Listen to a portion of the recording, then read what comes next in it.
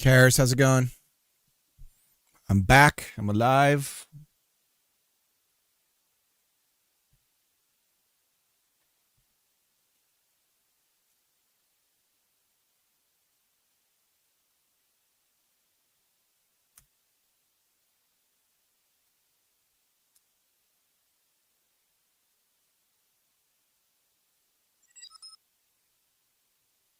Same, back in life, yeah.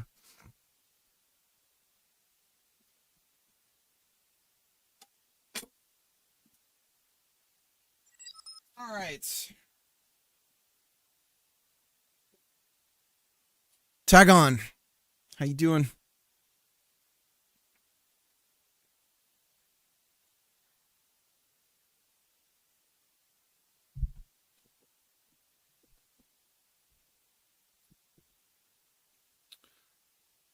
Think the camera's set up right. It's a little adjustment here. There we go.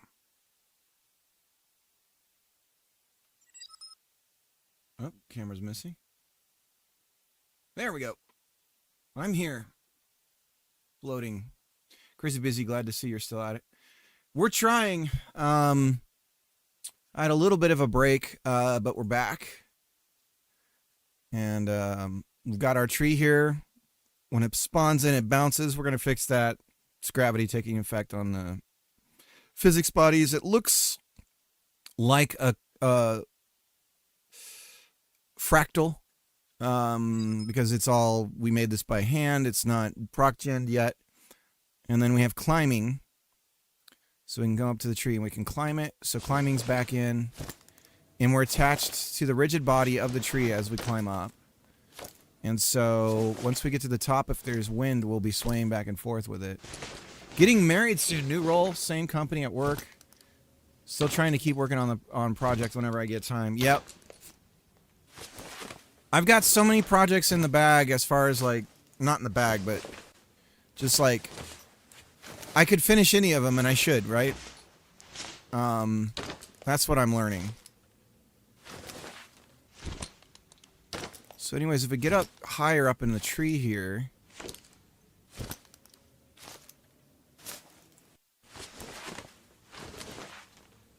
we should notice we're swaying. Yeah, you can see it a little bit.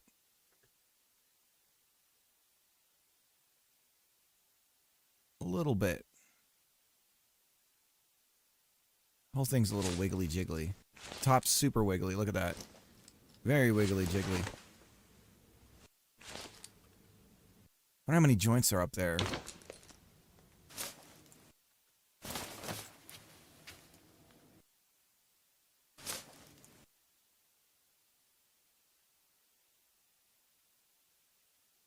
Whoa! Okay. Let's get sawing going. That's what we're going to try and work on right now. Did I not? I don't think I dried my hair good. Let's see what happens when we try to cut right now. Cut a branch. I think it's 3? 2? There it is. All right, we crash. Invalid access to property mesh. Let's get this working again. Controller chainsaw 187.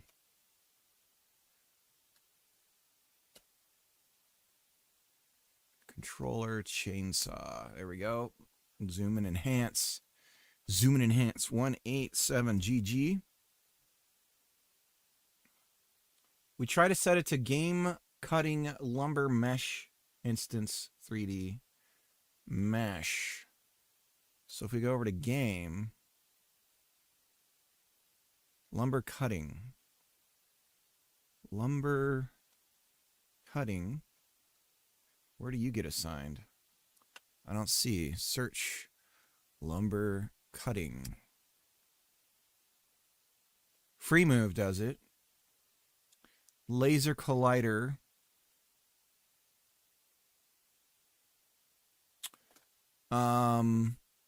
Did we see the laser when we were doing this? Congratulations on getting married.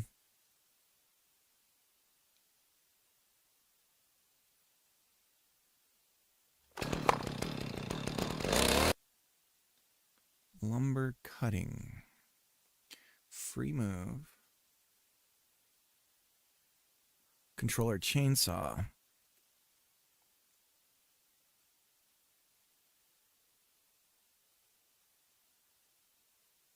If not lumber cutting. What? Do we have now cutting? No, that's not firing.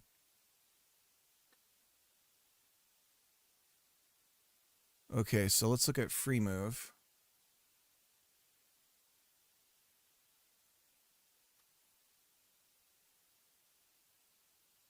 And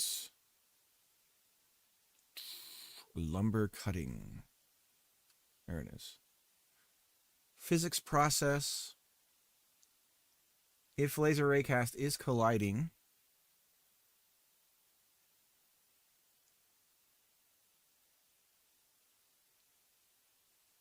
let's make sure we're colliding.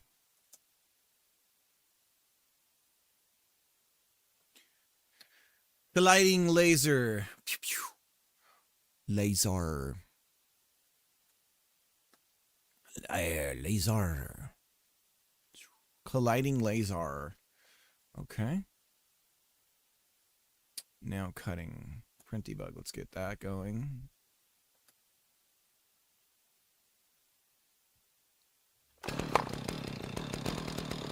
Nothing. If game doesn't lumber cutting does not equal laser ray cast collider. So let's see what the collider is. Print collider. I come from a land down under.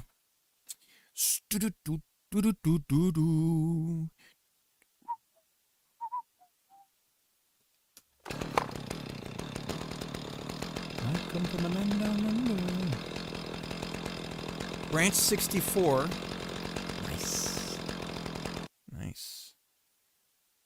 If game lumber cutting does not equal collider cutting,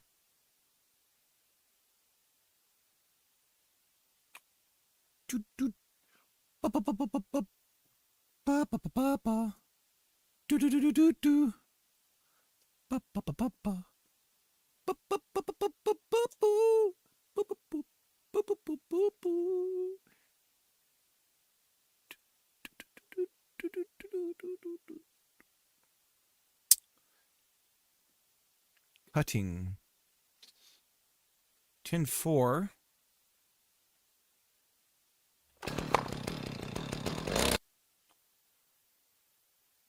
Null mesh. So let's look at our mesh.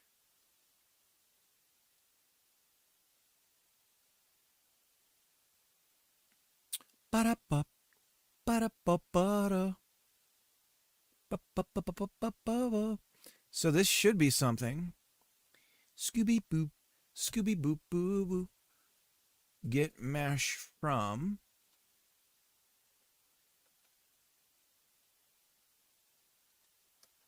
print debugging.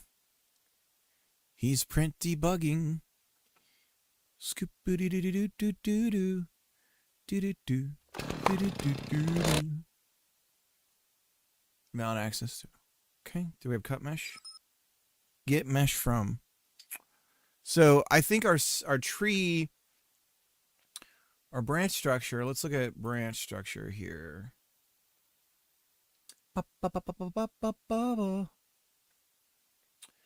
Do do do do do do do do. Here we go. Branch. So we're doing branch 64. Let's go. Just chatting. Oh shit. Sorry, gotta fix that. And I got a bunch of NASA keywords here.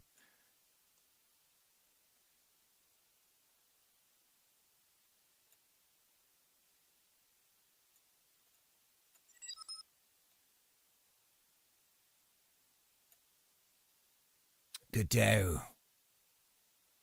Tree cutting. Tree. Arborist. Soft, yeah, wood, log, climbing.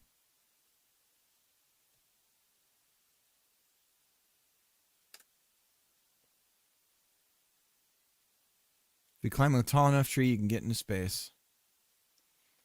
Earth used to have some pretty banger trees. We got these crazy, super tall fossilized trees. Although, I think the theory as to why they're so big is not correct. Because supposedly it was because there was so much extra. Have you guys seen the photo of Earth they took? BT Dubs? Let me open that up.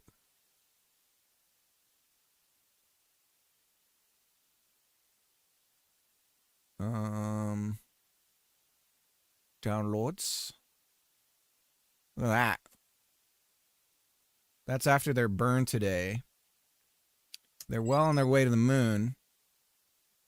Yeah, supposedly because of the CO2 in the atmosphere, the trees were super big. But we're getting a bunch of extra CO2. Maybe it's just the volume was a lot higher.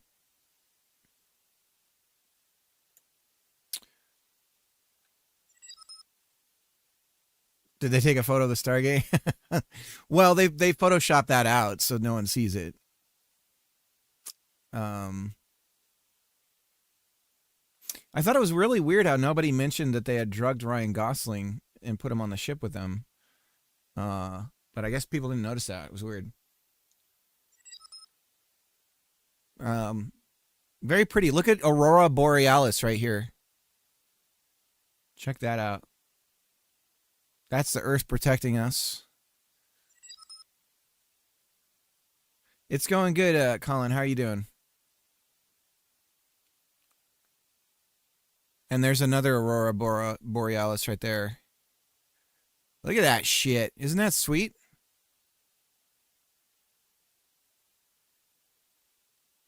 Look at, you can see the atmosphere. Look at that little, that's all there is, guys. That's us in infinity.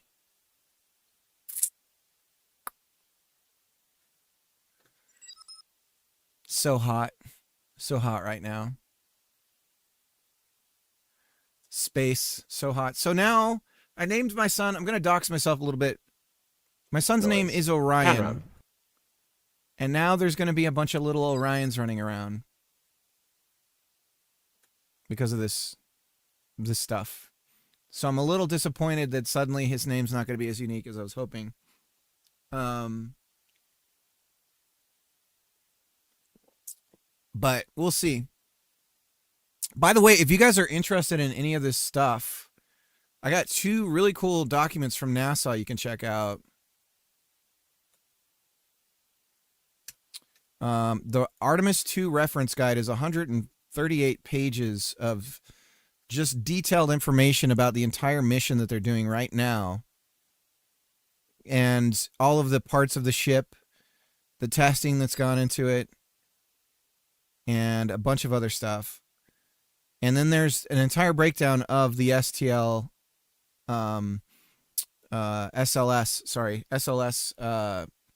hardware itself.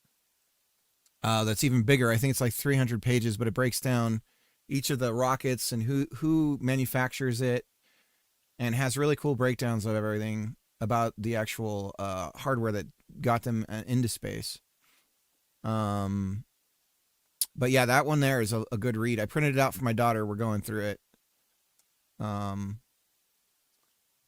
doing so good, dude. I hope you're. Yeah, I hope you get through it. Whatever it is. This year's been tough. We're almost headed towards an anniversary of my mom's passing. It's coming up. I sort of wouldn't call it a panic attack, but I definitely had sort of this weird sensation that for some reason it was like a significant thing for me. I don't know why.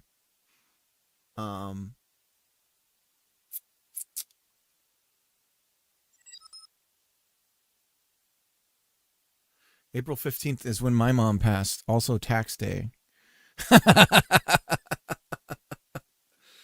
So I have in the background, if you hear an extra hiss on the stream, that is the live feed from Orion. And so if there's any radio traffic that's public from NASA to it, we're going to hear it. Just so you know. So if randomly start hearing somebody talking.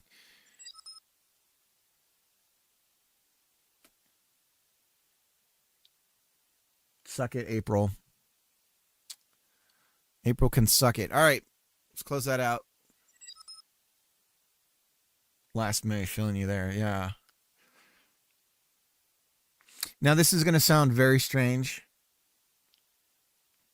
And I don't know if this is like a German thing, if this is where I got it from. Because my grandparents were German, but this was just a thing in our family. And I really don't know if this is like a weird thing, but when she passed, she was in her house, you know, she was at hospice. She was here with us. I was with her when she died. But they came, and really it was, they did an autopsy is really what it was. It was like they don't call it that, but it was like they were just checking her and trying to figure out cause of death and everything. And they were kind enough to like dress her. Anyways, I took a picture of her deceased, and I asked my sisters if they wanted to see it. So it's on my phone, and I'm worried about, like, I need to put it somewhere so it doesn't show up in my hey, remember last year? But I also don't want to delete it because one of my sisters says she wants to see it, but she's not ready yet. Because she was going to be cremated and they weren't going to be able to come and see the body. I hope that makes sense. But weirdly, when I was going through my mom's stuff, there's a picture of my dead grandpa in a casket. So it was, we just took pictures of everyone dead. So I don't know if that's like a thing or not.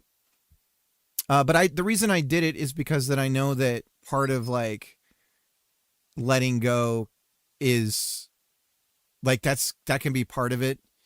And so I wanted to give that to my sisters, or at least have it in case they needed to see it, or even the nieces and nephews or grandchildren, I guess would be. So, but anyways, so maybe I can ask my wife to move it. But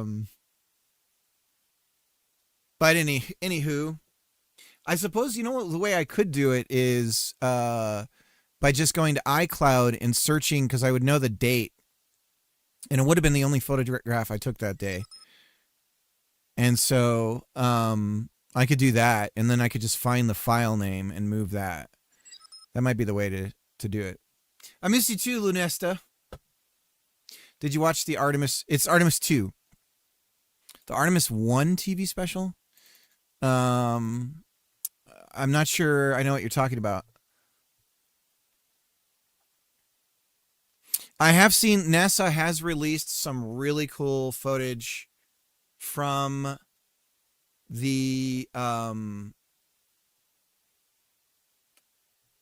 launch that wasn't part of the live feed.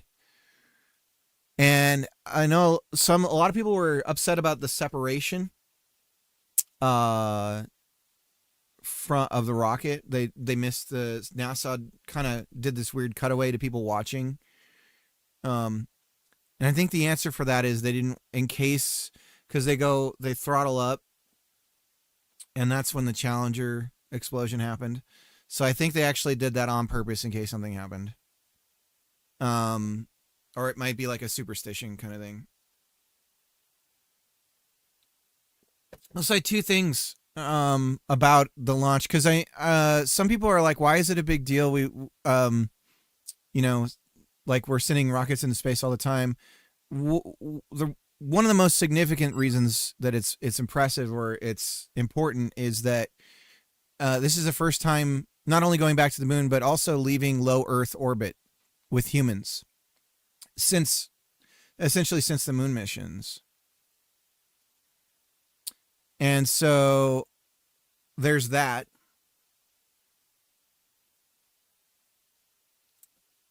But also, it's a difference in approach between SpaceX and NASA, where, you know, all this time that SpaceX has been doing this, they launched one rocket, and it brought a vessel around the moon, and the second rocket is bringing people around the moon.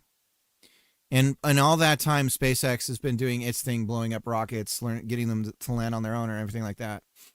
But the difference is where NASA is getting them to the moon. And Musk's supposed thing was to try to get to Mars. So in this case, NASA's winning the race. If there's a race between private and public approach to space, public is winning. As far as leaving Earth and all that. Also, I've been watching a lot of rocket scientists talk about it. It sounds like Starliner's kind of bullshit. And the design will have to change because it cannot reach orbit. It will not be able to reach orbit is what I'm understanding as I'm looking into it, which is really interesting. So this reusable concept applying to reaching orbit for then going out into space is actually incredibly inefficient compared to the way that NASA does it. Because you'd have to launch a Starliner, get it into orbit, fingers crossed, and then launch like 7 more to refuel that one to then be able to get it to go out into space. So it's just it's a completely different thinking. And most of the rockets on the NASA equipment is reusable. It just doesn't self-land. That's really the only difference. And even Starliner crashes into the ocean as well. So it's not really that much different. It just doesn't make sense, really. It sure looks cool though. But for space travel, I don't think it looks more and more like it's not going to be the way. Which is interesting. That Outlook issues yesterday. Yeah, I almost shared that in Discord and I was like, no, I wonder if Outlook, because I haven't heard any confirmation that it was literally Outlook or if Outlook was the name of some sort of system on board. So I haven't actually, has that actually been confirmed? Or is Outlook referring to a system on their thing?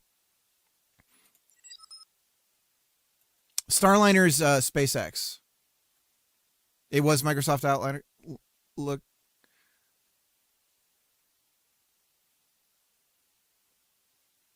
Or no, is it not Starliner? I'm sorry, Starliner's the Boeing one. What's the SpaceX one?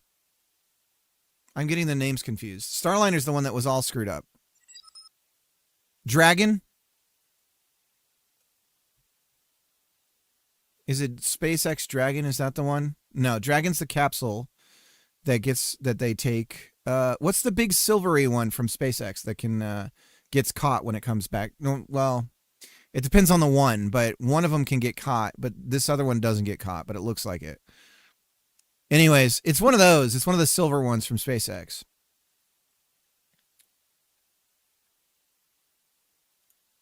Not to discredit what SpaceX is doing, but it is definitely two different thinking. I also would not trust being in a spacecraft with touchscreens. I'm sorry. The fact that the Orion capsule has all these switches and levers makes me feel way safer about those astronauts in space than if they were just 3 touchscreens, which I think is fucking insane to do. Given exactly what Colin's talking about with the Outlook issues. There's no fucking way I would trust having touch panels for anything in space. I honestly, I think that's like crazy. I think it's crazy they're putting it in cars. Oh, here we go. Here's the view from Orion right now. There's Earth. I think it's also interesting that people are complaining about the quality of a lot of this stuff. Obviously, this is live feeds. We had nothing like this when we first went to the moon, the first go-arounds. So this is really cool, but yeah. Imagine just coasting your way to Earth or to the moon. It's flat. Confirmed. Yeah, the whole curved lens thing is one of the most frustrating arguments. Flat earthers in shambles right now. I think so. I think a lot of moon landing deniers are snapping out of it too, frankly. And I think it's really sad. I think it shows that my concerning theory about the ability in the future to deny anything ever really happened because of generative AI is becoming more and more a likely outcome of it. The amount of flat earthers and trolls on live stream. Yeah, I almost started timing out people in my own chat, but I know they were all joking. But it's like I don't even want to joke about it like in a written form, because I don't think that people are smart enough to know that it's a joke in the first place, and they'll literally think that that it supports their thinking. I'm in danger. Anyways, let me get back to what I was doing. So the mesh is in a different spot here. That's our problem, and we're gonna have to grab it exactly by name. So we're not gonna, let me, since we know the name of it, let me look into lumber stuff here real quick. We're almost back to cutting, basically. I'm already fully bricked up. Greg, how's it going? Greg and I have a secret project we're working on together. I'm at half mast. Fiera, how are you doing? I'm going to do a shout out to Colin.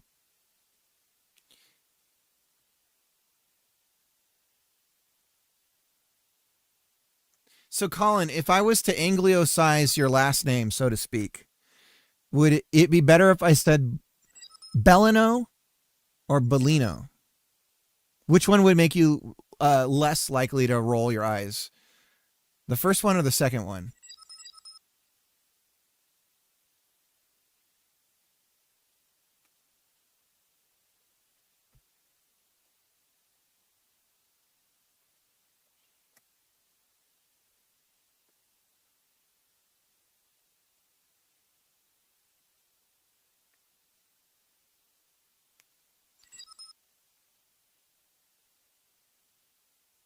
Colin's just fine. But I'm even saying that wrong.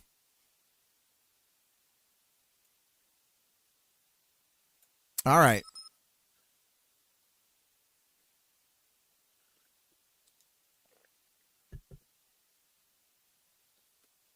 Baino. Baino. I'm for now on, that's it. Colin Baino. That's how I'm going to do it.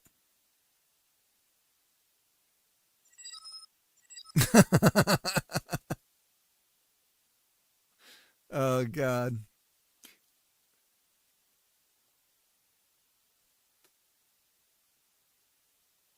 Yeah, for reprimand. Yeah, it's when I'm going to scold you. Okay, so we create a new mesh instance. Oh my God, this is funny. This is the leftovers. So we're actually creating... Hang on, let me look at the tree branch. Is that still doing that? It's a type lumber. Mesh instance new.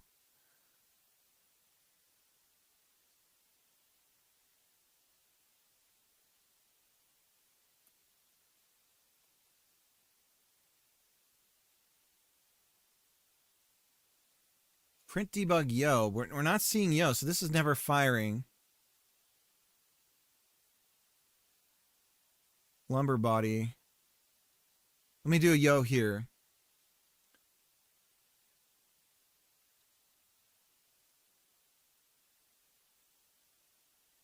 Mr. Bellino.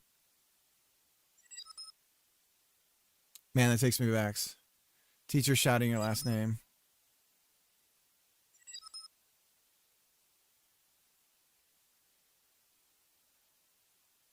And only about 1% of the people who have said it in my lifetime have pronounced it like we do.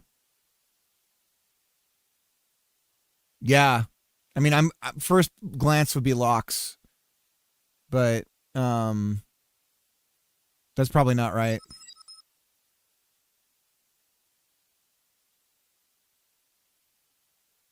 Laux or Lux. Laux. Mostly being a pain in the ass whenever I could. Dude, I was the worst. Lunesta knows how bad I was. I think Lunesta was there the time that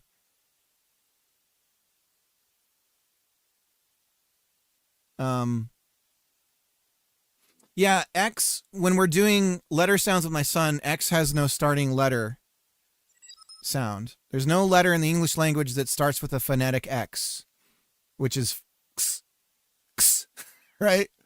Like fox, right? That's the phonetic X. And so we have all these sound pouches and X just isn't there. There's an empty spot for it. Lo. Lo.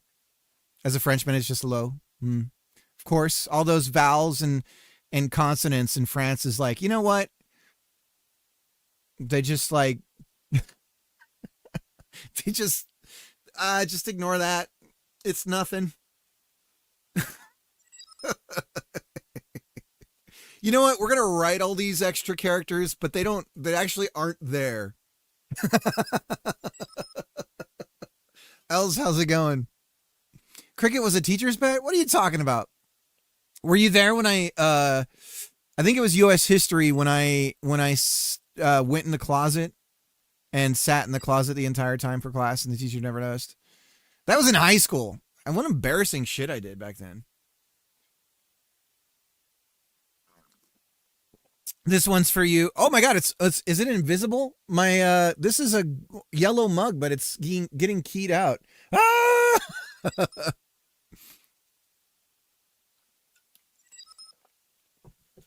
My first name is so unusual to both my parents' countries. I'm 99% sure it was a language barrier miscommunication that they were too embarrassed to admit.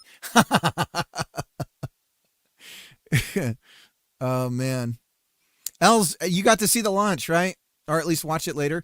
By the way, NASA has a bunch of video up on their site that is a bunch of really high fidelity stuff that they weren't able to do at broadcast. Which is there's some really cool stuff that wasn't there when we watched the launch. And then of course a bunch of people posted they were on planes when the rocket went off. So there's a bunch of video of people on planes watching it go out of Cape Canaveral. Some really cool stuff. Yeah. Yeah, I was streaming it here. It was cool to share it in chat. And I was at dance class with my daughter's dance class with 2 iPads, and I had my son sharing it with one group of people, and then I was sharing it with another group of people when it was happening. And then I was on Twitch chat at the same time.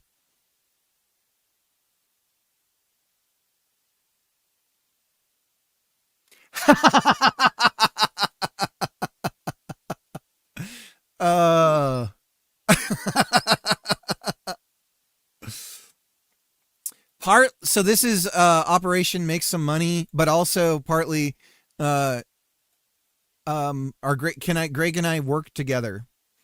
I think the answer is yes. But to one of those, but which one we'll see. The worst scenario, in my opinion, would be we don't work together well, but we can make a bunch of money. Kind of like the guys who make FTL and Into the Breach. I think, reading between the lines, I feel like those 2 guys don't have the best working relationship. As from what I've I just get the vibe that they're not exactly the best coworkers, but they make banger games together, which is kind of interesting.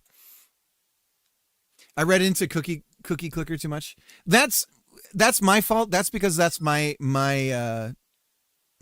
anchor to the world of these games, because I've not really, I missed the whole incremental thing. Basically, I haven't done any of that. So for me, everything is base Cookie Clicker.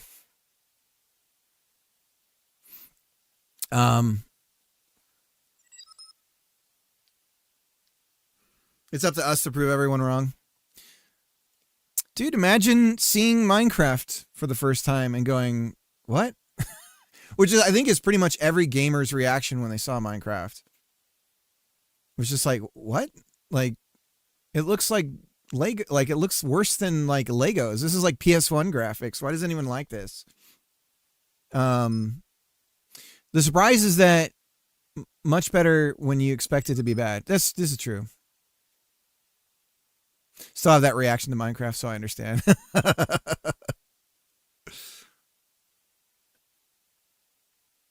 All right, back to what I was working on. So we want to see the word yo. Okay, yo is there. That's good. Okay, so int is not firing. So for now, we're just gonna get rid of this. So 20 GCC. Oops, missed the last one here. GCC. Okay.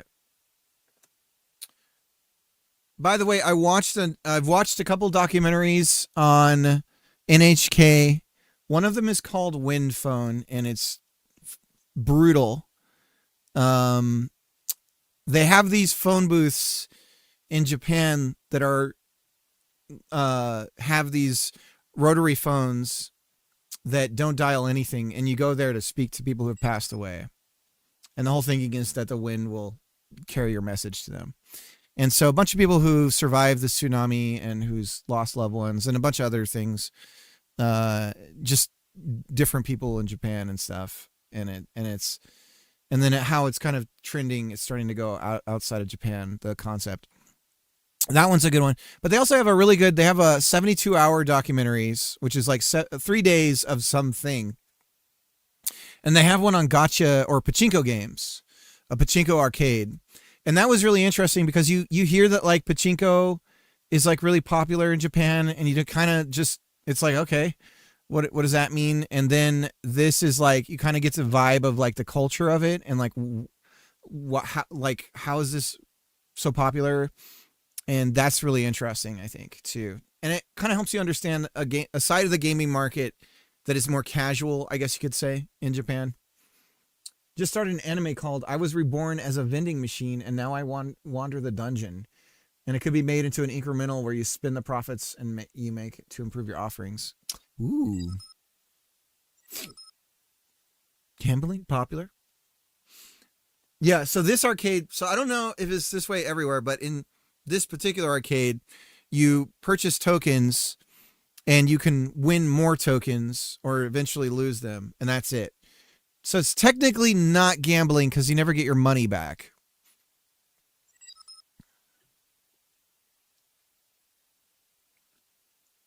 But if you're skilled enough, you can just continue to play forever.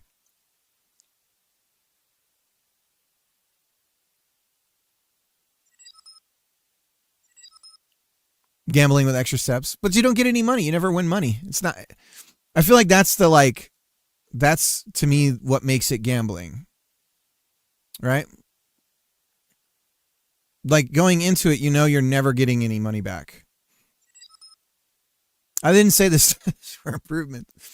But wouldn't you say that, isn't that true of anything then that you spend money on? If that's the litmus, is that buying anything is gambling at that point?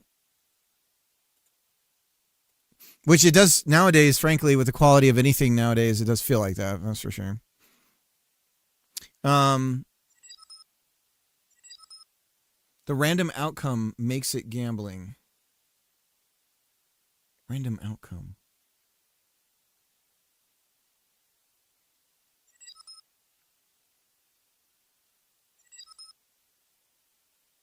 Put an anime on, I usually fall asleep.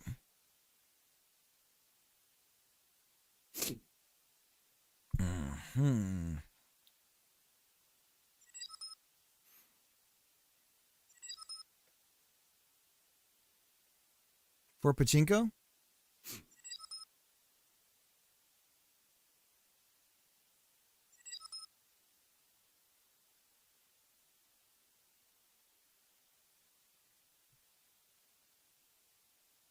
Okay, so now we know that we need to grab...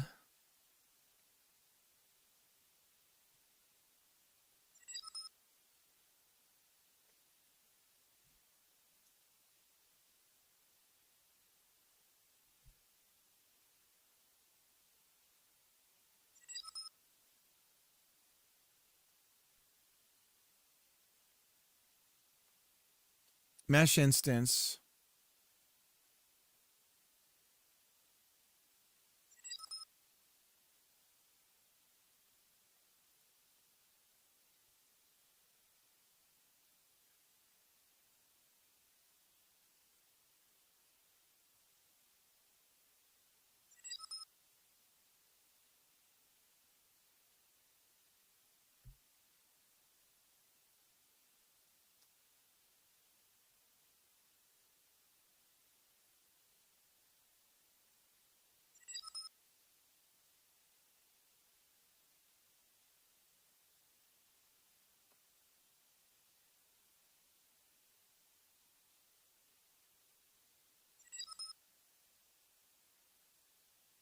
So that's on the new. I see. So we do want to do it on new. And that'll break everything. So we're going to need to rechange some of this.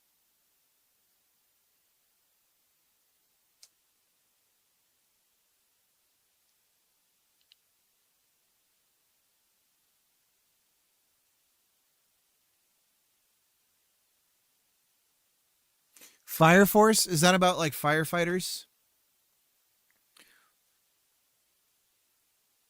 His hose power is amazing. Oh, how?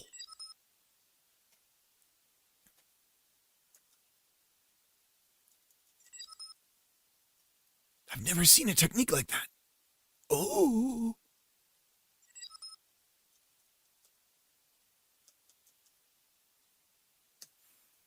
Doing a shout out to Fiera. Fiera's just on the grind, man. Fiera's going to be one of those ones who will never see stream again. Launching the game, and then he's going to make like a fucking $500,000 and peace out on us. Yeah, it's the tree project. I can show you here. Let me show you. Give me a second.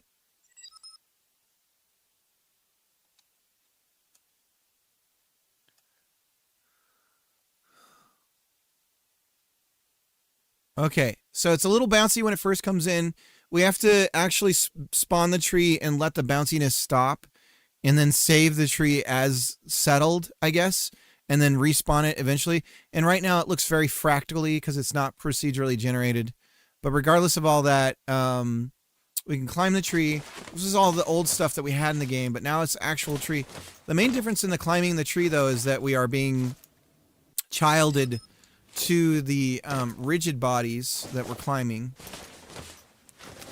And so what that means is as we climb the tree, if the tree is swaying when we're climbing the tree, then we're swaying with it. Instead of just going up in space, we're actually attached. We're holding on to that part of the tree, I guess you could say. So the higher I get up here, you'll be able to see the swaying a bit more. And I have a few houses in the background there to sort of show how high we're getting. And so we're going to have more stuff in the background eventually. All this is like gray boxing a little bit more than that, but imagine those are fancier looking houses, I suppose. But anyways, as we get higher up, and we can look down. So we're in this tree branch up here is wiggling. She's wiggling and jiggling, and so we're wiggling with it as we're up here. And if we look to the horizon, you can see the movement and everything like that. And then there's wind forces right now, and I've realized that I have to adjust how I'm doing the wind force calculations. There's the surface area of the thing and the amount of wind, and I actually think the force of the wind, I need to learn about almost like, I don't know what to call it, but the force that's hitting a smaller branch. So the wind, let's imagine we have the same wind speed, but we have a larger branch versus a smaller branch. The larger branch is going to experience more force from the wind because the aerodynamics is going to make the wind travel around it, right? But if it's a thinner branch, then it's receiving less, like overall, because the volume of the thing is less. And so I have to figure out how to calculate that or come up with some simple calculation for that. So that, because the smaller branches end up going wild if they receive any wind. Like right now, these guys are jiggling and wiggling, as you can see. And so what happens is I can increase the wind velocity, but then the sort of the thinner branches end up going ham. And we can rotate around like this, and then we can lean as well. So that's all. This is all still in the game. I don't like heights. This huge straight up like this. Yep. Yeah. So we're going. I'm going with a fir tree as our initial first tree. That's the plan.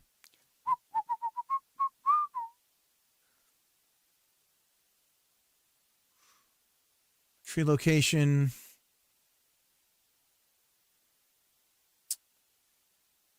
So this is weird to me.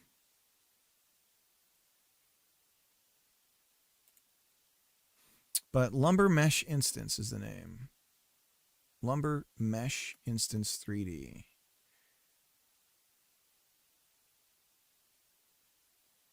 All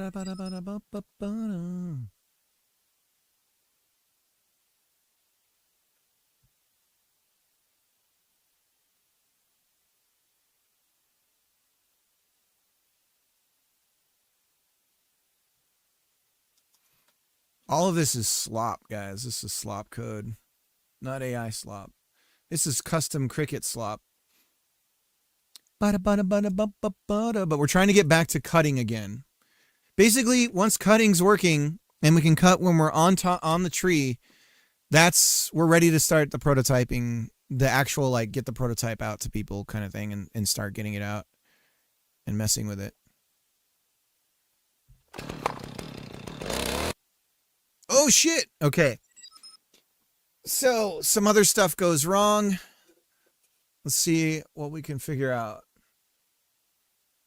So a long time ago, we hit this problem, and why we had to build the tree editor and everything was essentially because of how the tree, the joints and everything for the tree work. And so this is like a little debugging thing that I have here. Try and figure out what goes on with the tree.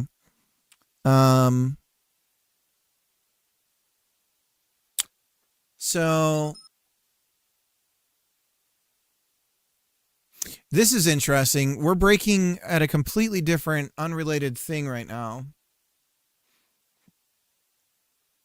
This is the wind stuff that's breaking it.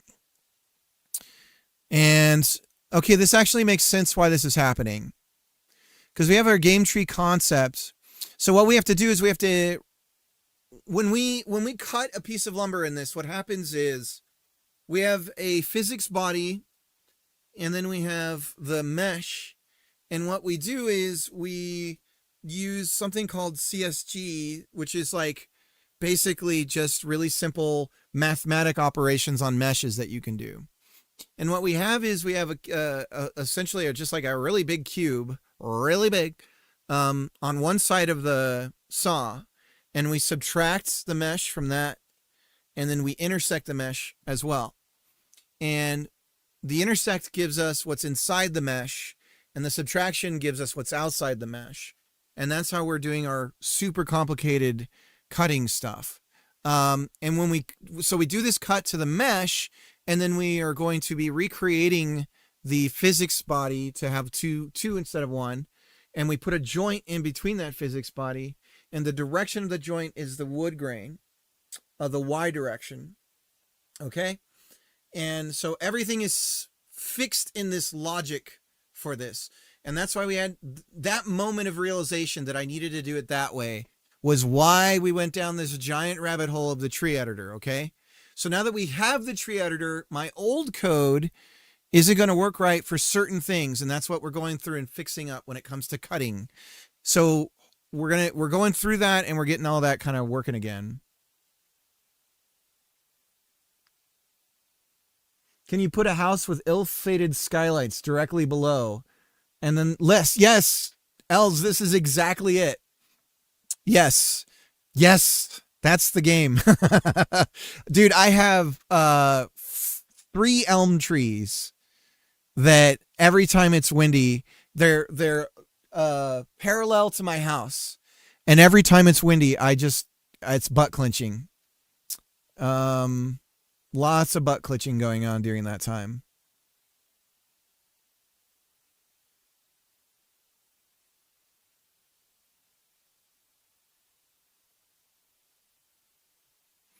Wow, look at this. If you scrub the live feed, you can see their adjustments. Look at how the earth is sort of, it's like wobbly.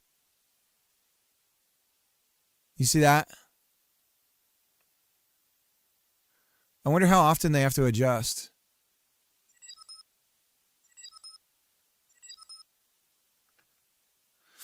I feel like my stream's a little delayed from chat today, which is interesting. I'm not sure what's going on there.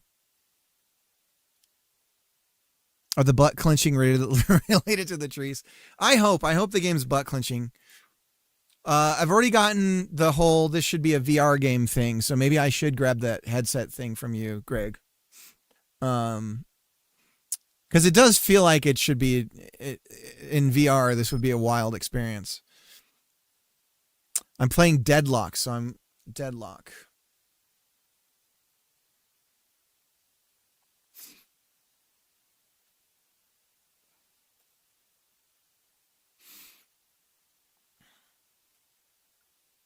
Oh, it looks cool.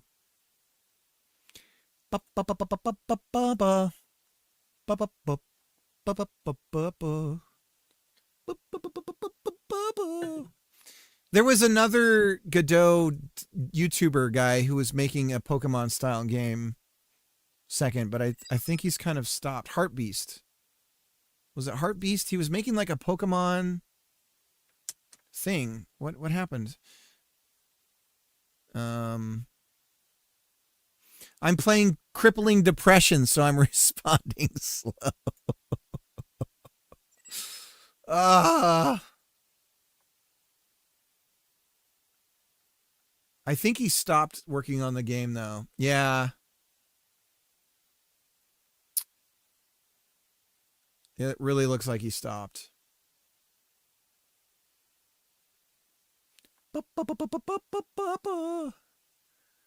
Where did it go? Man, he's made a lot of lessons. Dude, it's gotta suck to be this part of YouTube, make all these lessons and training and stuff, and just know that your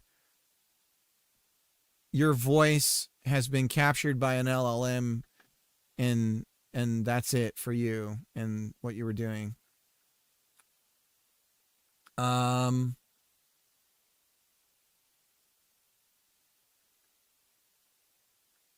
I think he took down the videos of his yeah,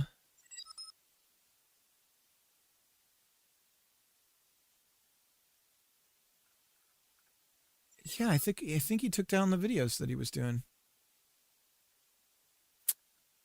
But he was supposedly working on something that was like that.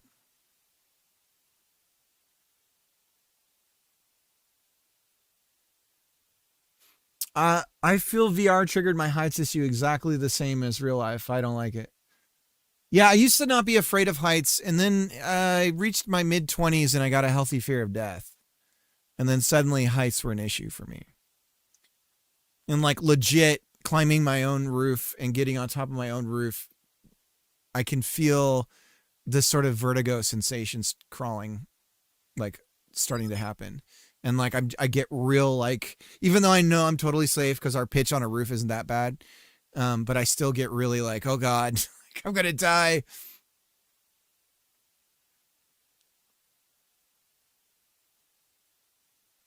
He's working on this right now. Oh, okay. Yeah, he ditched the thing. He was working on sort of a little cute like monster Pokemon thing, but that was a long time ago.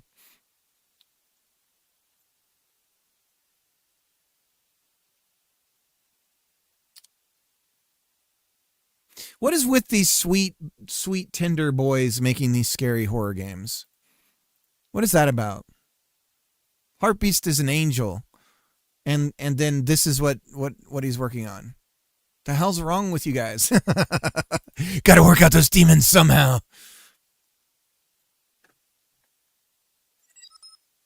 Horror cells. This is true. Also, the plank challenge is hard. Planking. That was a Japanese thing first, right? Planking. So hot right now, planking.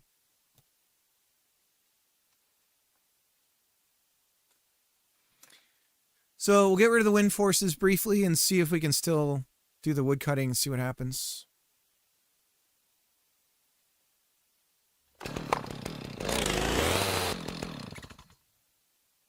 Okay, well, it sort of worked. There's our new cut. It didn't get placed in the right spot, but the whole branch came down. So that's a thing that happened. The joint is just floating here. So we have some parenting issues.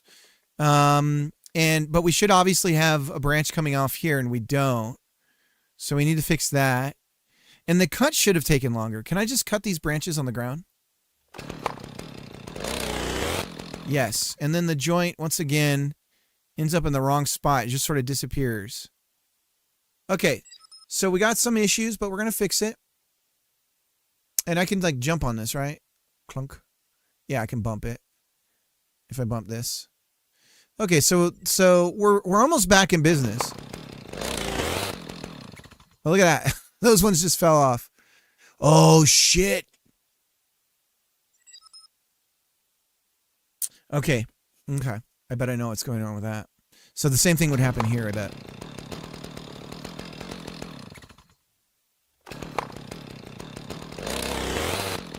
Yeah. These little guys are rolling around. Yeah. If I bump into them. Bye-bye. Bye-bye, my friend. I was thinking of another problem with this game, which is that we have to judge whether or not you've completely removed a tree from the yard by some amount.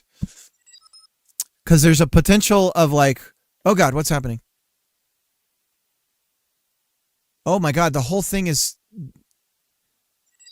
What is going on? Oh God, it's swaying. Oh, it's imbalanced. Oh my God, it's doing the thing I was talking about. Hang on, let's cut this one off. We're gonna make this whole tree get top heavy and fall over. Or heavy from one side and then the whole thing. I mean, what happens if I cut this? Oh Christ. Oh God! There it goes! No! So, alright, hell yeah. That's the first time we've had a tree cut down. Okay. Hell yeah, dudes! Alright, it's starting to look like something. Okay, it's all paying off. It's holy shit. Look at that. Wow.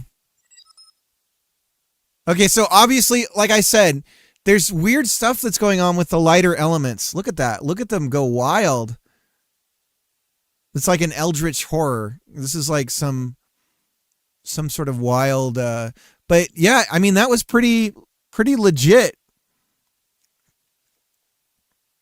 Look at how this branch bent. This is what I'm talking about. In real life, this is incredibly dangerous. This is real. This is legit. Like, these branches here are very dangerous to cut. So your instinct would be to go, like, yeah, I'll just cut this off or whatever. But then when you try and cut these, there's so much force from the tree that those are really dangerous because they can snap back and kill you, crack your ribs and everything. So, okay, so this is very promising, guys. Obviously, I have to fix the mesh stuff for the actual cuts, and the joints are being put on the wrong. Their child parent stuff is all incorrect, so we have to fix that as well. But it's starting to look like something. This looks pretty legit. Holy shit! Should we clip that? I think we should clip that. Let me go over to my... I'll put a marker. There we go. So I remember to come back.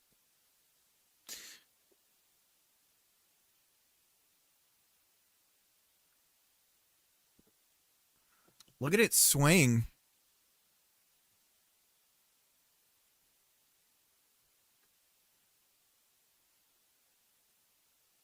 Holy Toledo. Have you ever seen trees like this in a video game? Because I sure as hell haven't. All right. Now, again, it's a prototype.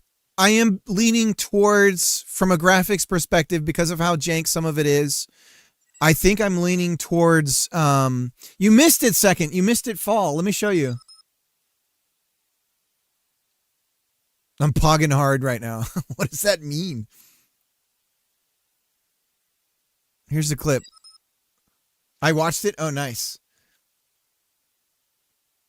Sweet. Okay. Let me favorite that one.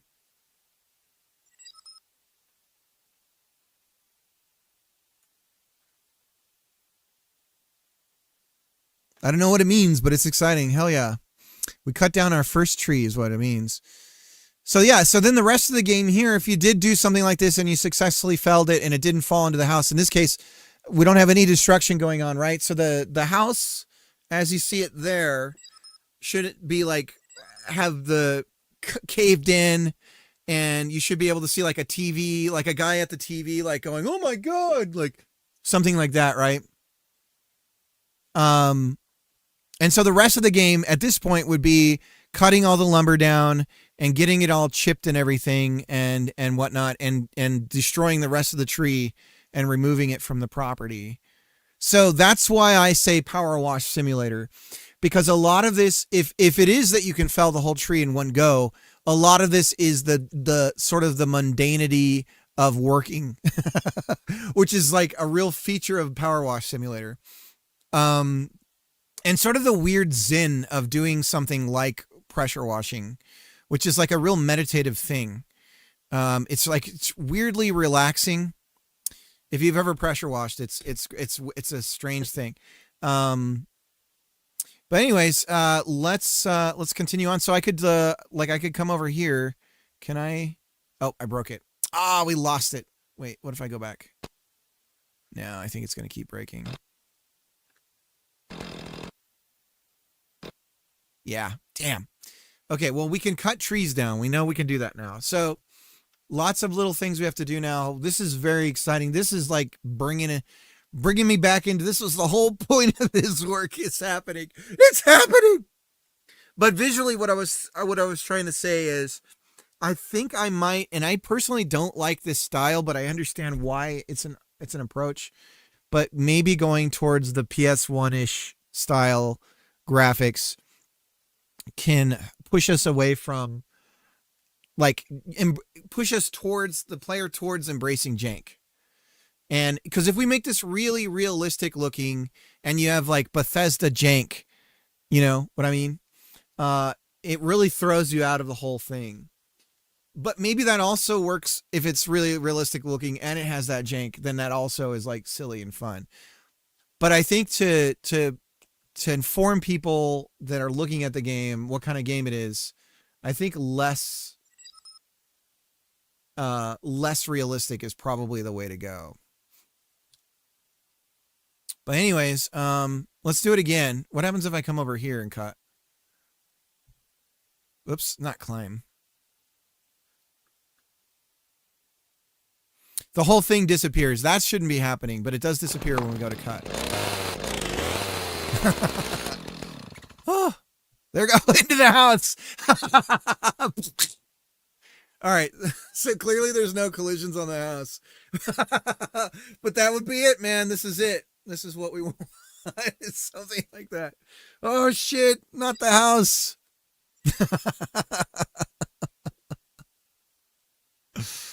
Oh, my gosh.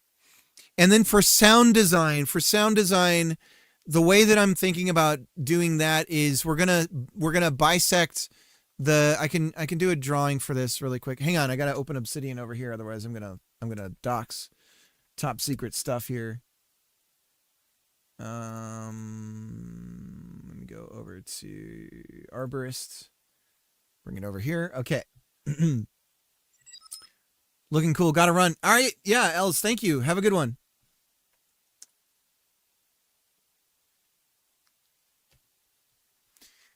So the way that we're going to do sound is, if you can imagine, we're going to chunk the world out into cubes.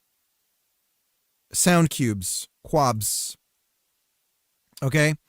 And so we have these like sound cubes everywhere, and there's going to be 3D audio emitters.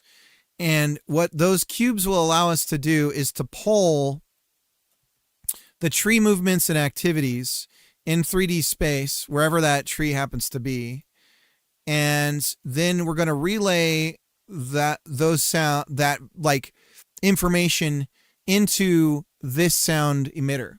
And then on the sound emitter, the 3D sound emitter, we have some general logic that says, okay, if we're getting about this much activity from the tree branches bouncing around or whatever, then we're going to have this much wood bending noise in that location and stuff, right? Instead of having sound objects on every single physical object, that's insane, and we're going to hit performance issues immediately, right? So what we're going to do is we're going to divide the 3D space up into chunks, put sound emitters in those chunks, and then take samplings of them. So imagine an area 3D, and we get the information about the different area objects in that area 3D, what physics activities are going on with those objects and whatnot, what they are, and then we'll use that to determine sounds in those spots, right? In those 3D spots. So that way, if a branch is falling and hitting something below us or whatever, we hear it below us. And it's a culmination of a bunch of other activities that's happening on physics as well. Because you're going to have like branches and brush and stuff, sliding against things or whatever. And I think that audio can help really sell this to the fantasy.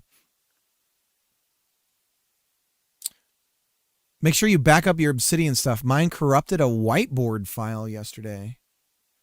Oh, snap. Okay. Like you mean have like versioning of some kind? It's like version backups or something?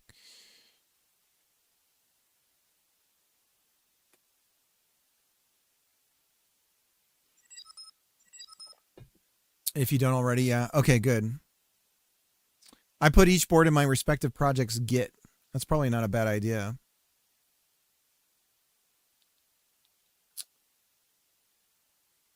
I think I'll do that. That's not a bad idea, Jacob.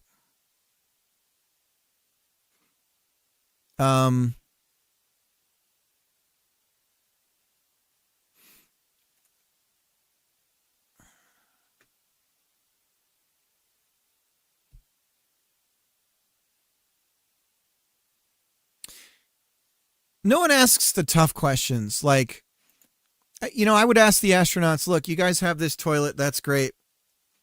But essentially, the entire capsule is like you guys are sharing the same stall. Ooh, they're doing adjustments. Ooh, look at that. Look at that.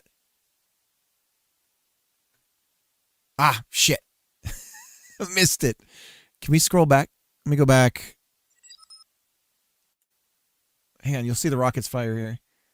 They're doing like, look at these ones right here. These ones. I'm all like, look at that. Look at that. Wow. Yeah. Look at that. Oh, it's fucking rad. The entire time they just keep adjusting it so they can see Earth. That's all they're doing. It's like, where's Earth? Okay, there it is. Dude, I would constantly be like, where's Earth? I would just be like, is it still out the window? Can I still see it? Oh, fuck. Okay. I put everything into a big board for my healer game, and that got corrupted. So without version control, that would be months of stuff lost. When you say corrupted, every single markdown file got messed up, or the Obsidian, like all the Obsidian stuff got messed up? Because like that's supposedly the big selling point of Obsidian is they're all just markdown files. So even if you don't have Obsidian anymore, you still have everything.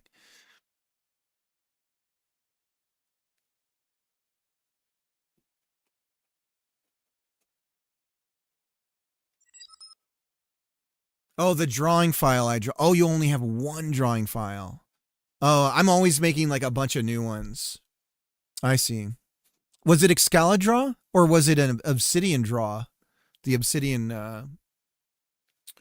what is it? Oh, the boards. You were using the boards. Oh, shit. So what is a board? No, that's a Kanban.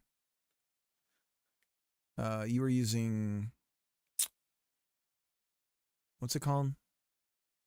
Canvas? The Excalibur? Oh, shit. Okay. Wild. That sucks.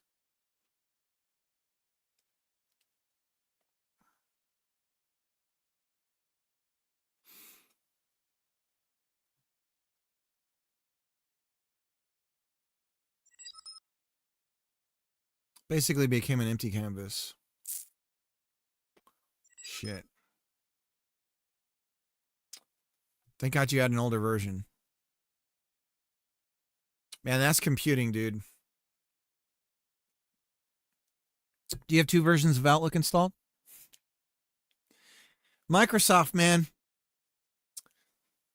Not a good look. I'm going to be honest, though. Why why aren't they using like really low level protocols and really simple systems for that stuff? Like, what the fuck? But I get it because it's just like they have internet and they've got, although I guess you'd have to program whatever networking they have going on there. You'd have to allow for, because the defaults on most routers and everything wouldn't account for the kinds of delay that they're going to be experiencing. So, and I'd wonder, like, how good, like, if the connection's really good and always persistent, then UDP is probably the way to go. For a lot of that stuff, TCP would be a really bad idea with those kinds of delays.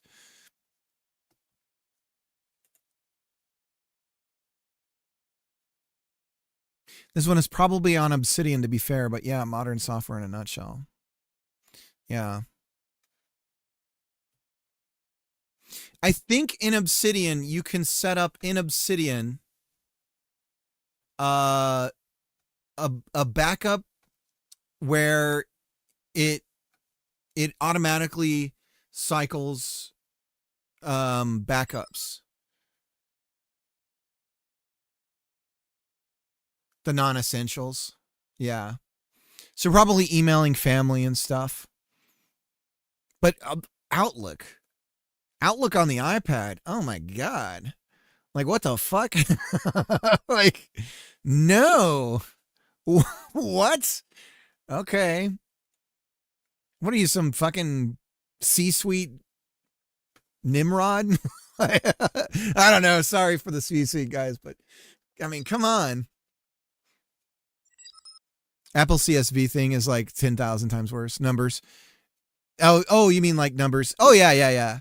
No, I just mean from an email perspective. You've got the IMAP protocol. It's all that stuff is not like complicated, but it's the email clients that make it complicated in a way, right? So, anyways.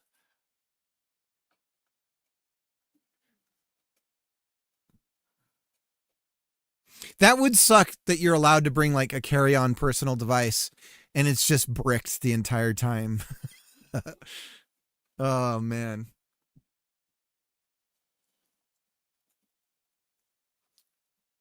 Yeah, I want to say there's a way to do like backups. Um,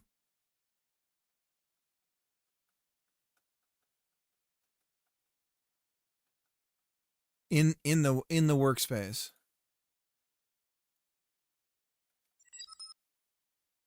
Where it just anytime it changes, it keeps a copy of it somewhere.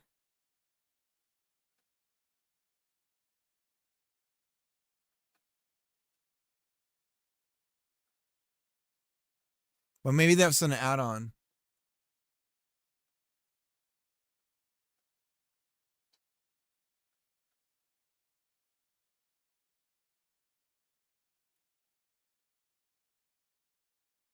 Oh, geez, thanks for doxing me.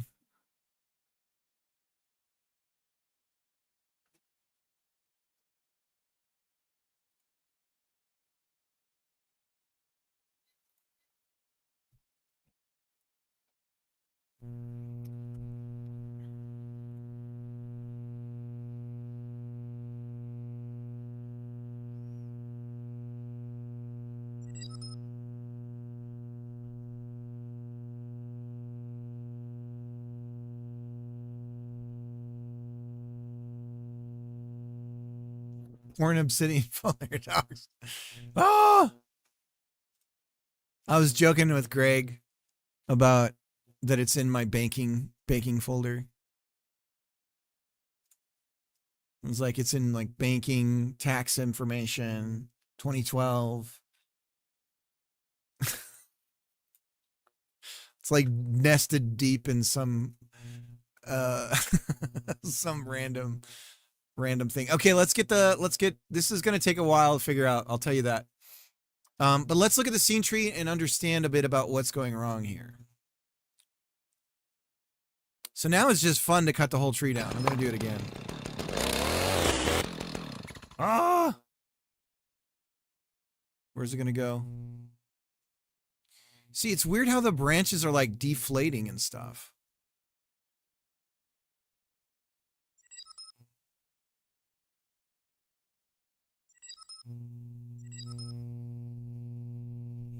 Look at how it bumped the cherry picker and it's swinging.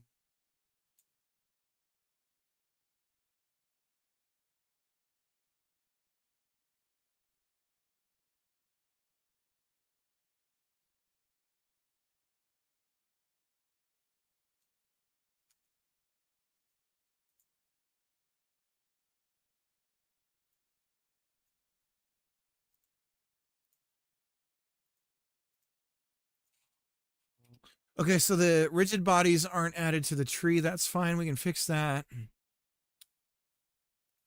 Real question is, what happened to our joints? One of these should have the joints and it doesn't. So it's not being childed correctly. Where are we creating the joint? That's...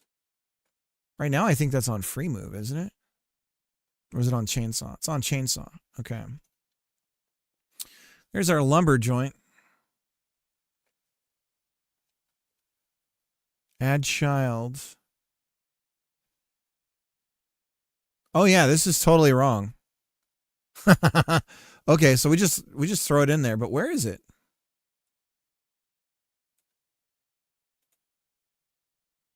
See, this time around I don't see a joint. And oh, you know what? It's probably because we cut the base.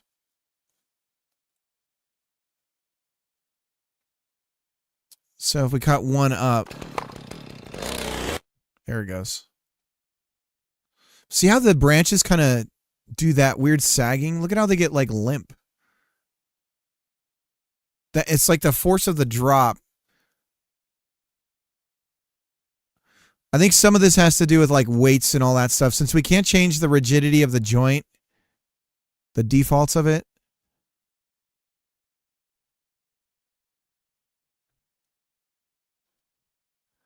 I mean, the movements and everything, that's really what happens. The tree falls and it kind of just, that's all right.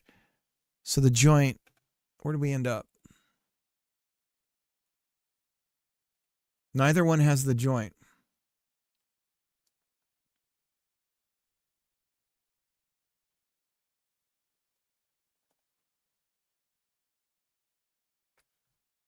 It's adding it to game.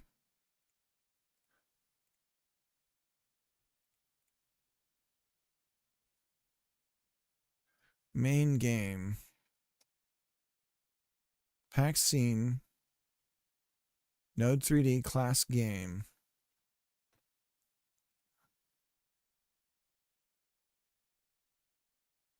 It's here. It's supposed to be adding it here. I don't see the joint.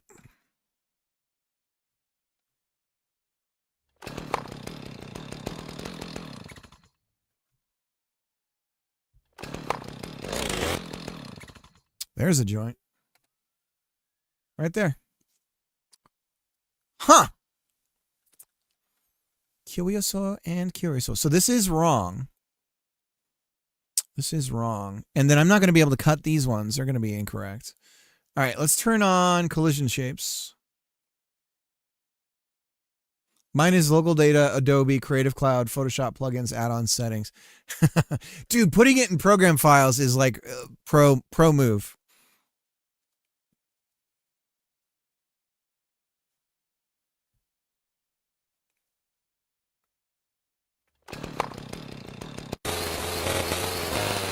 Oops.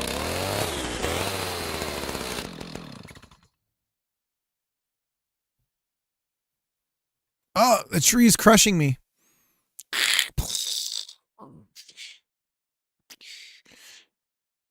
I do worry if I'm not able to get these joints to do what I want them to do. I need to be able to adjust the tightness of the joints. I need some really tight joints, you know?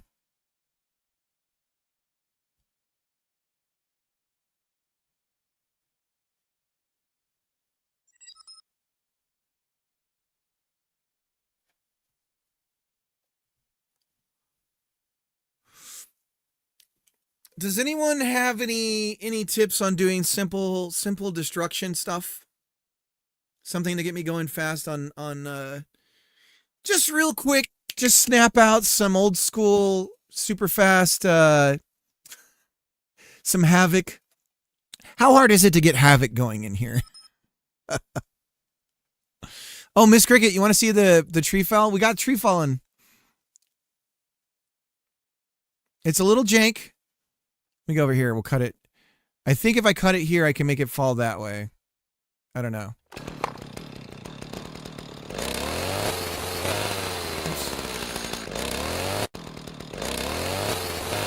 My mouse is acting weird. Oh, there we go. Oh, I'm stuck. I gotta get out of here. Oh god, that's in the way. I can't move. Oh god. Oh, there it goes. There it goes. Okay, fell into the house again. So it's obviously very jank, but it's impressive. It's impressive even with its jankiness. And then again, some of these branches will just naturally snap anyways because we're going to be judging the amount of the bend on the joint, and if it's enough, then the wood will break, right? So some of these logs may just snap. I think that snapping sound is probably the first thing we're going to want to add to the wood sounds themselves. Okay, so while we're waiting, I got to go maybe do a little dookie. And so while we're waiting, I'll cut the tree again. I'll cut it down. Probably not a smart idea to be right here because that's on my head. There it goes. Whoops. So I'll leave this on for you guys, and I'll be right back. Enjoy the wood.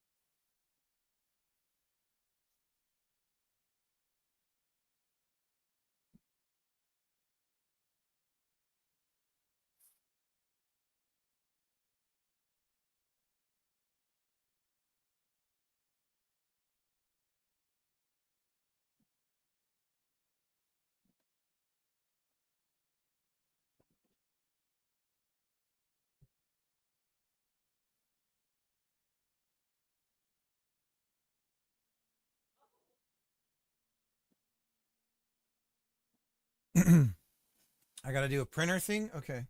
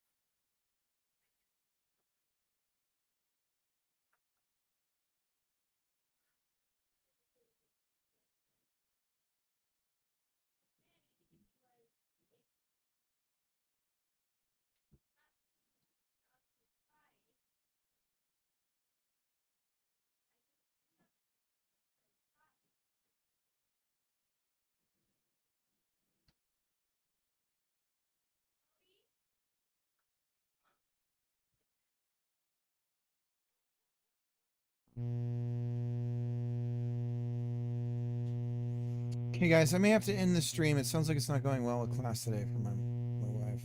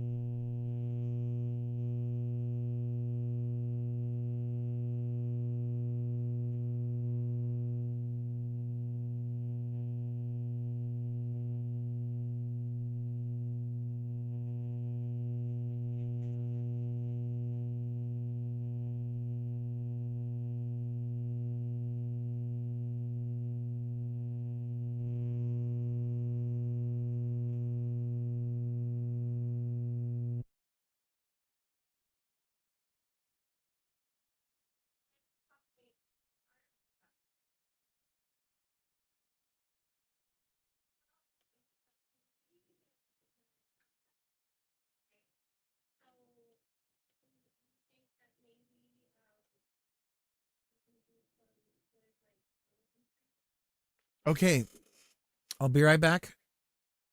I'm still here.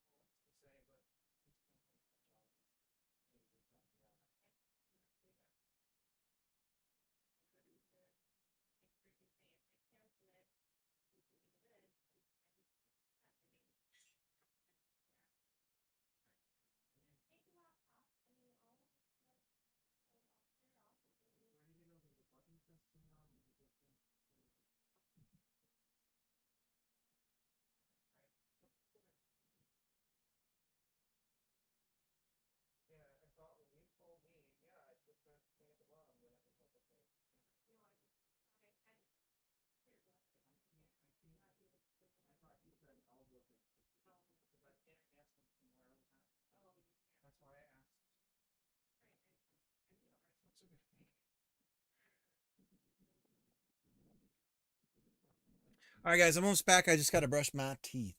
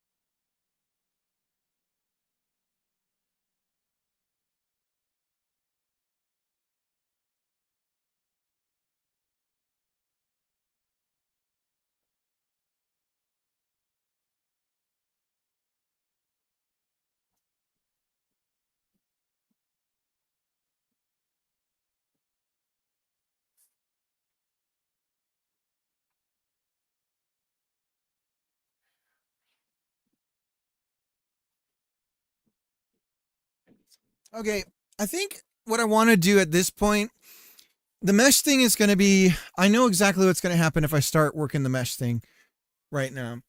We have an approximation of cutting back. Okay, it's good enough to test some things.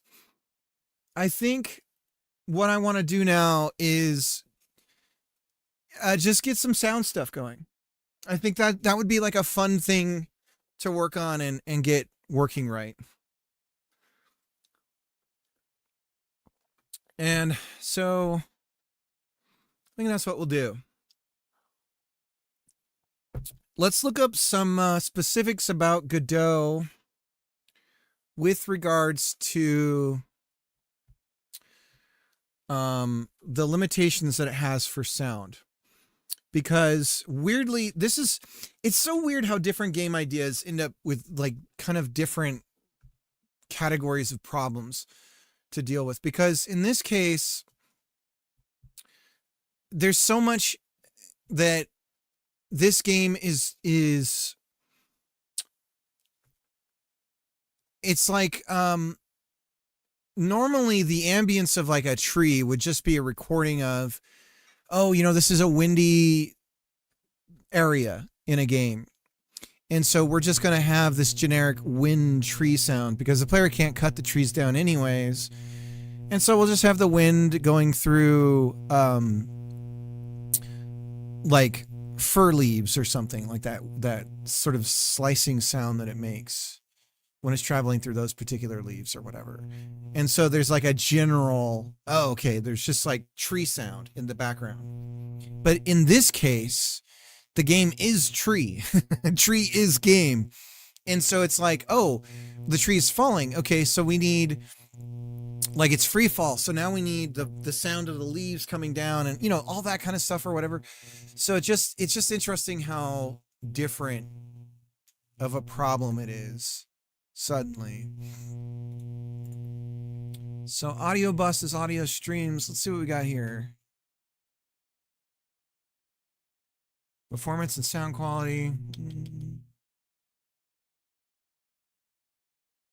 Any number of audio buses, any number of effect processors. Only the hardware of the device running your game will limit the number of buses and effects that can be used before performance starts to stutter.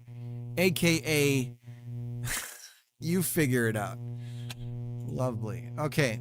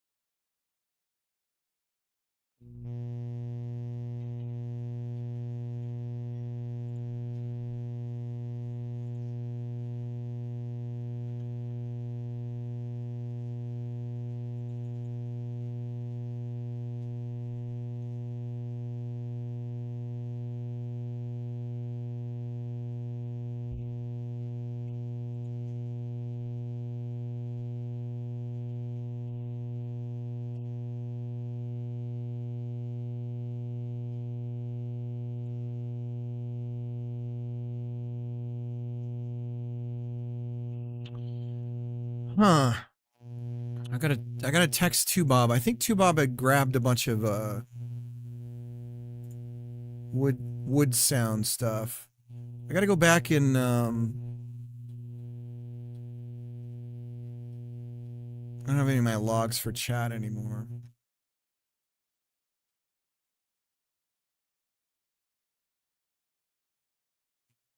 Let me check the scene. Let me check the game.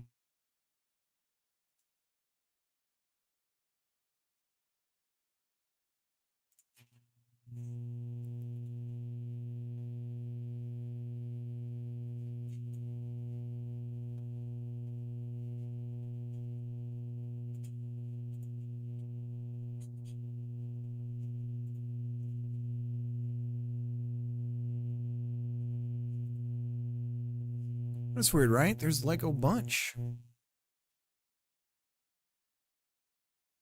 I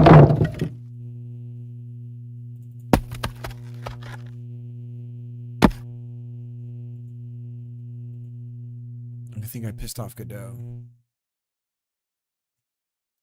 She's mad. She's Godoting.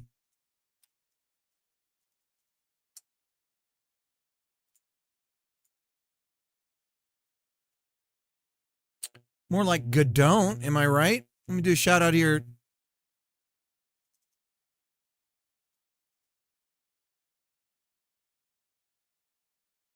Els Dragoon. Els Dragoon. Jacob, so you did second place, you son of a bitch. I don't like that one bit.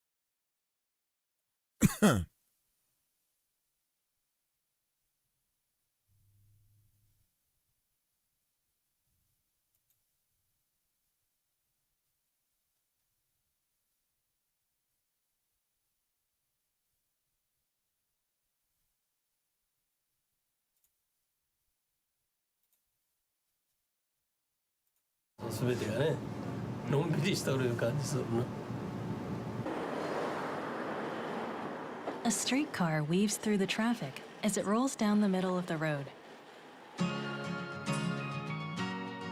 This is Kochi City in Shikoku, in southwestern Japan. なんかガタンゴトンっていうなんかいいですよね。それが相まってなんか本も進みますね。 Stupid bullshit where it's like, oh, you don't have the mouse on it, so it full screens it is so annoying. Nice. Very good. The streetcar. What a stupid. You know what I'm gonna do? I'm gonna pirate this so I can play it the way I want to.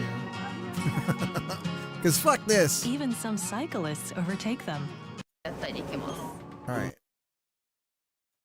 I want to watch it picture in picture. Damn it.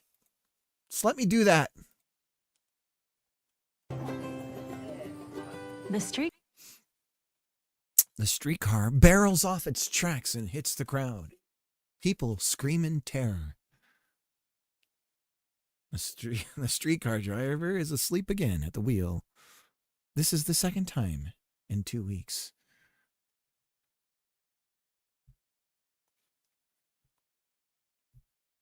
All right, so let's do this.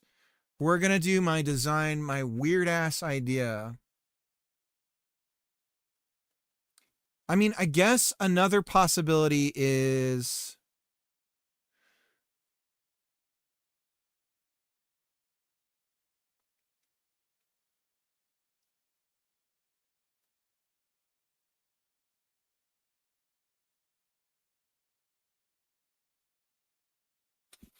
Let's try my weird idea. Cricket has a weird idea. He's going to try. It's dumb and stupid, but he's doing it anyways.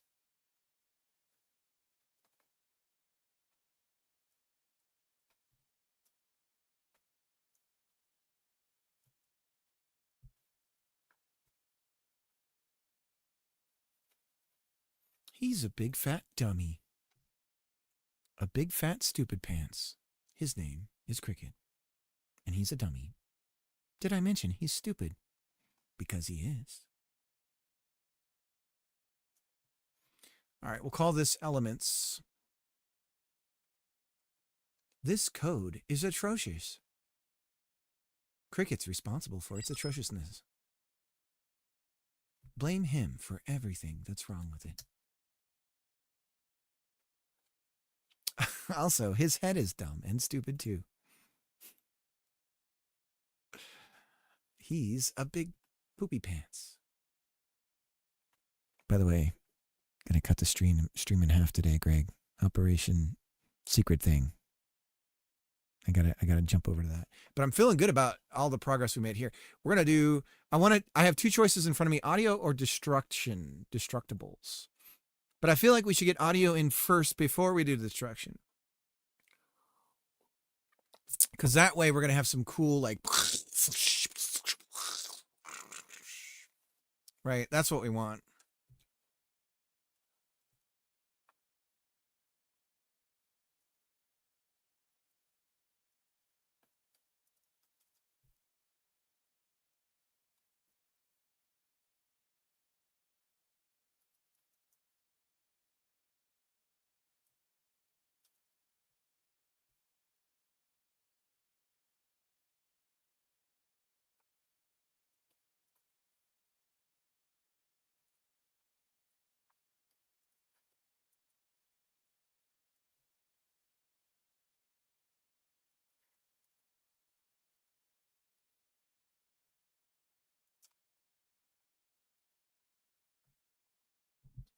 All right, so just two, here we go. What is this show called? Rolling Along Kochi's Streetcars. And this is from document 72 hours.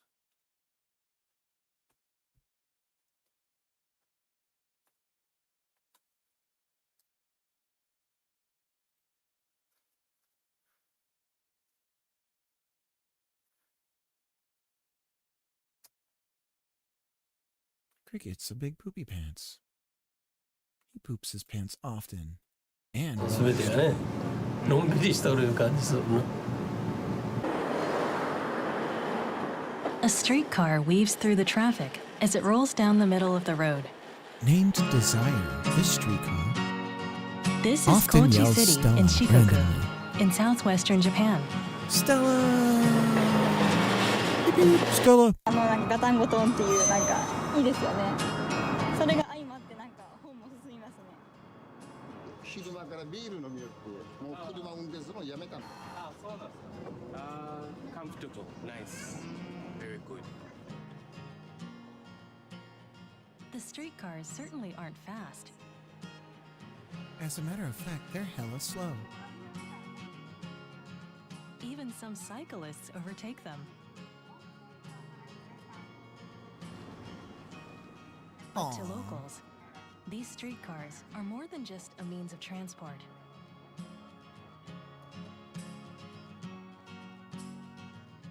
景色も眺めながらさあ仕事せんといかんってね活気が湧くまさに折り返し地点っていうか人生見直してるところって感じですかね。 For 3 days, we talked to the passengers on Kochi's quaint Jacob, streetcar. want to see some tree falling? It's These totally are their Jake. stories.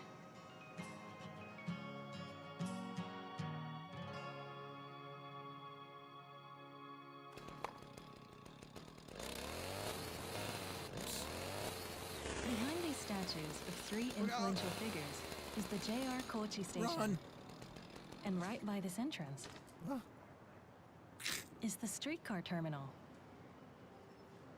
Do it again. It's jank, but it's starting to look like it. We start filming at noon on a Sunday in late August.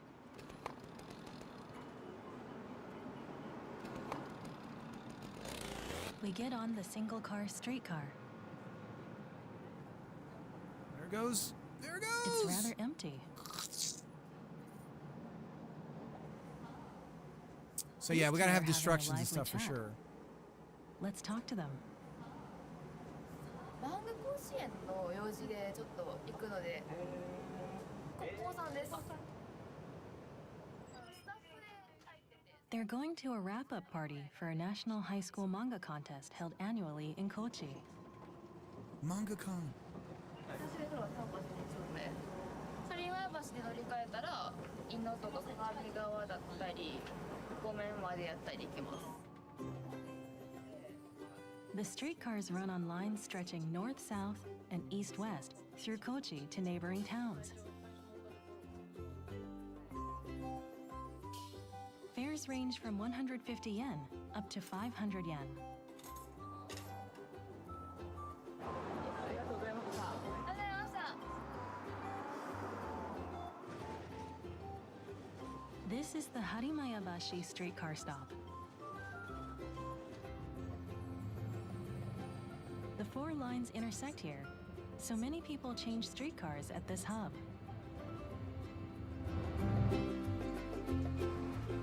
An eastbound streetcar heading for Gomenmachi arrives, so we hop on.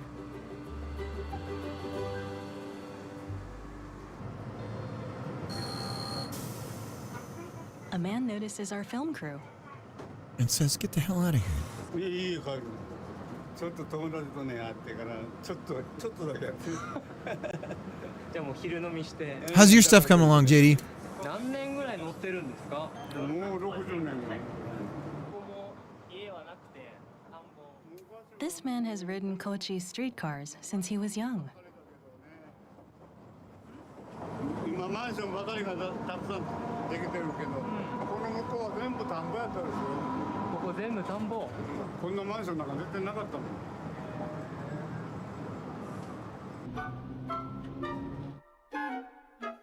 As cars drive alongside, the streetcar reaches the suburbs.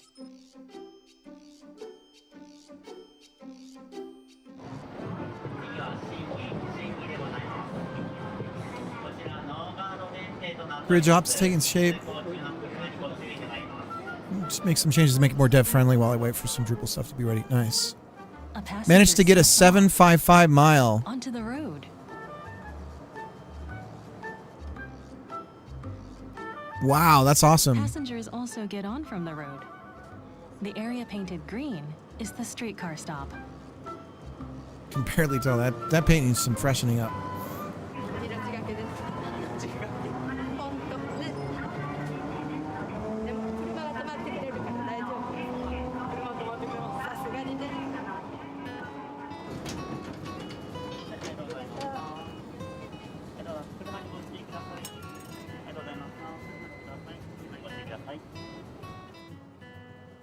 Cars and streetcars giving way to each other is a common sight here.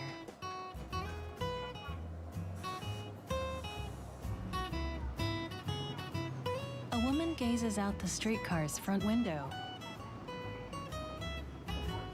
大体ここが得そうじゃないですか。そうですね。かぶりつきはもう絶対いや見てるだけで飽きないなとかって思って。飽きないと思いますよ。特にここの通り。ちょっとやっぱりヒヤッとするじゃないですか。車がなんかこう出てくるので、ずっとぼーっと見てるのも楽しいですし。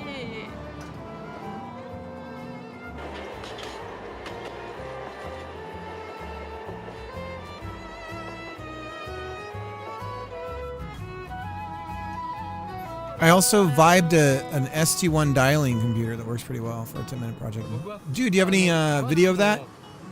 That's fucking cool. I actually have Stargate's game idea, but I can't call it Stargate, obviously. はい。さっきの今が覚えられなかった。たりするんですよ。まあとりあえず記憶力っていうのは僕の場合はすごいハンディがあるんですけども。A pound of ground beef now costs more than the federal The minimum streetcars wage. have enabled this man to hold down a steady job.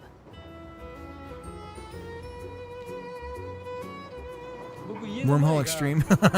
I should. 電停なんです。家の前に電停。はい。だから家の敷地から一歩出ると電停なんです。すごいですね。電車っていうのはやっぱりすごいです。大事なもの。大事です。はい。Streetcars are a vital part of daily life for residents here.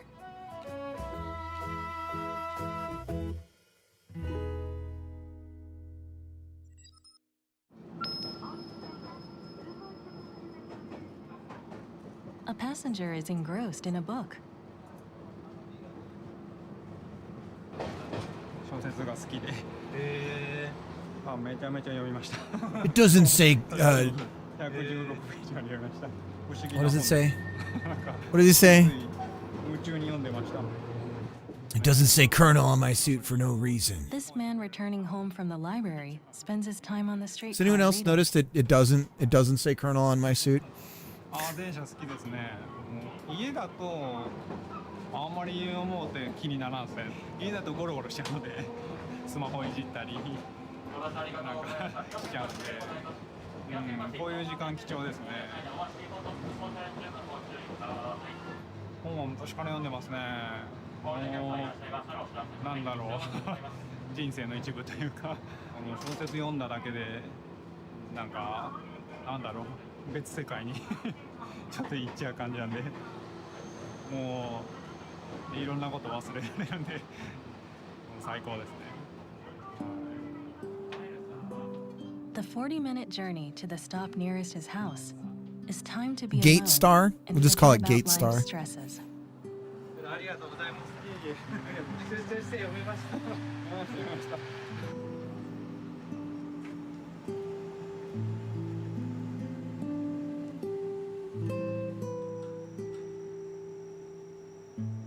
After 7 p.m., a boy waits for the streetcar. 塾からまあ電車で家に帰るところです。今何年生ですか？6年生です。6年 He began attending a cram school to prepare for junior high school entrance exams about 6 months ago. 生。電車の中だとどうやって過ごしてるの？電車の中はまあ普通に外の景色見たりして過ごしてます。あ、そうなんですね。勉強のことは一切考えてない。もともと電車が好きな、そうじゃなかったら車で行ってたかもしれない。He enjoys the 15-minute solo journey to his heart's content. 路面電車もまあ結構いろんな種類があるから、今日はどういう電車に乗るかなとか、いつも普通に考える。勉強大変だと思うんだけど、ゲームやりたかったりとか、もっと遊びたいとか。電車乗ってる時はまあ大丈夫。でもやっぱゲームとかもまあやっぱしたい。ありがとう。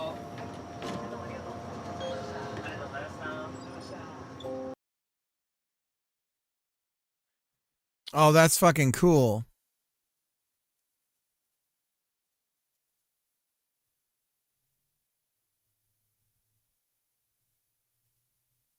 That's rad.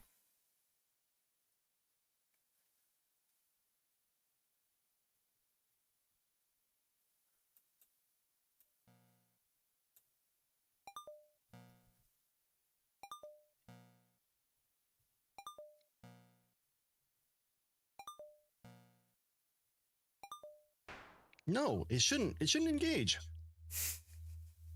It's working fine, as expected.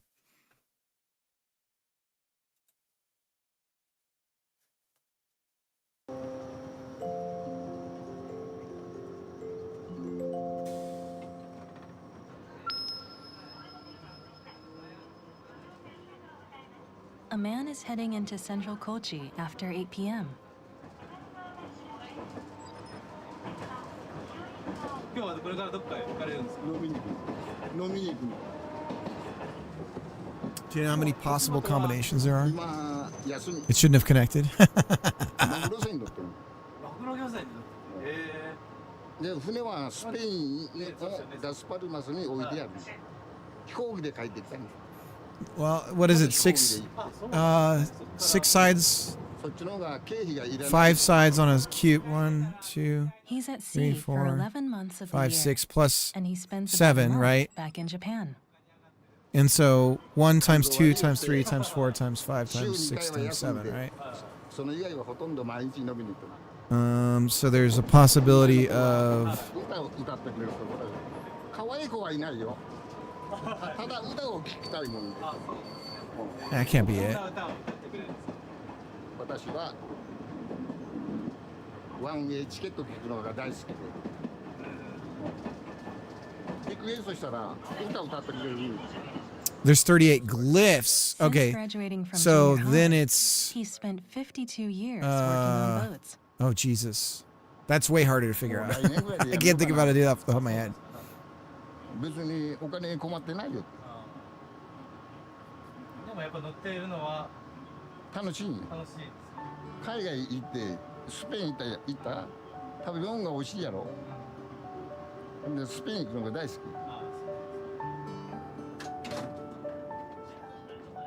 This fisherman will no doubt ride this streetcar again when he goes drinking the next time he's back.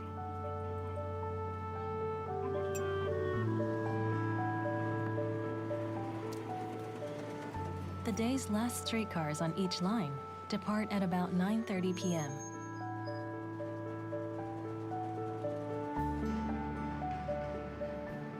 As the streetcars head off, we finish filming for the day.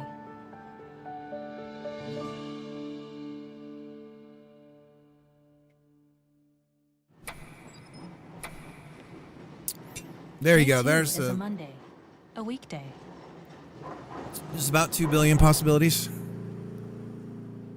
The streetcars crowded with people commuting to work or school.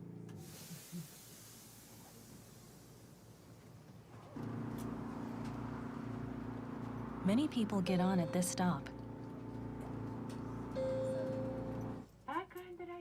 Are they from overseas? Where will you go? They won't tell us. Kochi Education Center. or ALT English teacher. About 40 teachers of English and other subjects at public schools in Kochi Prefecture are assembling for a training workshop. Long time. Yes. Stay Kochi. I think most people are new, right? Yeah, I'm new. Yes. Sorry. No, I'm new. But I have been here for 1 year, and then maybe longer. But I don't know. I'm a visitor.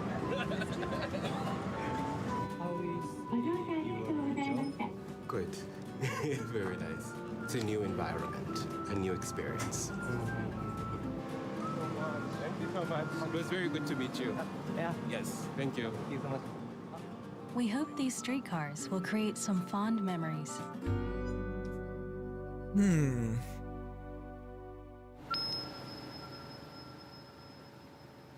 After 11 a.m., a man is sitting near the tracks. What is he doing? And why is he doing it?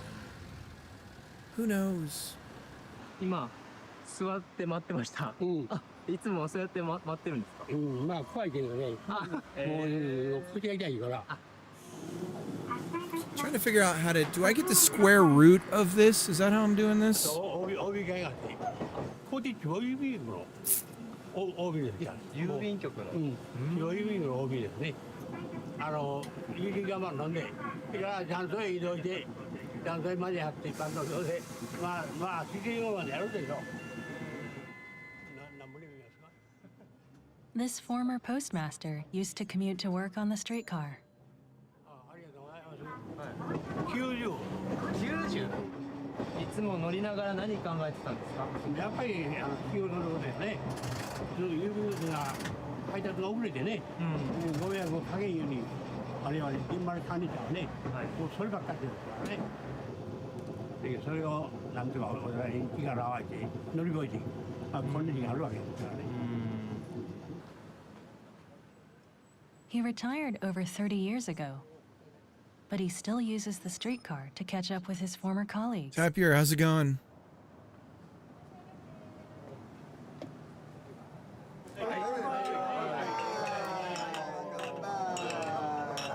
Just thinking about some math stuff here. 元気でね、お互いに。まあ飲んだり、いろいろ喋ったり、私らはほんまに最高の人生を送らせてもらえると思います。Kochi's streetcars have supported many people's lives since 1904. Except for Greg. A woman is holding a large bag. They won't let Greg ride. He knows what he did. 何買われたんですか？食事の夕食の支度です。車乗れないから。She catches the streetcar every other day to go shopping. いつもこの位置が多いんですか？座る。もう足が悪いのですぐ降りれるように。向こうやったら迷惑がかかるから、なるだけ前って言ってます。リウマチですので関節はちょっとやられて、いやしんどいな、歩けないのよ。前はね、割とこの辺自転車でも来たりしてましたけどね、自転車も乗らなくなって。よいしょ。渡ります。どうもすみません。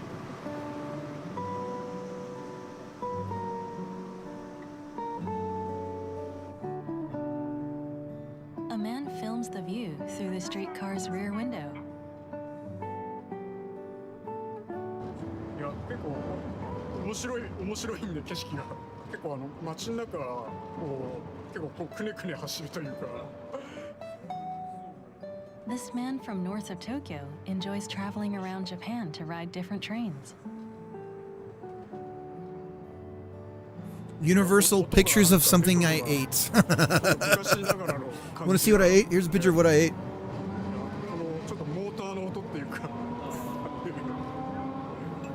ちょっとマニアックなんですけど。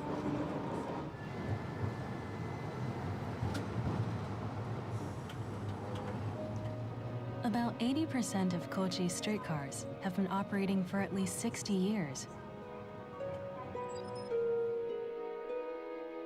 Daily maintenance. Here's it coming out, number 2.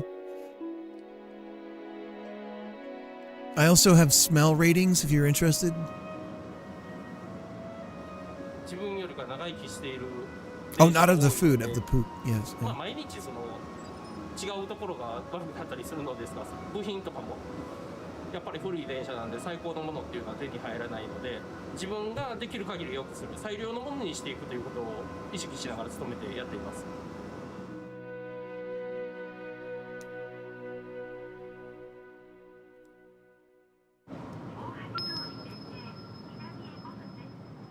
3:30 p.m.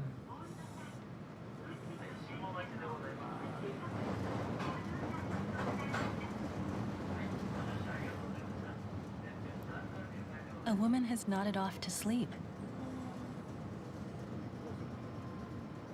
What a dummy. すごいなんか爆睡されて。 Let's laugh and point. お疲れです。いやいや全然。あ、そうなんですか。はい。大学生です。あ、そうなんですね。はい。大学生。免許センターに免許取りに行ってました。I know that one. 免許取れました。あ、本当ですか。はい。今日は取れました。本当ですか。自動車学校ではいっぱい落ちて、はい、何回もやり直しました。やっぱり車運転したかったですね。便利やから車。はい。私のチームなんです。 This freshman from a neighboring prefecture is having a blast at university here. 楽しいです、こっち。はい。高知いいとこです。高知めっちゃ食べ物も美味しいし。ちなみに車乗ってどっか行きたいとか。私友達と旅行したいですね。Still no word, Im. ありがとう。Have fun behind the wheel, but drive carefully. Dumbass, is what she said to the driver. 10 p.m. We approach a woman on the day's last westbound streetcar.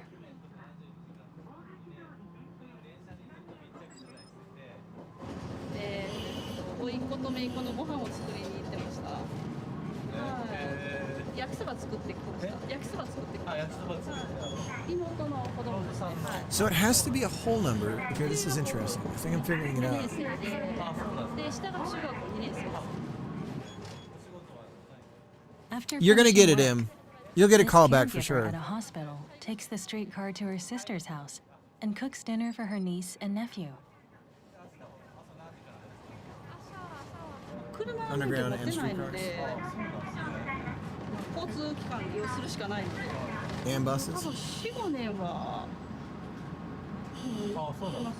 Yeah, this streetcar system's been around since 1912, I think they She said. started doing this to help her sister, who's a single mother. But now, it's somehow become a daily routine. まあね、シングルも大変なんでね、いろいろまあ経済的もそうやし、まああれですね、まあ自分のご飯も食べれるので、まあ持ちつ持たれずっていう感じで、やっぱりまあ助け合えるっていうのはいいですよね。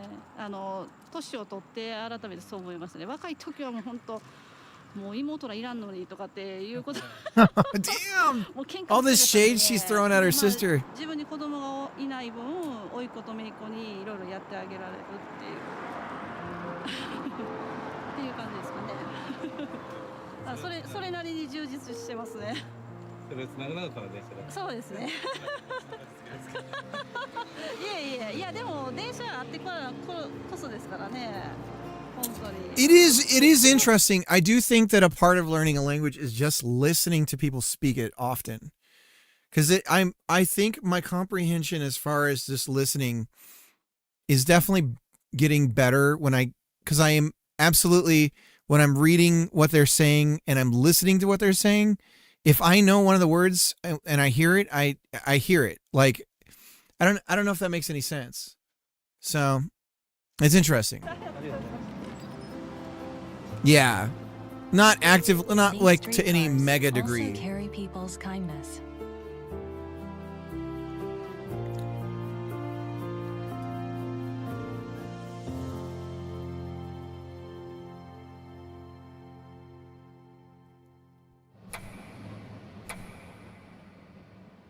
Day 3 of filming is a Tuesday.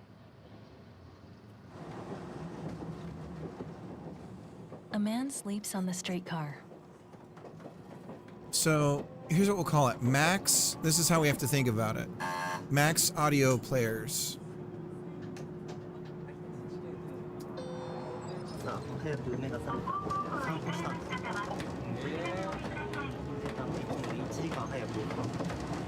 He's trying so hard to stay awake. That's wild.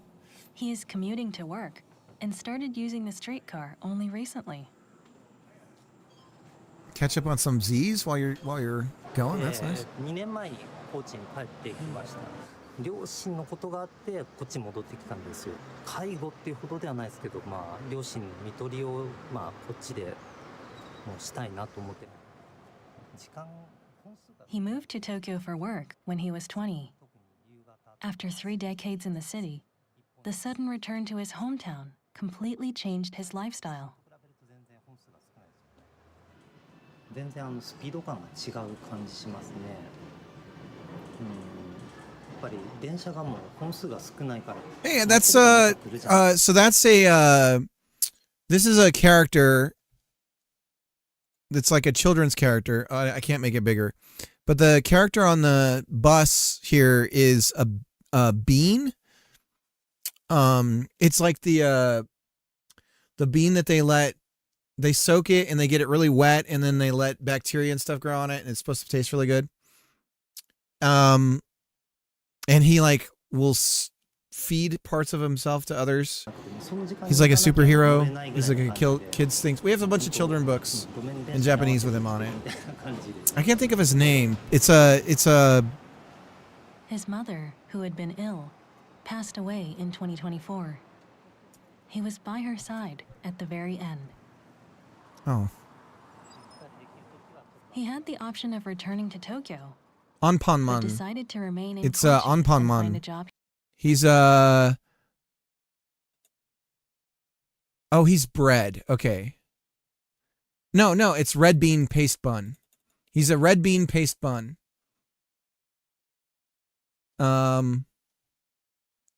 Anyway, sorry. もちろん東京の方が娯楽も多いし行きたいとことか見たいものとかもあったけどずっといたいかって言われたらそうでもないなって電車に乗ることで Marks, how's it going? ゆったりしてるのかどうかは分かんないですけどでもまあ Hang on, we gotta welcome in Marks. っていうかそうですよね人生見直してるところって感じですかね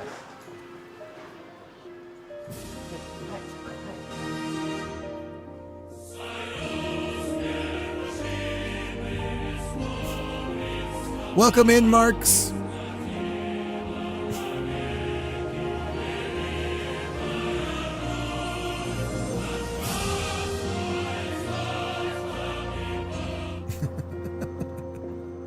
It's going good. It's going good. We're working on a game where you cut down a tree. I can show you. Oh, you've been here, right?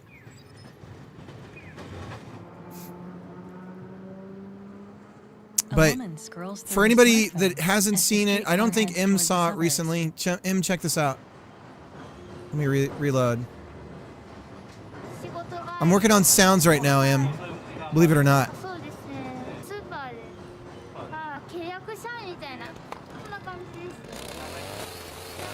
She graduated from university. Everything's jank. Everything's jank. And returned to her hometown. Scooting back. But look. There it goes. There it goes. Oop, I went behind the tree or building. So it's falling over. It's still jank, obviously, but it's acting like a tree-ish kind of thing.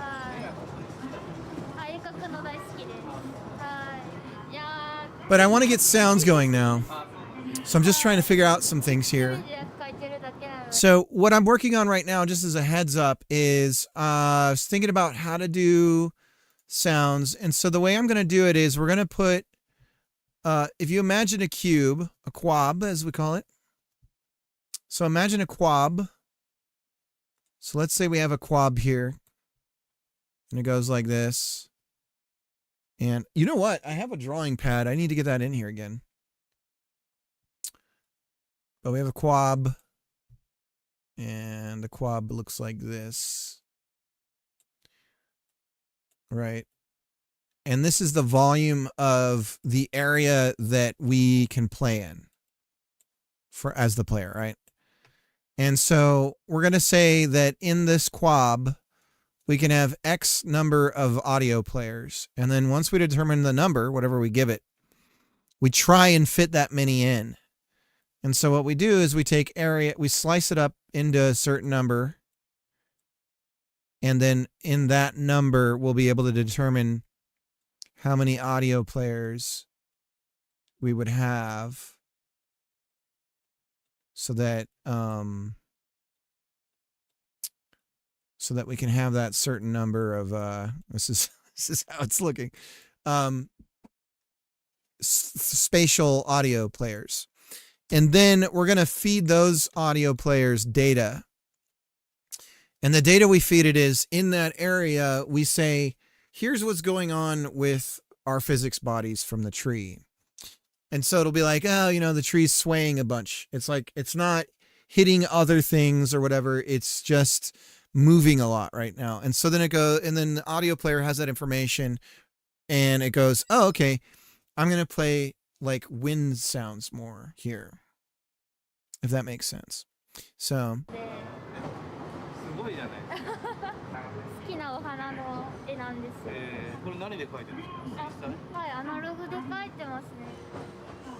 でもやっぱりそういうのを仕事にしたいとかっていやまあできればいいですけど、やっぱそんなにやっぱ絵だけじゃまだ食べていけるような感じじゃないので、まあ仕事しながらその合間に描いたりしてますね。はい。 That's a girl, right? After a day at work, she Her uses waifu? this time to dive into a world of art. Snoopy! 電車に乗ってる時間ってどんな時間ですか？一人でゆっくりできる時間です。最後の方はいつも一人になることが多いので、はい。そうですね。ゆっくりできます。はい、ありがとうございます。はい。 With this time she has to She's herself, going that way. She's like, she can bye! charge up She for the starts day heading ahead. back the wrong way. She's like, oh shit, wait, no, I'm going this way. That's funny.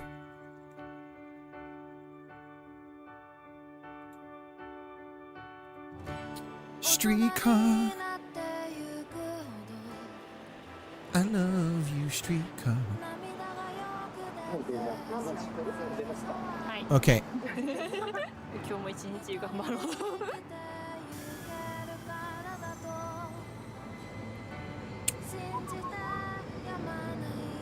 お弁当とね。 So if we find the square root,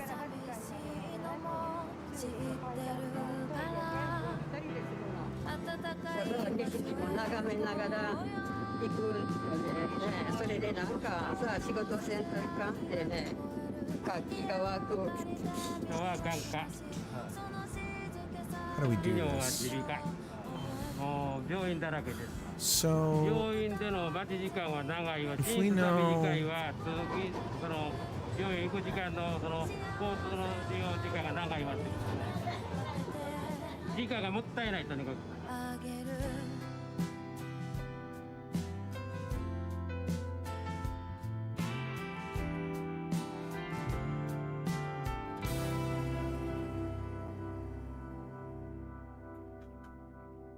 So the square root is just going to get us one.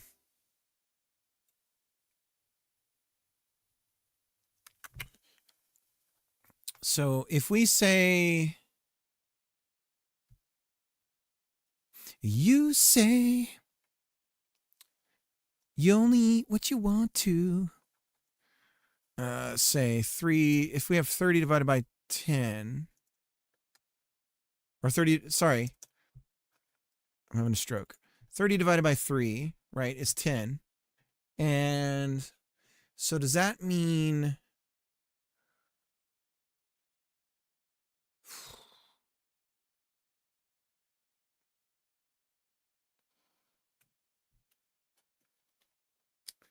Oh, it's always math, guys. It's always math.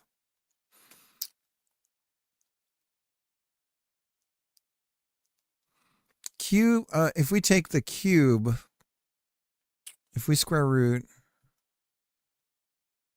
but we already technically, if we're gonna cube that, then we already know, like if I were to cube it, so I say 40 quab. And then I square root that. Then we get back to, wait a minute. Wait, is that, did I not? That's square.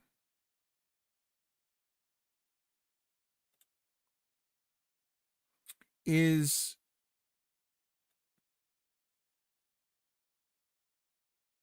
x to the third power cubing? Or do we take the square of something and multiply it by the square?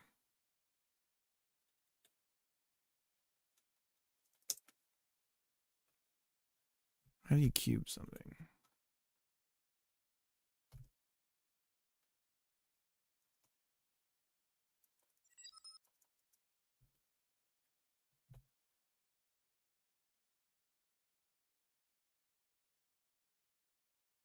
My buddy Nick is singing the national anthem at the Boston Red Sox opening day. So I'll be watching approximately 4 minutes of sports. Nice.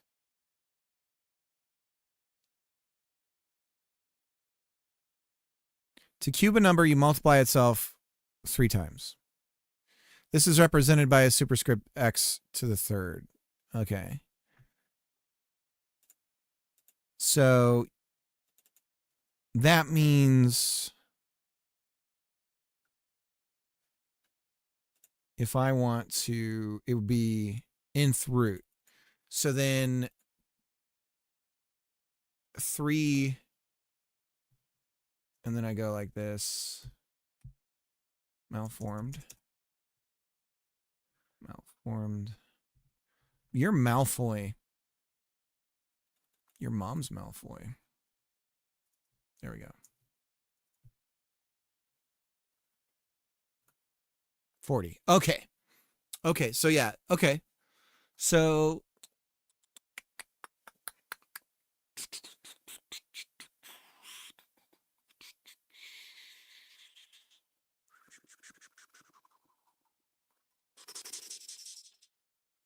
come on, Schultz. Come on, Schultz.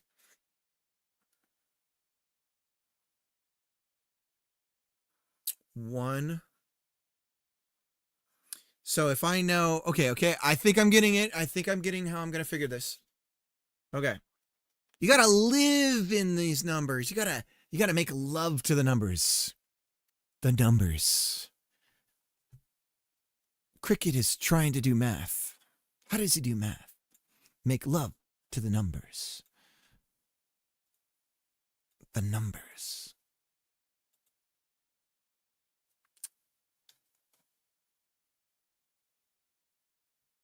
The Red Sox. They have an interesting stadium. It's pretty cool looking. It's all green and shit. Is it Fenway?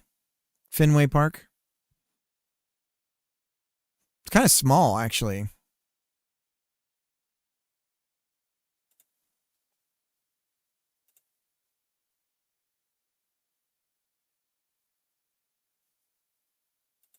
Intimate. I think that's a good word for it.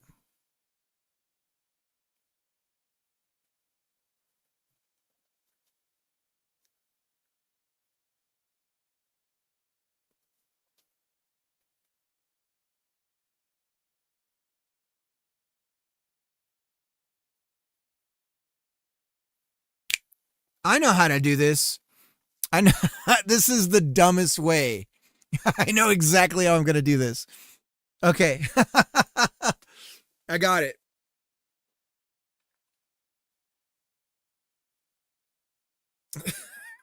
Okay.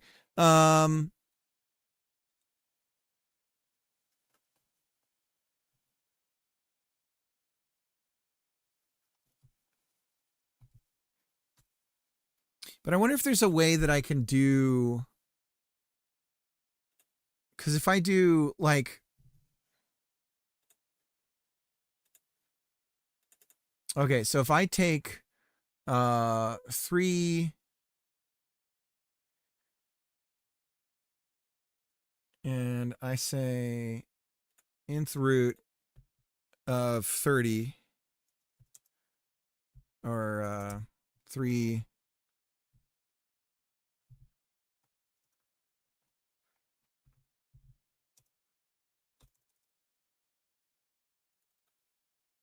30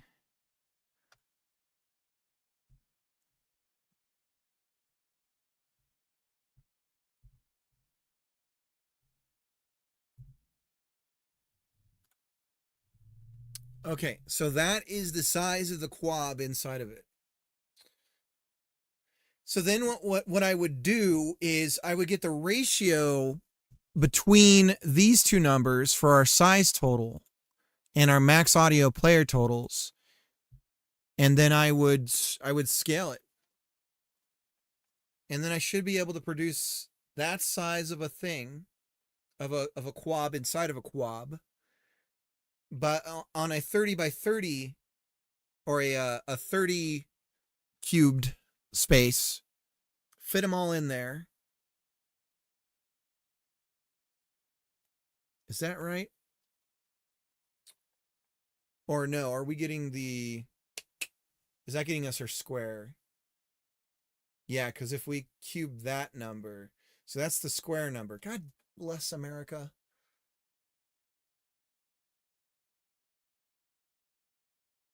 Because we know the answer. I'm actually looking for the answer of... If there were 30, it would be 1. We're trying to get to the answer of 1.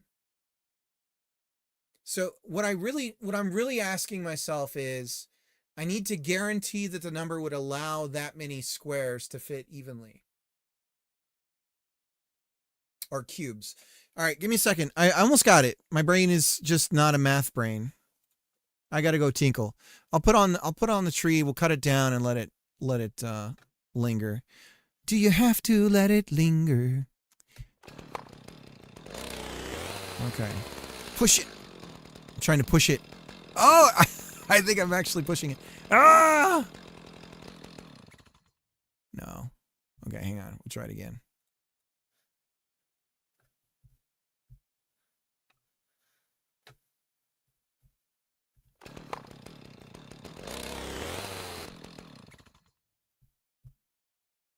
Gotta push it that way. How did I get it to fall towards us that one time? I don't even remember what I did. It felt like I was facing right here.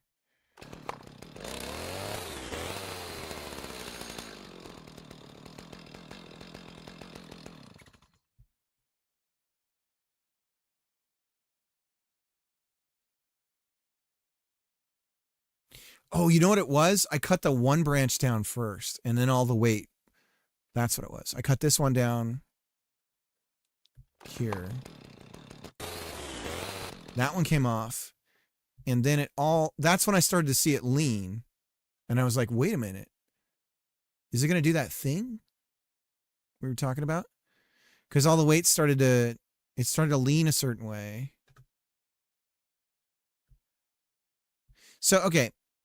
In theory, if I cut the 2 branches, if I make it heavier, so if I cut this one, and then this one, now it should be heavier on this side. Right? And now if I cut it here, it should want to... Oh, but it's not these ones. What happens if I do this? There it goes. Okay, now it has no root in the ground. Is it going to fall? It's still standing. Oh. I think it's going to fall. You guys think it's going to fall? Oh! Oh, here it comes. No. God, it looks like it wants to so bad. Oh. Oh, it's trying.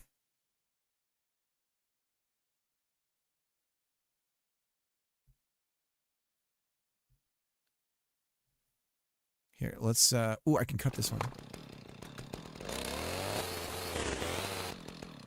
Landed on top of me. I would have been dead right there. Dead.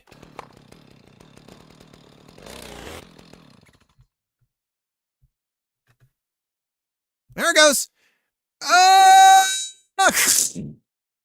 Okay. Anyways, I'll be right back.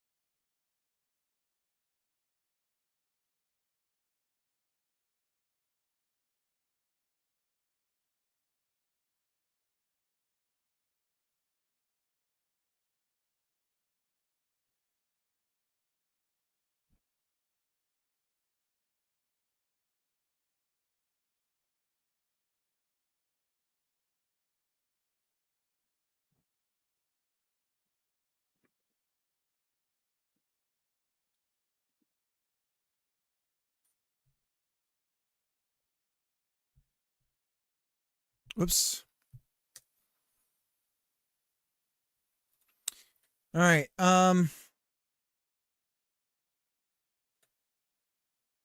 So I actually had to grab my daughter's math materials so I could wrap my head around this because I'm an idiot. Okay. I've got a bunch of cubes here. Here's 3 cubed. That's a little pink cube. And this is 4. Okay. And then this is 5. Okay. All right. So, now, like 3 cubed is 9, right? So 3 times 3 times 3. So,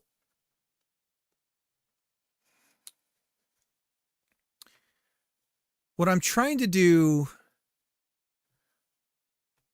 is get from 9 and say, so, okay, so if I say, so 3 to the y, so 3 cubed,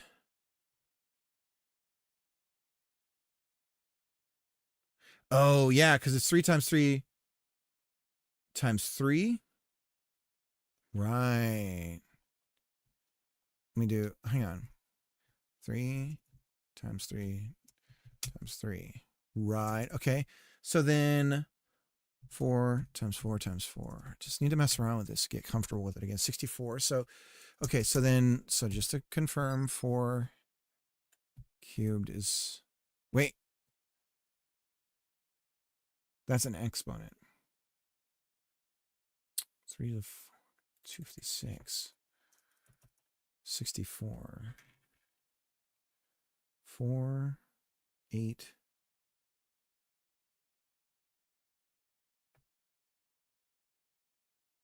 16,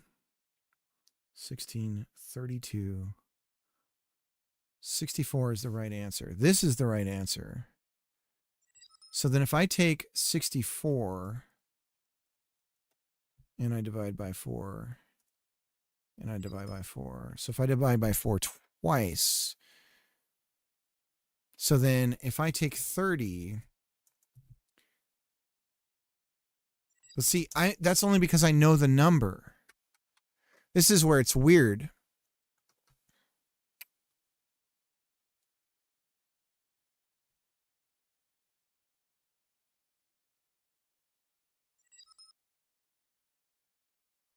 His name is Cloud.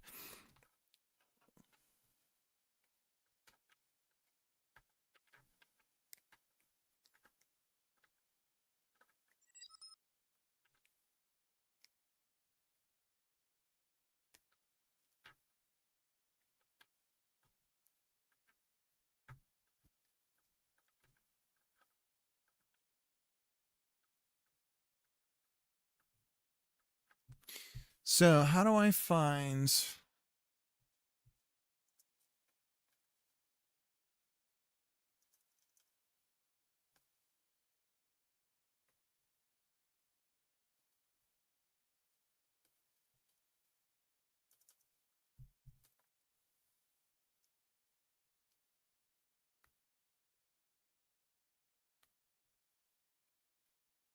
Oh my God.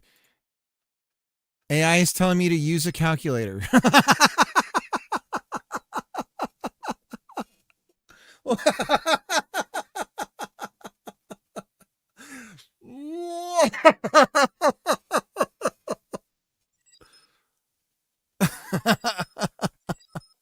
I'm trying to understand. I don't.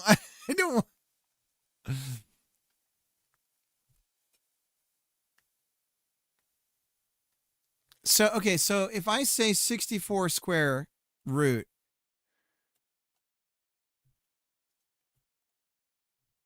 it should be 4.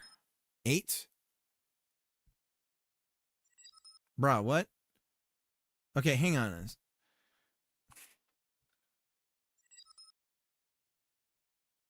Oh, the cube. The cube. Sorry. Squares once we get down to it. Okay. God bless it, I'll tell you. It's a cube root. So we would say 3 64 or 3. Why is it small? It is malformed. There we go. 64. 4. Okay. How do I do that? Right, right. I agree with you. I'm with you on Marks. So then if I'm getting, this is what I'm trying to do here. We'll do it right now. I'm trying to get 3 from 30. Show me potato salad. Why won't it let me type the number 30 normally, please? It's malformed. I know it's malformed. You won't let me write it right formed. It's almost pi. That's weird.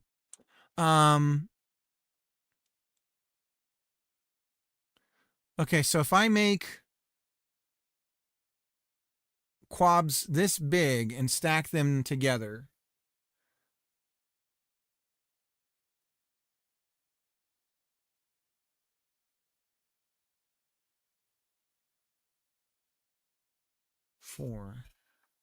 this is one column. You can think of it as one column. This answer here is one column.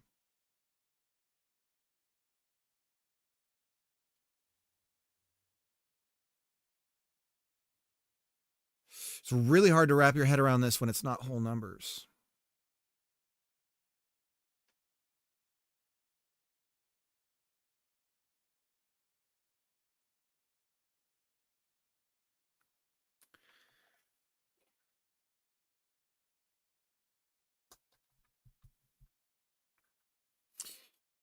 So I almost think I should turn it into a whole number by taking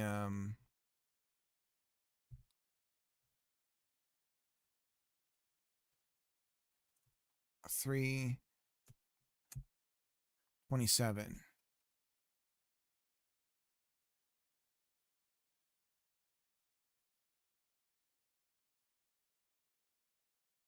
I can't think of it as not a whole number. I'll be totally frank because of what I'm trying to do. My brain literally, I cannot conceive of it not being a whole number. So I'm going to go with my instinct on that. So if we're trying to fit 30 audio players, we can't, because it has to be a number we end up with 3 times 3 times 3 or 2 times 2 times 2 or whatever, because I need it to be a square volume to fill in that cube. So 27. So I can fit 27 mini-me's.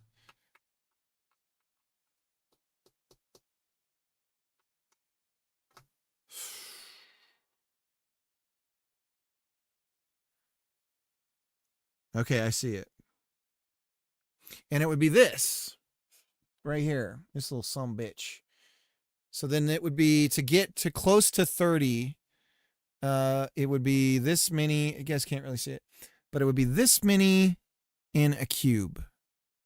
I can't see, in my head, I cannot see how you would fit fractional values into a cube. Do you know what I mean? Am I making sense? So it has to be, I have to be working with whole numbers. That's just like a given for what I'm trying to do.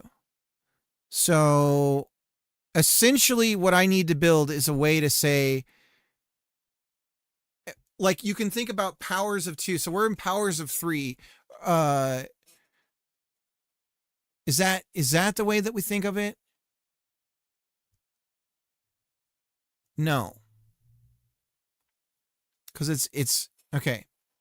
But essentially, I can get, like, I could get a, I'm trying to see how I can represent this for an end user to look at and go, okay. But I think the answer right now that I'm going to go with is, because, okay, so 3 to the 3 is 27. Okay, so that's right. Why did we get something weird with 4 to the 4? Oh, because I did 4 to the 4. It should be 4 to the 3 because I'm an idiot.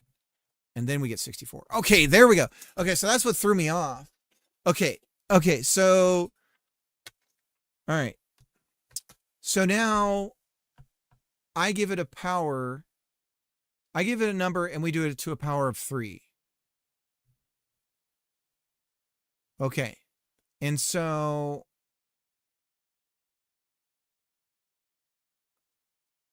okay. I'm starting to, this is starting to piece together for me. And 64 seems kind of high. 27 seems kind of low.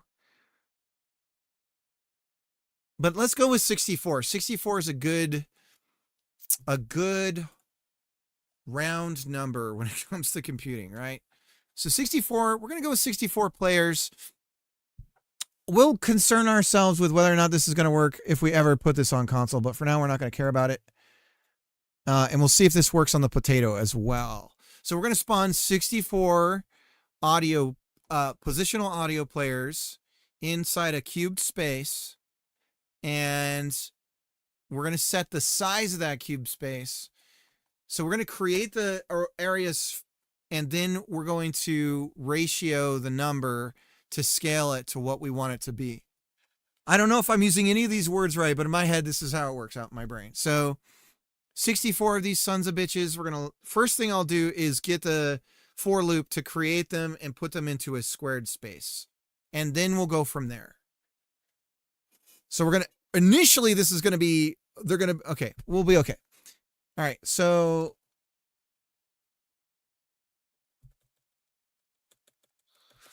on top of all this, we need a class for these guys because we're going to be sending data to it and then they're going to be playing. So let's look at, just from a scene perspective, we're going to go ahead with audio player, stream player 3D.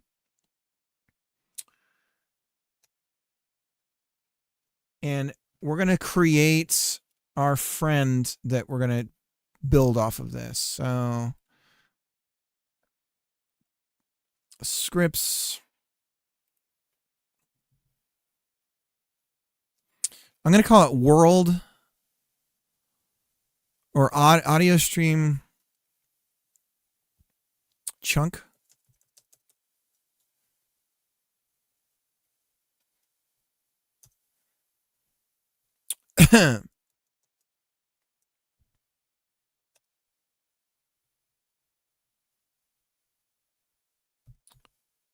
I'll call it audio chunk for now.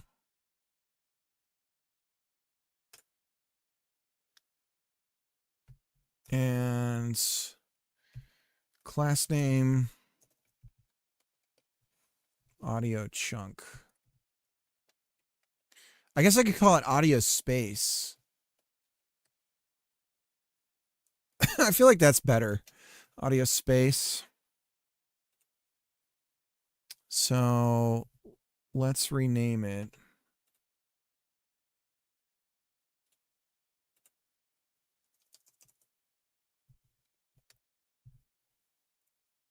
And then we get rid of audio chunk here and we go open audio space. Okay. And then we're going to, it's going to get some data and we'll have some sort of like tick update. So for now, we're going to start needing batching at some point for this stuff.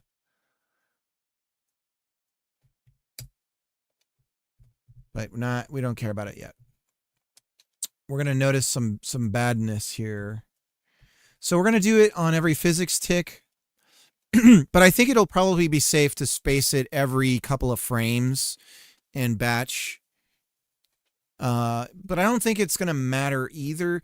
The thing is like we need to be like, and frankly, this probably needs to be polyphonic as well, so that this is weird. We're sort of building the flavor of the audio, right? So let's say for now, of the 64 that we're spawning, we can play 2 audios. So now we're dealing with 128 possible sounds being played at a given moment.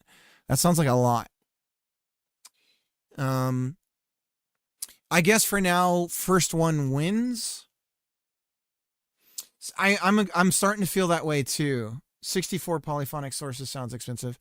Yeah, I'm feeling that too. Godot doesn't have any details about performance stuff, and the docs literally say it's up to you. You figure it out. So long as I remember when we're doing this that we're going to build off of a number that is a power of 3, and we say max audio players, and it would be, this isn't cubed, squared, cubed. Yeah, max audio players cubed. But is that, if we're saying 4 cubed, I'll put the word 2 just to be explicit here. Max audio players to cube. And then we would want, here's the funny thing is, we would want a setter. Max audio players is going to have a setter that will not allow us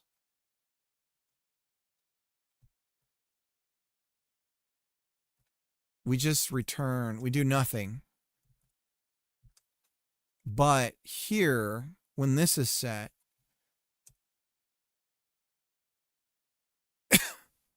we say,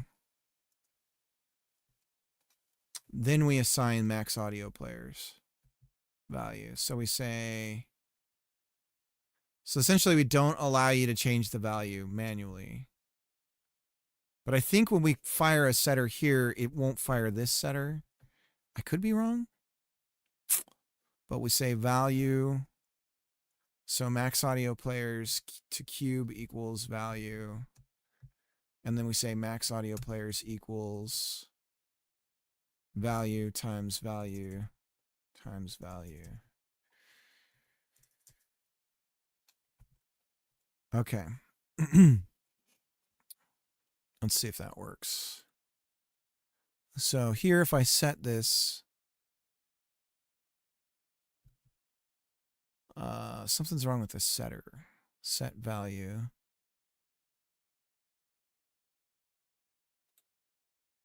Oh, I didn't save. Oh no, that's game. Huh. Maybe if they close and reopen.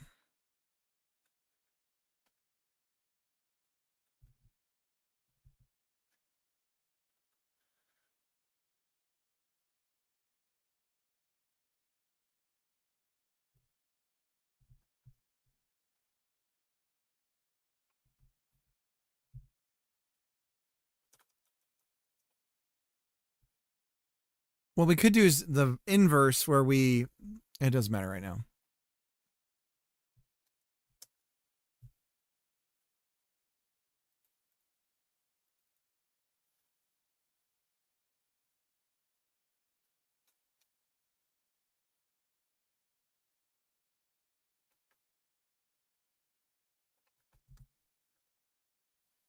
I'm wondering, because I have an assignment, is it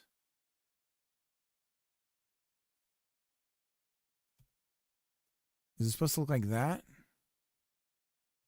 I'm thinking I have something wrong with my syntax here. I hate setters. I never touch them. Look it up. This is weird stuff. All of this is so weird.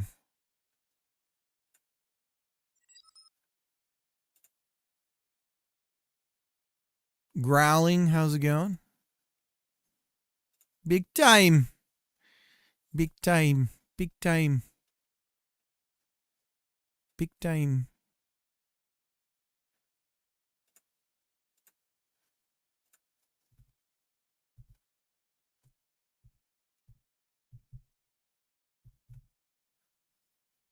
Set. So there is a colon. Value.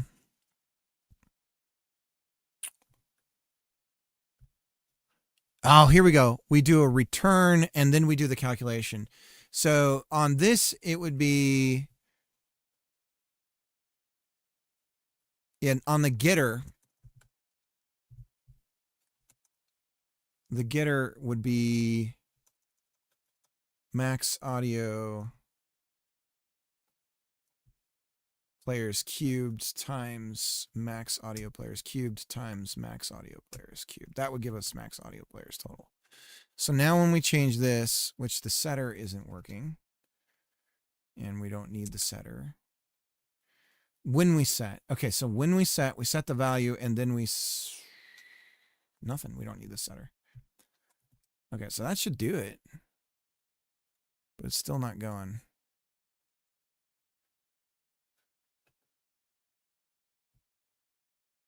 Oh, we have to say return.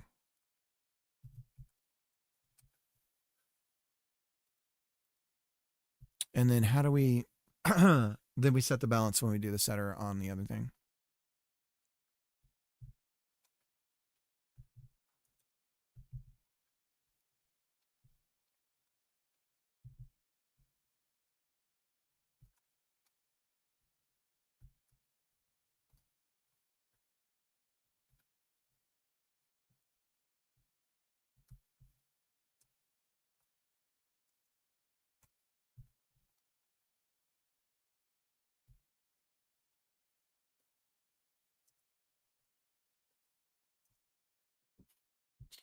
That looks pretty solid to me.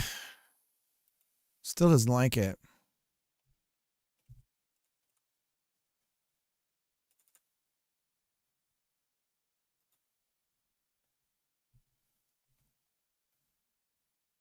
Oh, you know what? It's not a tool. Is that our problem?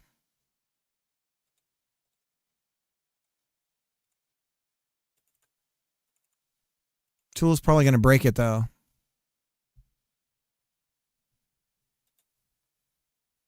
Do setters fire even if we're not a tool?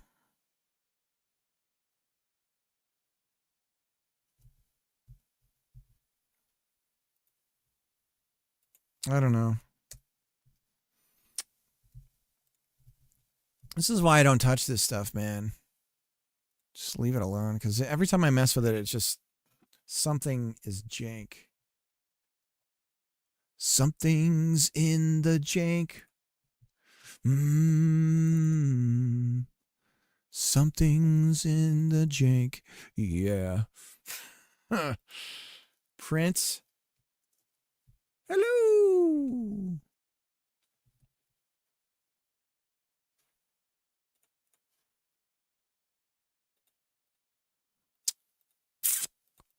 Bros. Yeah, I think this has to do with the fact that we're not a tool. But if I do a tool, so 4 times 4 times 4, 64. That's what we want to have happen.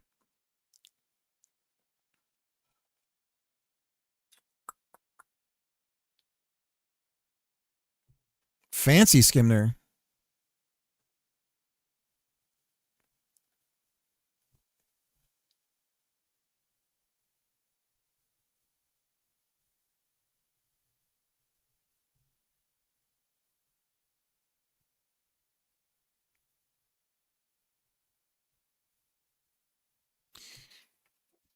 We could probably be a little more advanced than what we're thinking.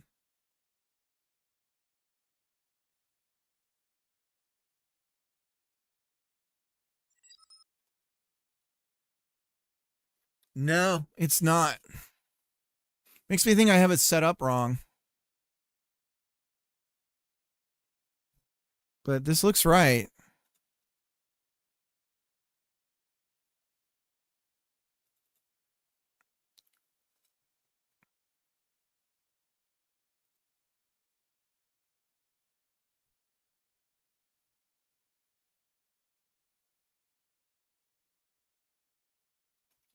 Let me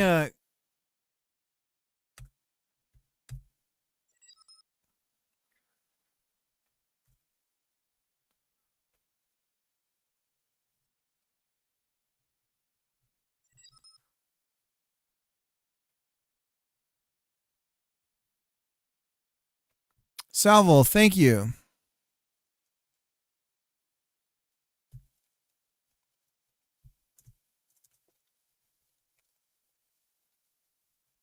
You too. Whatever work you're doing.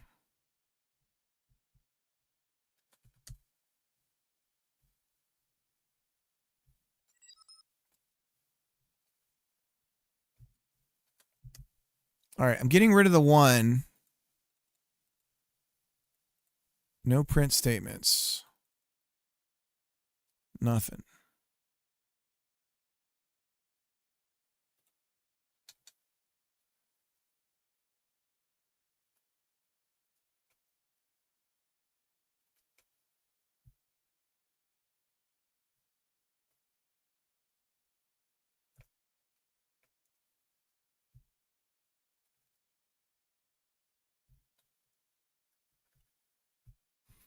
Is it because it's an export?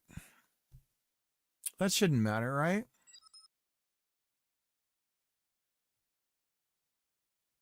Starting a new board style game in Unity. Nice. Nice thing about something like that is you can paper prototype it, so you can do a lot of the game dev without programming, which is always a nice thing.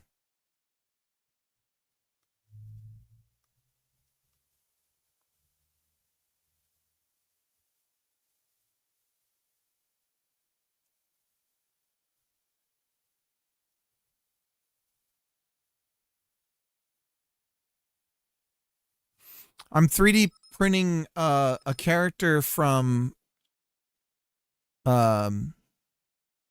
Project Hail Mary for my kids today. It's fully articulable, which is dope.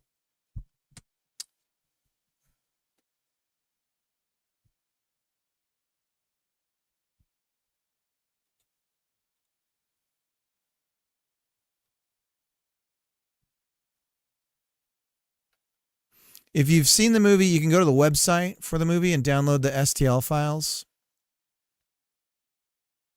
And there's like many different versions that they have available with supports, without. And the resolution is like in the millions of polys. So it's very detailed.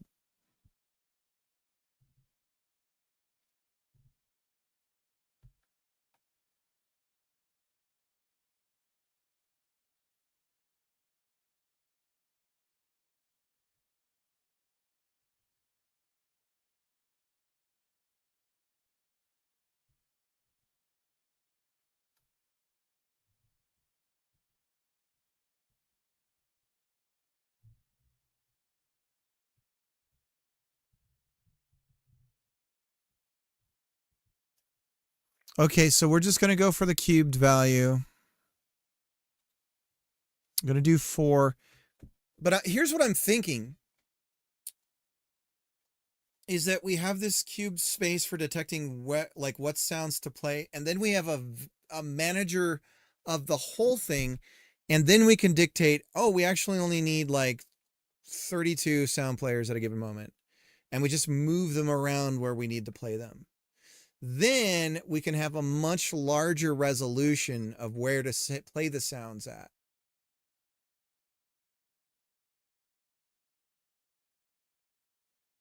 First 2 trees especially. Oh, hell yeah. Jatson's got the tree. Oh my God.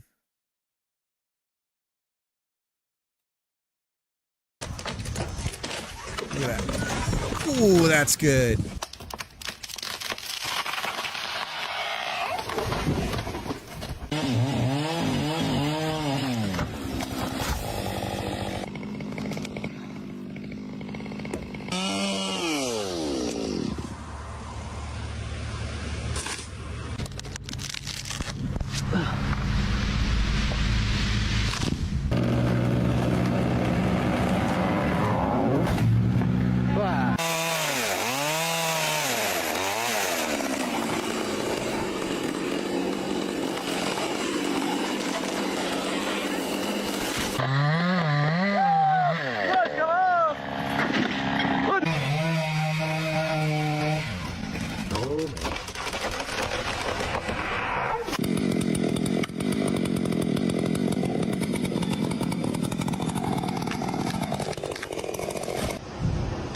So Johnson, did you see the tree stuff I've got going on today, dude? Let me show you really quick. Let me get rid of the house because it doesn't fall against the house. But I can show you. Let me hide the house. Just for now, because it tends to fall over in that direction. Everything's busted right now, but you'll get the idea. Like the cutting part's busted right now. Watch, Johnson, watch. Watch. There it goes. Oh my God. Obviously a lot of jank, but this is very promising, I swear. The tree tech rises. Anyways, it's coming along. The problem that I'm having, Johnson, is that using Jolt physics in Godot, and this might be useful if you don't know this, but basically with joints in particular, there's like 6 settings in it that are completely ignored by Jolt physics and are not passed over to it. And Godot doesn't warn you about it except at runtime. And so specifically the joint like tightness, that'll work itself out. Yeah. So the joint tightness is what I need to be able to manipulate more. I love crafting is exactly how I put it too. So I might have to go back to Godot physics to get this to be how I need it to be, which means I lose the performance. But the mesh cutting and everything is sort of jank and broken right now. But we can cut down branches and they fall to the ground and you can cut them up into pieces. The lumber ends up being spawned over here at 0, but we're going to fix that.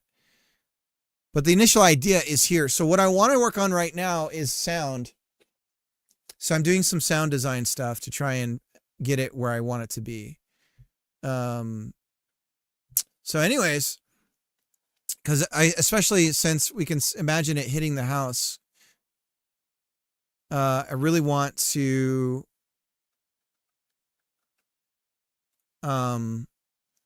once we have destruction, I want the sound stuff ready to go so we can have that satisfying destruction crunchiness.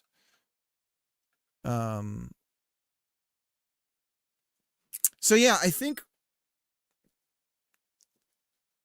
wood chipper, etc. Yeah, exactly. Since I can't set the rigidity of the joints, what I might have to do is play around with the weight of the rigid body. Even though it might not be accurate to life, I need everything to be accurate to how I'm wanting it to feel in the game. And so I'm not sure what that looks like though, because if I make things lighter, when we get to those little elements, they're going to be just really springy. What I really need to be able to do is feather the rigidity of the joint on lighter elements and have it be less for thicker branches because it has more fibrous material in it. And even though it's heavier, the joints of the like bendiness would be less.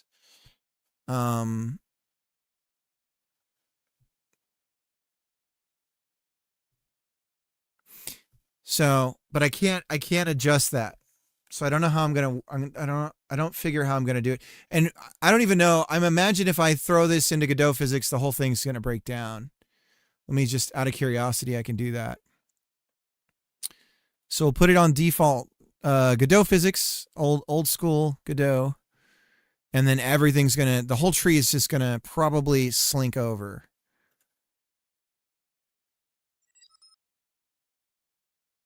Yeah.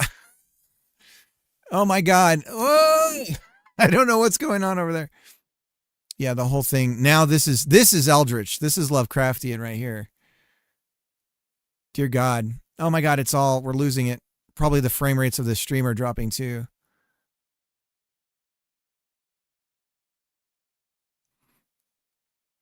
So I'm wondering if I can get the default values that Jolt has and work it from there.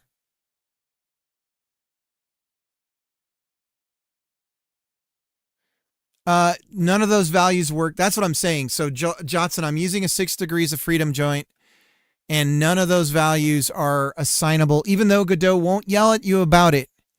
None of those values are assignable in Jolt physics. So if you actually look at the, they don't do anything. Physics, let me show you what I mean. I think it's actually a warning in the using Jolt physics here. So unsupported properties for a generic 6 degrees of freedom joint in Joint 3D, softness, restitution, damping, and these right here. But so constrain how far it can move.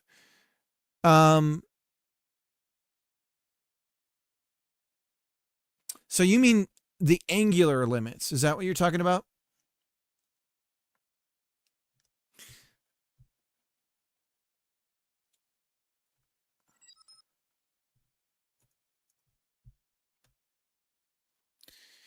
I could try messing with that. So that you're talking about like upper and lower angles?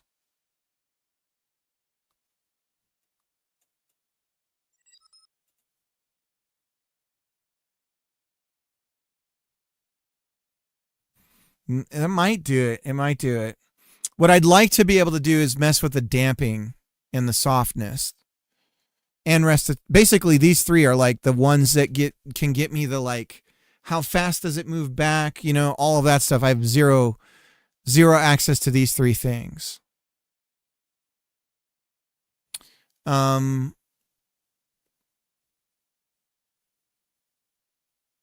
But I could try messing around with the angles and see if I can kind of get the same effect.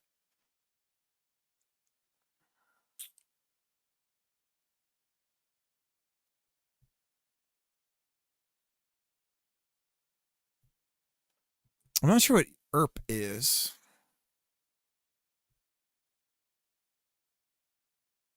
How much the correction gets slowed down? Maybe this is something I want to mess with. Because like one thing that happens that's really weird is if I go back to default or to Jolt,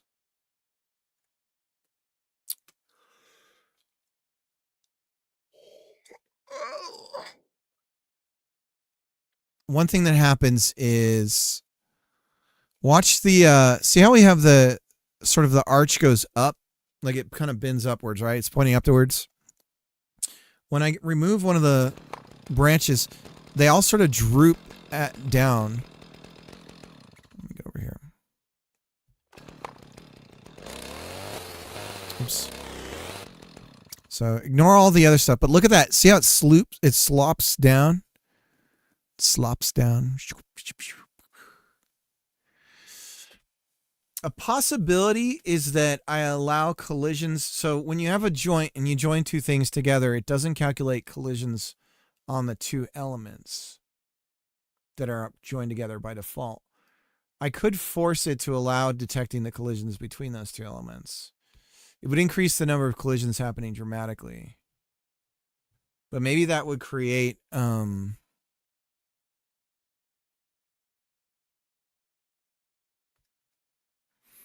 thankfully, I believe I have the joint on its own thing.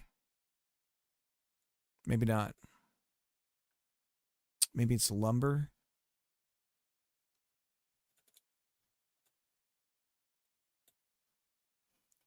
Well, we can fix it in the tree editor no matter what. So, anyways. But it's getting there. We're getting there.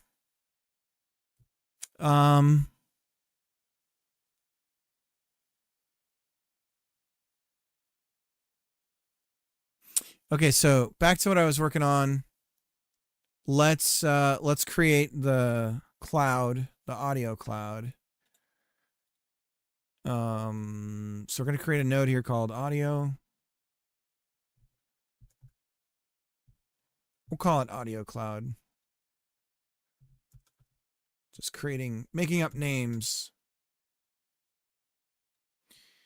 And then this is going to be, it needs to be a few things, an array or an area 3D. And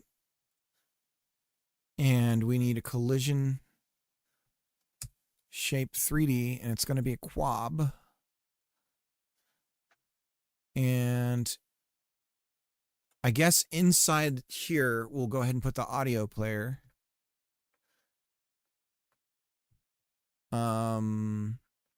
So we have audio space. We have it called audio space, but you know what? Let's get rid of that idea altogether.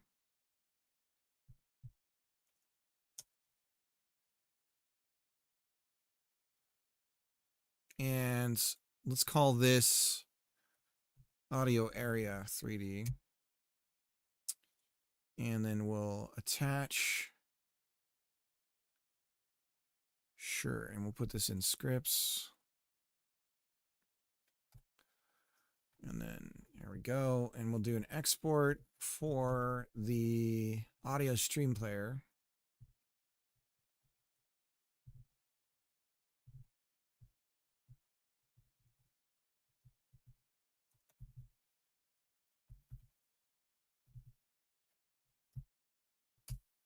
Okay, and we'll attach that to, did I not save? There we go. There it is. And then ourselves, we also need a connection to the collision space so that we can adjust the size.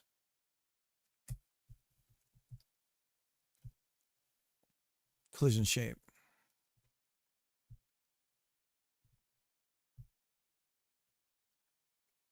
And really, can you grab when you, no, you can't. Okay. So it's just a collision shape.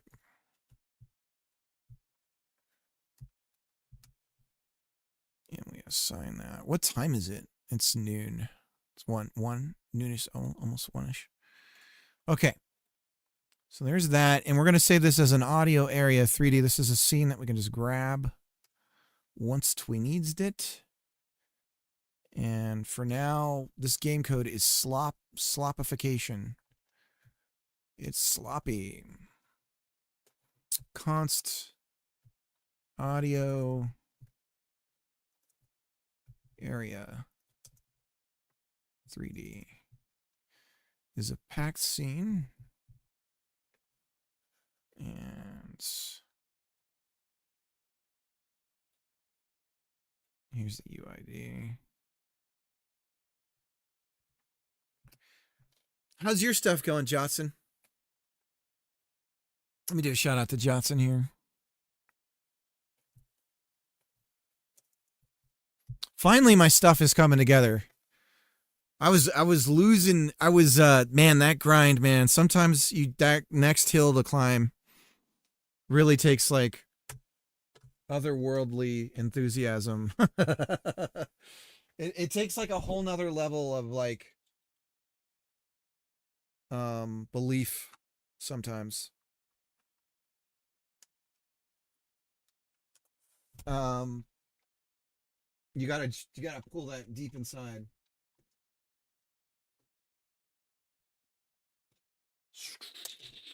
My wife is doing better at homeschooling right now than I am.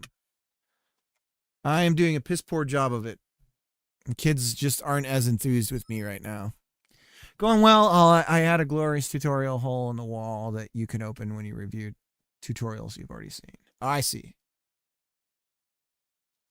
Oh, God.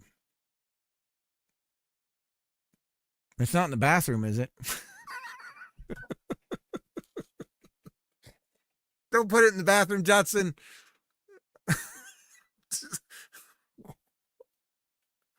Oh, God. Anyways. Why? What's the problem? No, but it does have a no eggplant sticker. Oh, that's great. Why is that there, Papa? Yeah. I don't know. Leave me alone. Gotta go.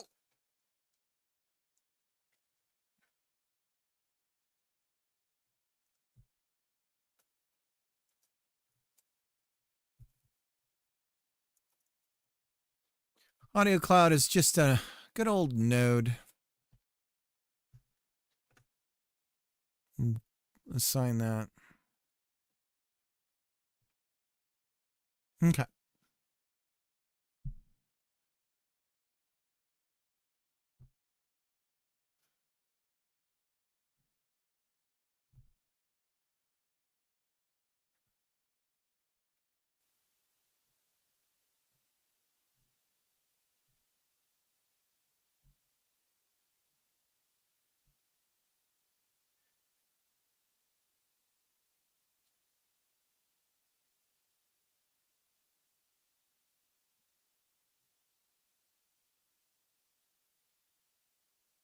Ooh, there's some maneuvers on here. Ooh. Hang on, guys. This is sweet. They did some cool maneuvers at some point. Let me go back.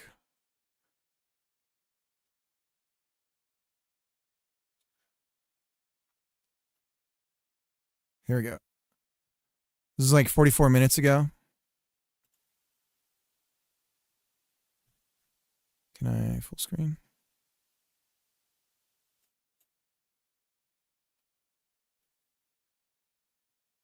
There they go.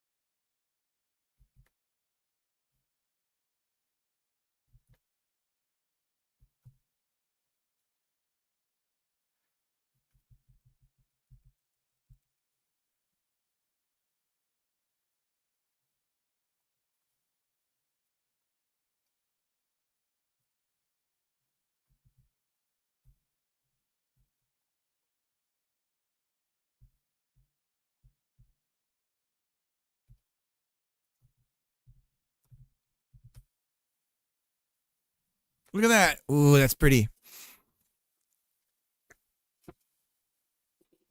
I wish the frame rate was a little bit higher.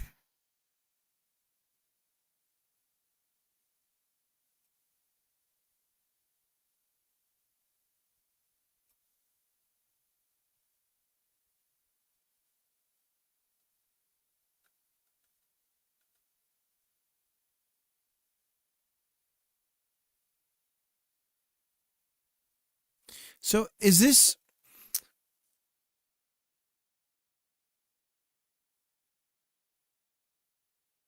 This camera has to be on the solar array, right? I'm trying to figure out where the camera is. I'll have to look at the docs. I got a printout from NASA. It's like 150 pages.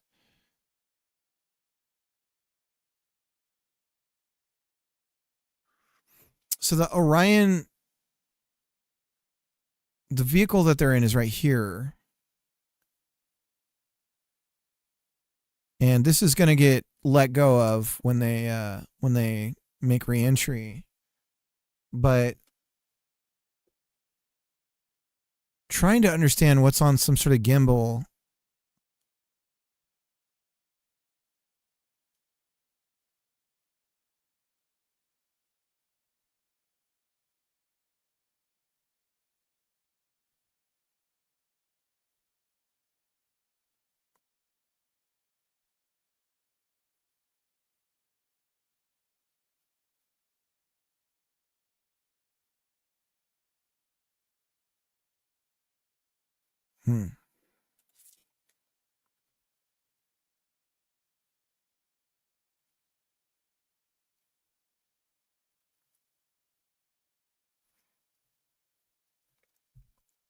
I know there's like, how did they film the moon landing?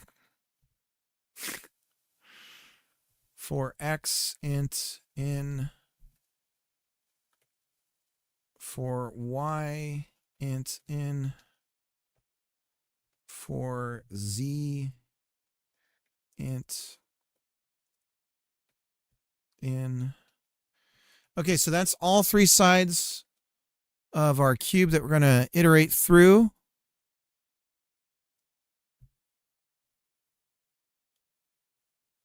And then we're going to make it 1 meter wide initially, just to test this. And so we have audio area 3D. Audio area 3D has a reference to the collision shape. And we don't have it.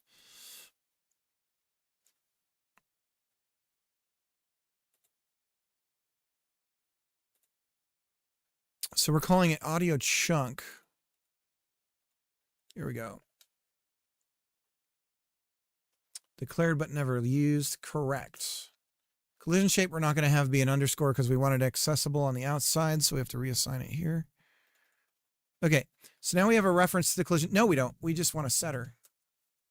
We'll put it back. We'll have a function set area size. And we're going to give it, we're going to force it to be it's going to be a float. Size is a float. Okay.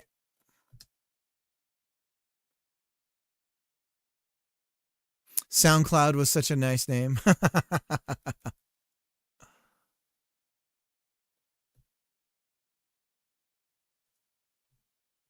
Class.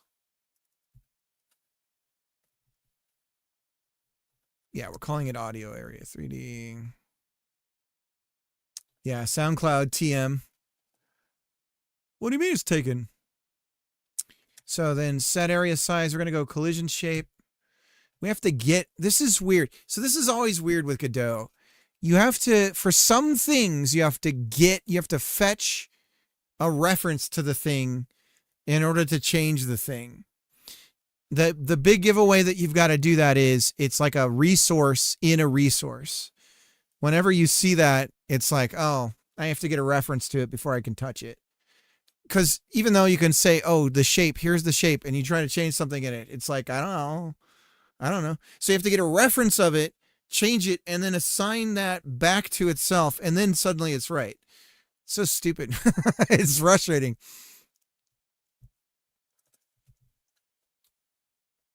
So now we have to go var collision shape. 3D.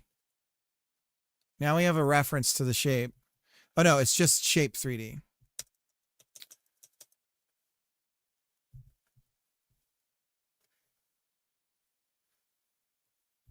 Shape 3D. So now we have a reference to the shape. Then we change the detail. And now actually we want to cast it as a box shape. So can I just go box shape? So we're going to get collision shape. And just to be correct, as box shape. So we're casting the type.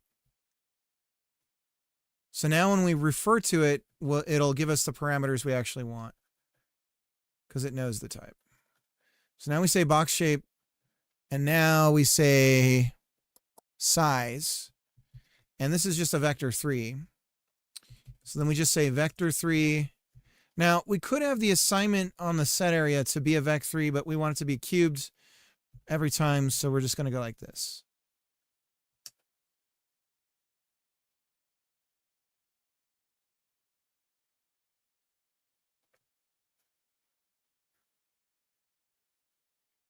My daughter's really into that Project Hail Mary soundtrack right now.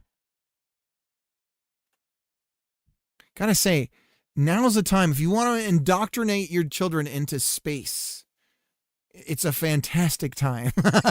It's just a great time. Yes.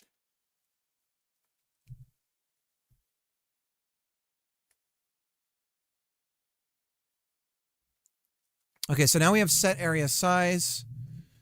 We're going to save this. Now, if we go back to our game code here, Nathir, how's it going? So when we're iterating on this, we're going to create a new audio area. Oh, and we have audio area 3D. Do we need references to these? I think they can be self-sustaining. I don't think we're going to do anything that's talking to them directly, but we'll see. So we have a pack scene. We have to instantiate the pack scene. So we go back over here, audio area 3D, colon, audio area 3D. It doesn't have a reference to our class name. And I guess we can make it a capital D. We're going to ignore all those problems right now. Audio area 3D instance. Instantiate.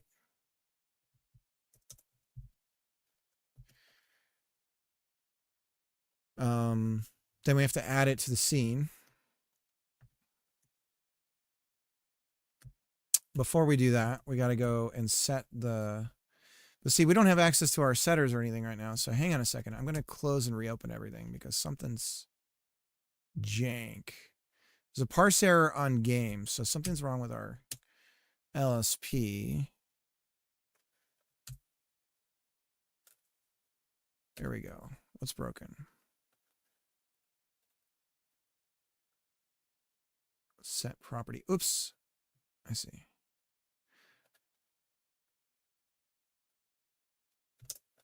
Like that. There we go. Could not find type audio area 3D.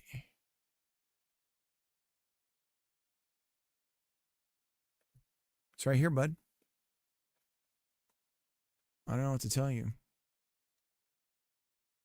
Oh, we're on the same...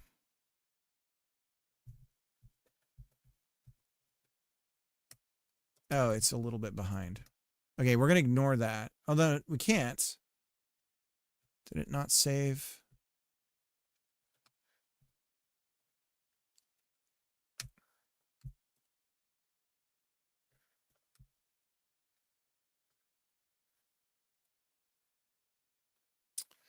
Ugh, Godot. Killing me. Man, the LSP is constantly breaking with Vim. There we go. Okay, so now we say audio area 3D set. What do we call it? Area size. And we're going to say 1. And now we just need to set the position. And the position's really easy. We just say vector 3 and we say X, Y, Z. So now we should create 64 of these some bitches. Oh no, it's only going to be, hang on. Cubed. So how does that work?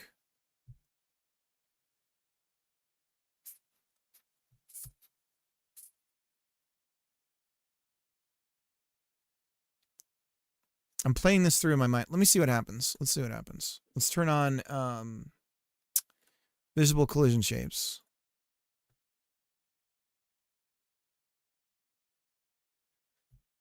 Okay, so there's a bunch of quabs in the space. So there should be 64 of these quabs. And then there's audio players in the center of each of them. So now all we have to do is scale to the size we want the quabs to be in. The center of them should be the roughly where the tree is. And we have 40 for the total area size. So what we have to do is we have to scale. So it's really times 40 for the size. And then times 40 for the XYZ coordinates. And then that gets us everything we need. So we say size, area size is 40, or no, area size is audio. We have like size, right?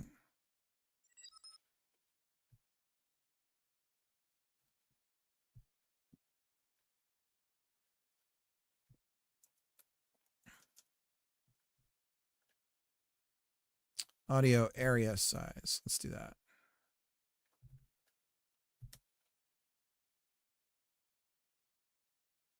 I got IRL cricketed yesterday. I had my tree trimmed. Nice. Did the game make you think of that? Were you like, you know what? I probably should.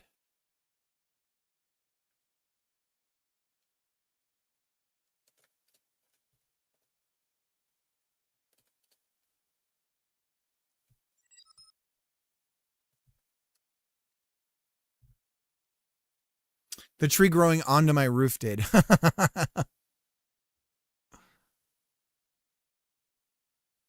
Okay, so now we should be in a giant, yeah, we're in a big arena of sounds.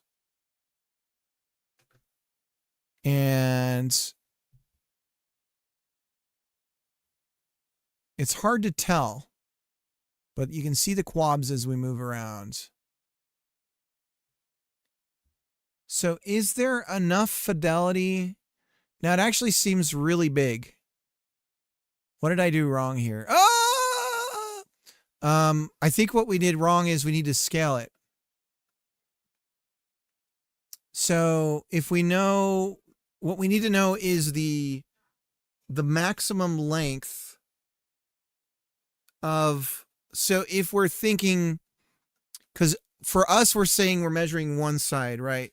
So we have to take 40, and in order to scale the cubes properly, we have to think of 40 as one. So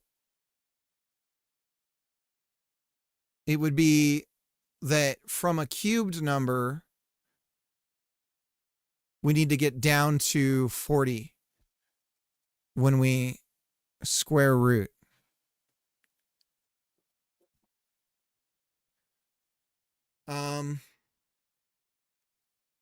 So is it 40? Do we take 40 and we get, instead of square root, we get the root by 3?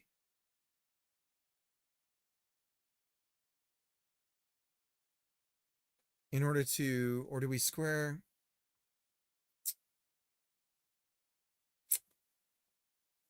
Let me see here. So we would say 340. God bless it. What? Who made this thing? 40, 340. Why is it? I know it's malformed. You're malforming it. Okay. So what's that? That's this, not a root. It's a root. What's that called? Global scope.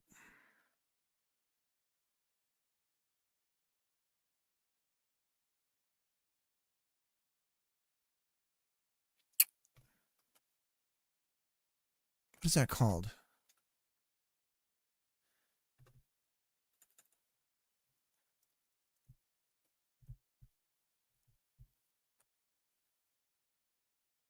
SQR. So they would have like SQR or something, right?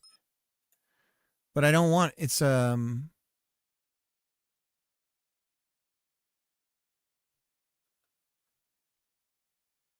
what's the opposite of power? Cricket works for Big Beaver. So we have square, but I want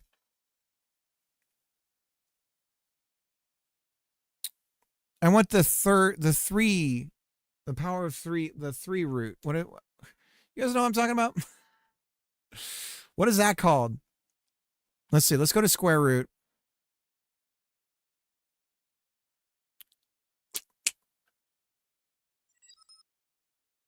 Cubic? Maybe you're right. Maybe cubic is the word. Cubic interpolate.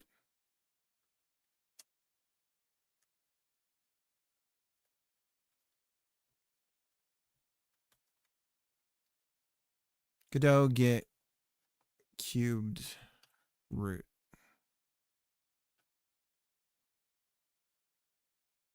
How?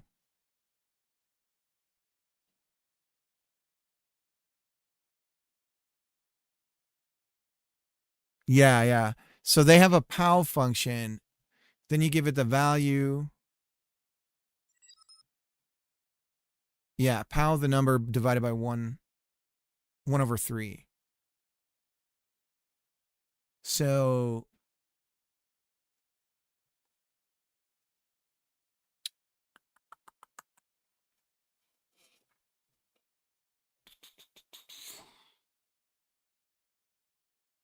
here we go. And we should do this before we start it so we're not calculating this every time.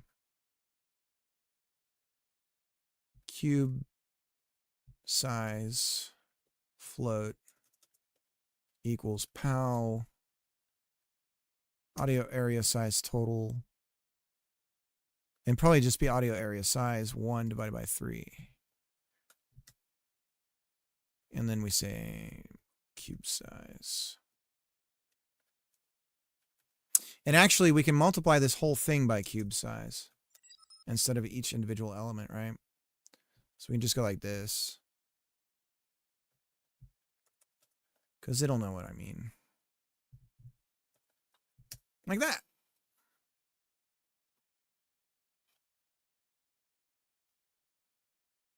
Num power.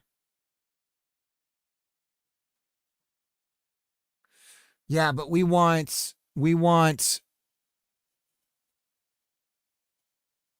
num times power, basically the same thing. Okay. Times power. Oh yeah. I growling in coding terms, I refer to those as like skating tricks. Two multiplications. Yeah, I won't do that because it's too like it's like a trick. And my brain will just go, huh? And so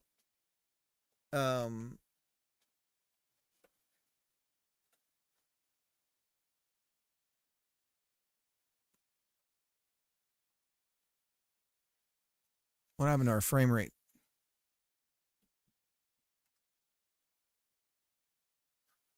Oh, this screwed up.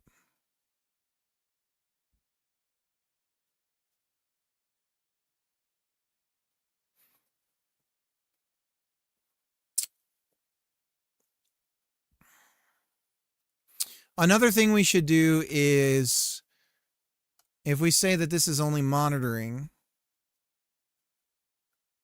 so did I mess up something on quab size? What number did we get?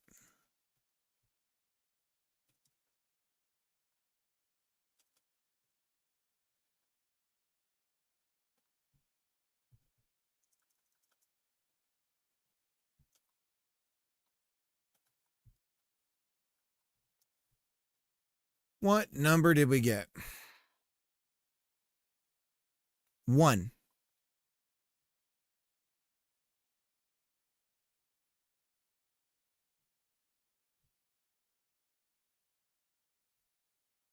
What?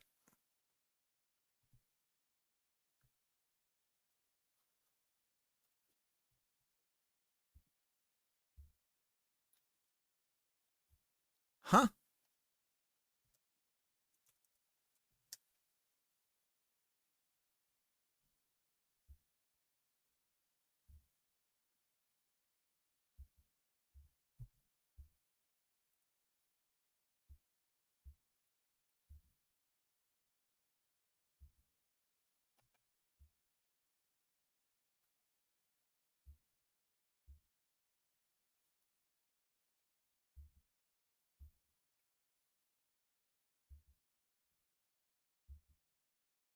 Huh? What number should we be getting? If we're going with 40, here's the number I'm trying to get.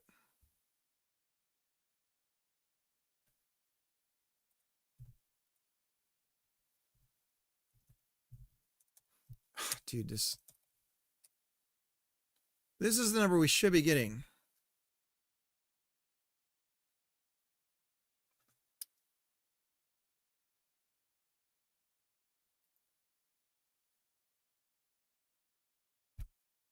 Is it because we're doing, I need to be doing floats? Yeah, we're doing, oh, yeah. It's round, it's doing, I bet you that's it. Yeah, that was it. Okay, so now we have the size.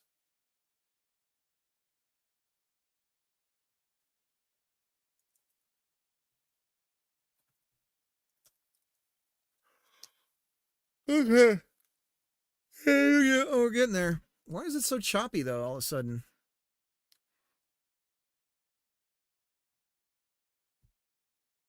Something's killing the performance.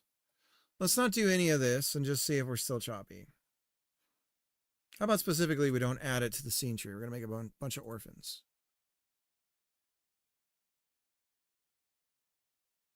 Okay, so it's definitely adding it to the scene tree that's causing our wonderful problems. Okay, let's change our collisions detection.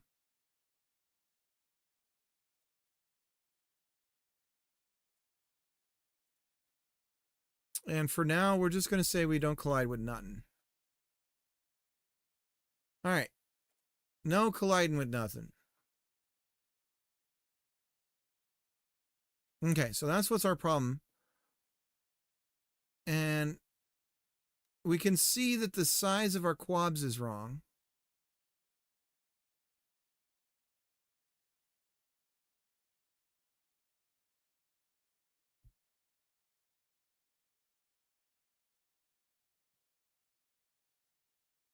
Or is it?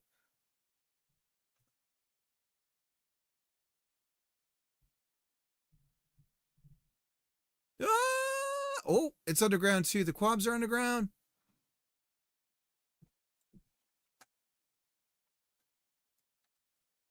Is everything okay? What's he upset about?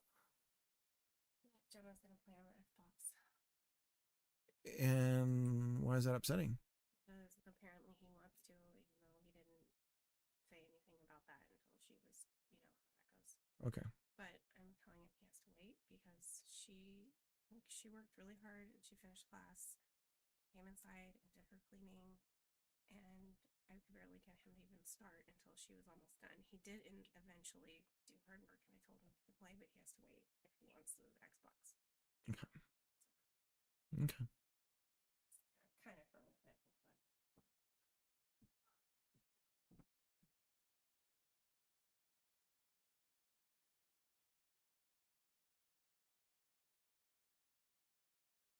Okay, I can't select the areas. So I think it's an overlapping issue. Also, we're not instantiating that. Wait, why is it fine right now?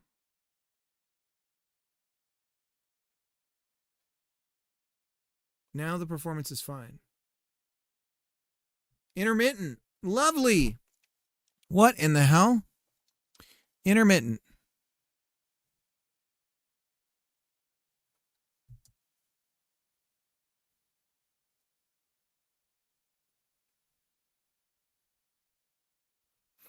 Oh, in audio, that's why we're screwy. We need to set it to quab size. There we go. This should fix the... It could be. There we go. Now we have proper quabs everywhere.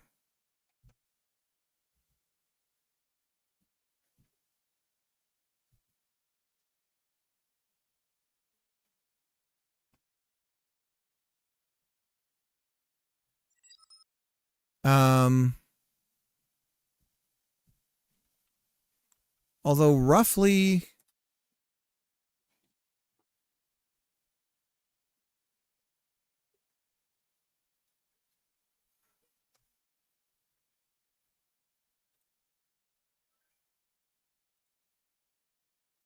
Hey, little dude. How was class today, bud? Did you do your best, buddy?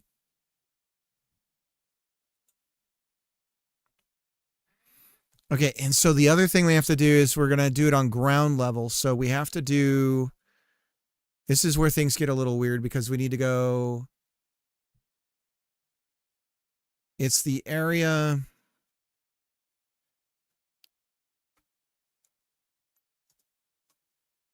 Audio area size total divided by 2 on the positive, and that's going to push us up because it's not high enough. So it's going to be a ground level now because we're on center, I think.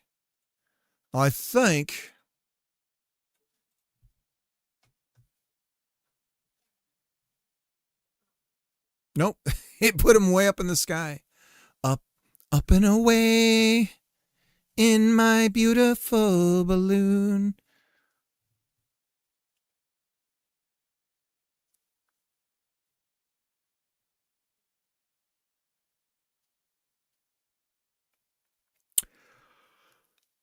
Let's think about this.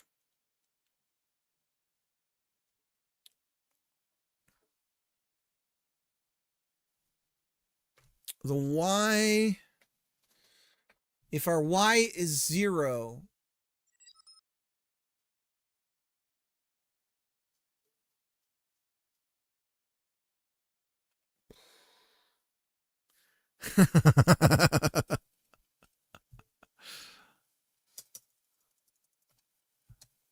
ba, ba, ba, ba, ba, ba.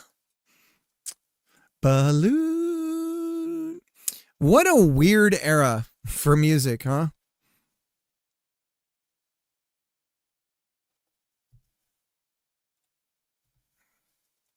Bombs could drop any second, and we're singing about our beautiful balloons.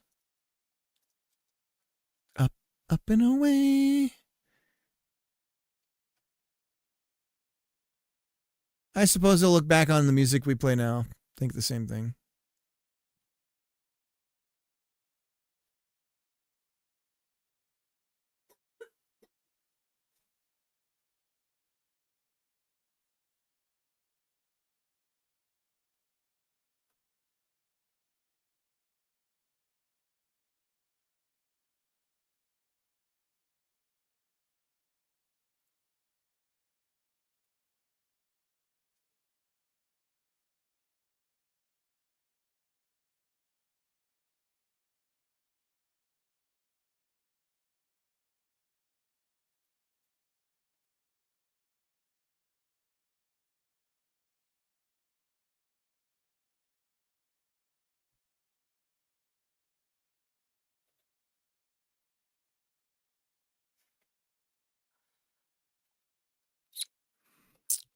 Offset. Let's look at the positions we're setting to get our head around that straight.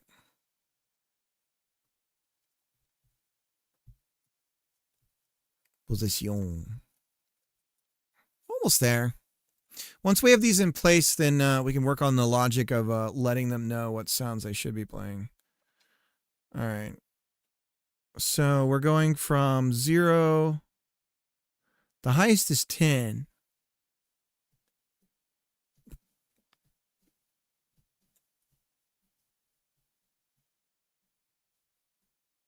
So it should be offset by, oh, okay, so it's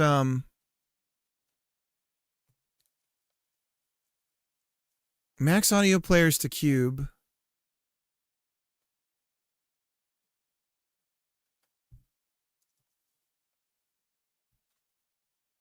I'm here, bud. You tell me what you're doing. I'll talk to you.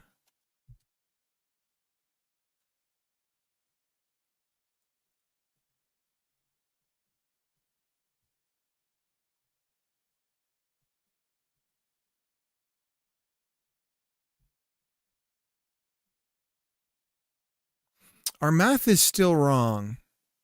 I think our placement is correct, but I think our quab size isn't right still.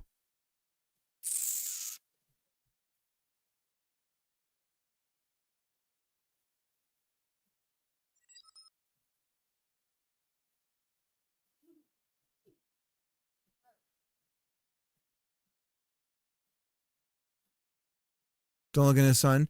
Oh!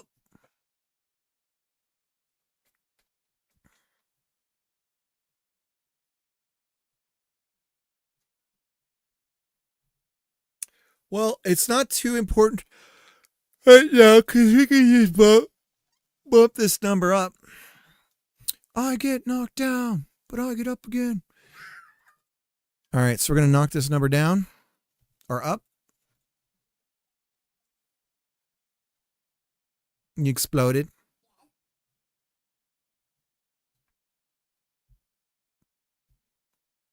There's our cube matrix. Almost seems like we need to triple it. I think there's a big clue as to what's wrong here.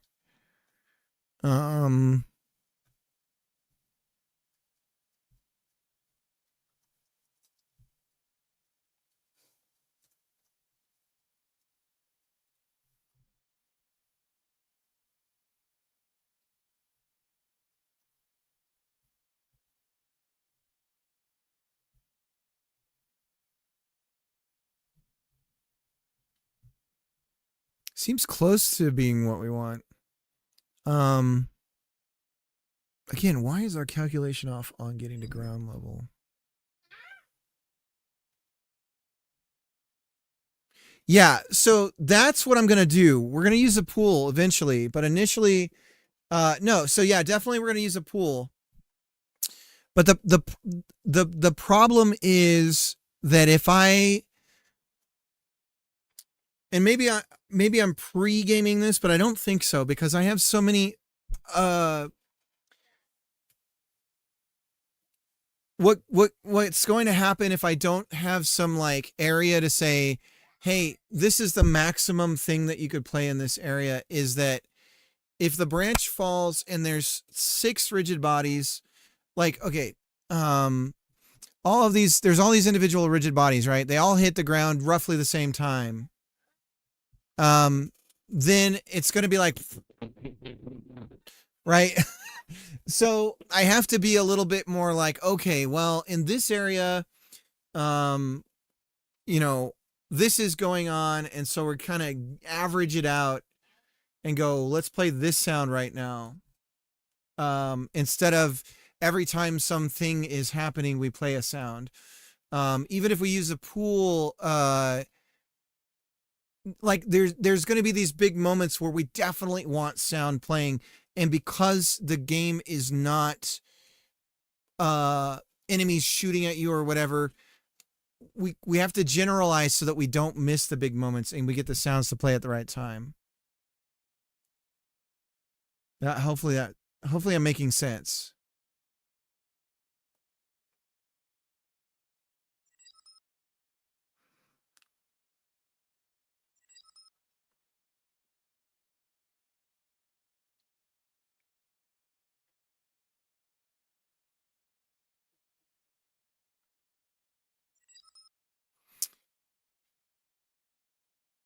Squirrels throwing acorns at you. Yeah, exactly.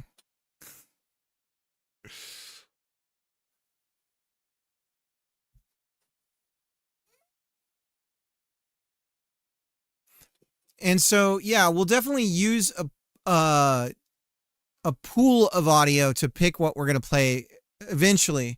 Right now, I'm not doing that. But I'm using the areas to get a culmination of data for the things in that zone to know what I should be playing, so that I'm not for every single thing playing some sound. Hopefully that makes sense.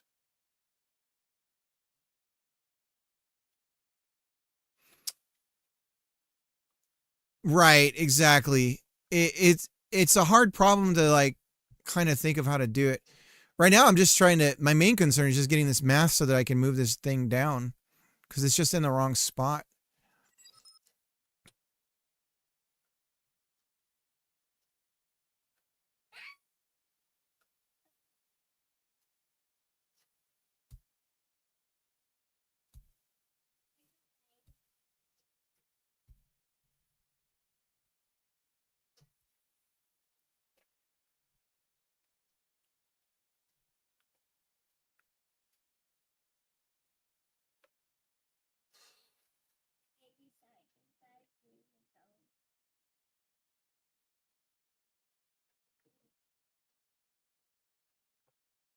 A cacophony.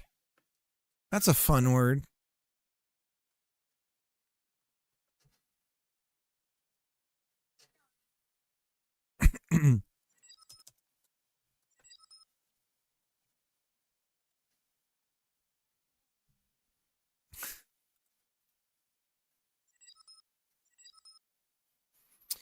Is this like you're feeling the F mod in this?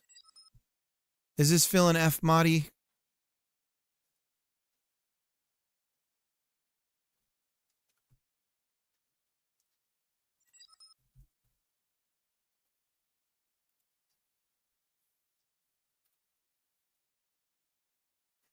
Like right now you're screaming at the screen about how you would do it in F mod. I would do it this way.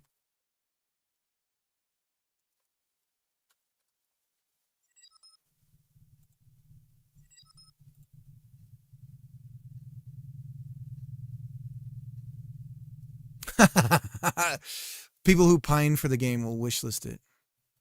Captain Kirk is climbing a mountain. Why is he climbing a mountain?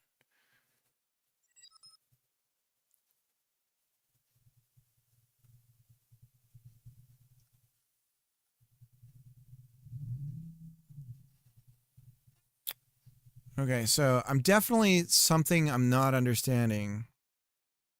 40 times 40. Something about quab size.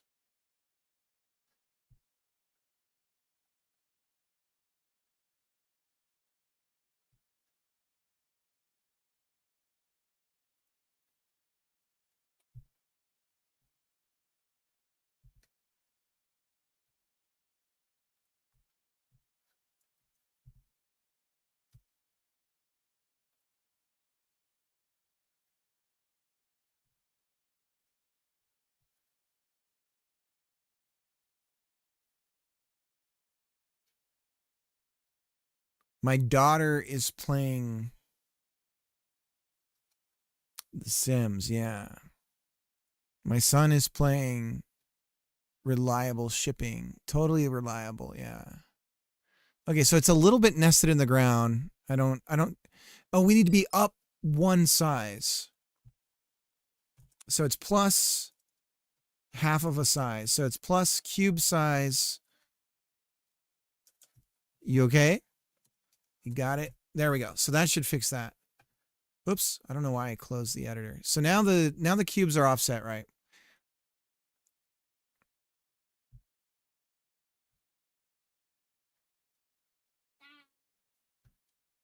Or not.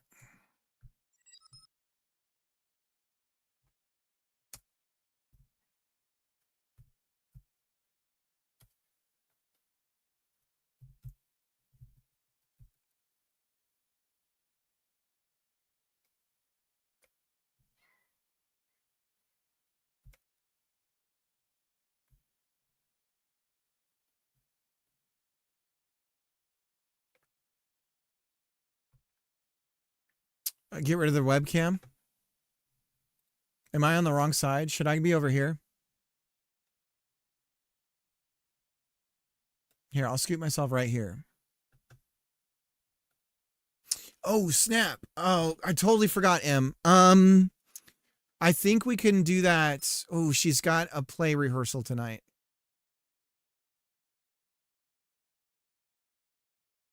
Oh.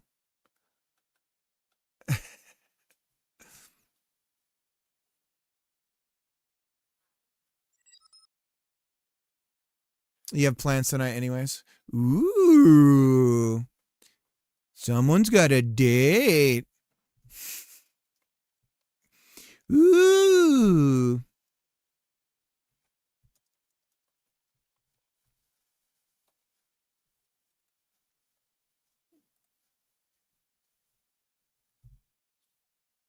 Semantics.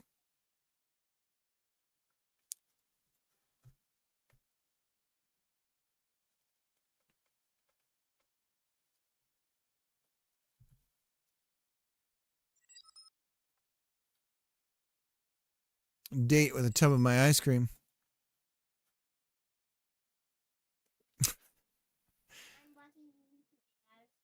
You going to outer space? What is it? What is it I'm not getting about this?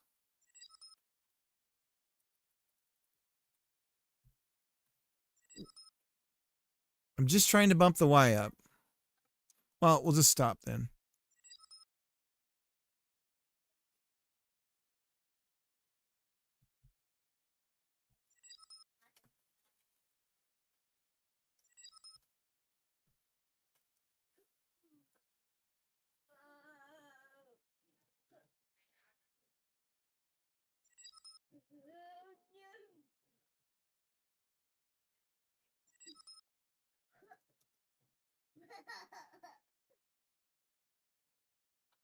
You guys hear my son laugh? He's giggling.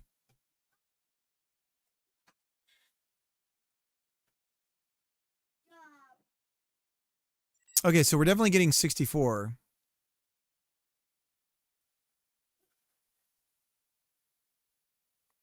Ooh, but we need to be offset. That's part of our problem. Okay.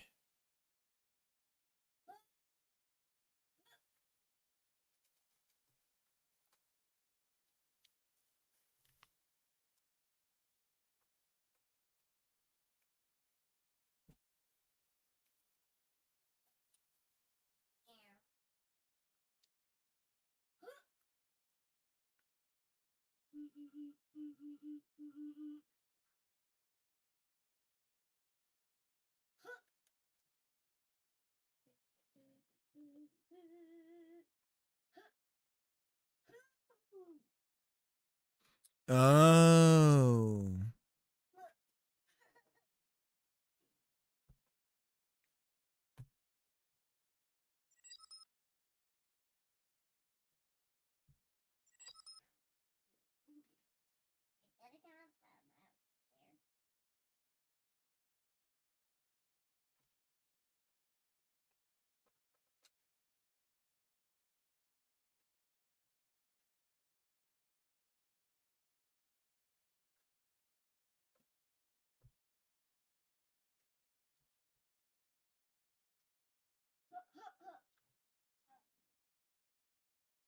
Rose, I don't understand why I have to do this, though.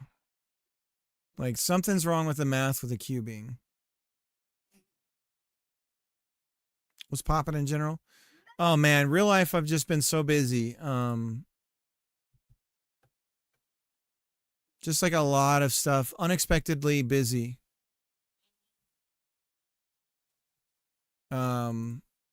Unfortunately. Well, I mean, it's good and bad. You know what's funny is you start to live, once you have kids, you sort of live for them. And so it's a lot of, that means they're busy and they've got things going on, which isn't bad. Okay, so now we just need to get this centered onto the tree position. So we have a generic node right now, I think, for the tree location. We call it tree location. Okay. So if we just add tree location to this.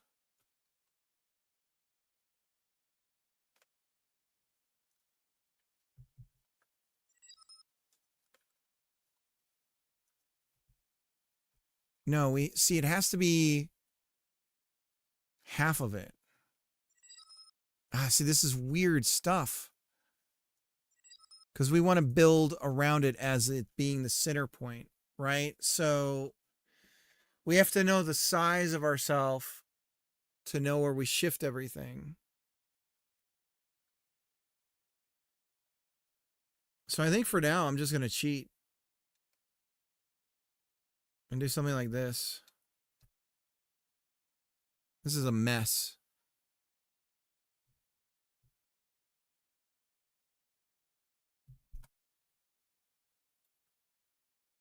You're a generic node? Damn, man. My son's just yelling American.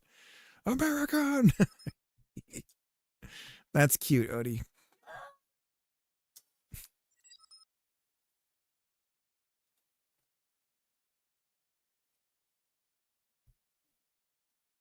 It would be a terrible thing to say. I hope the guy in my neighborhood with the crotch rocket dies, so I won't say that.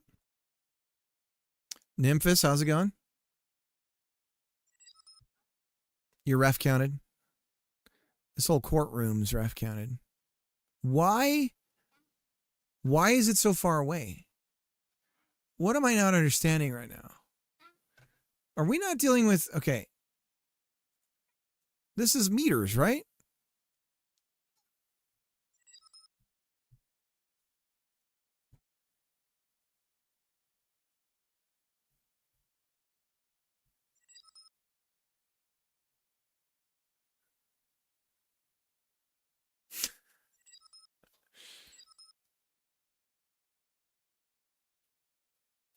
Oh, man. I don't care.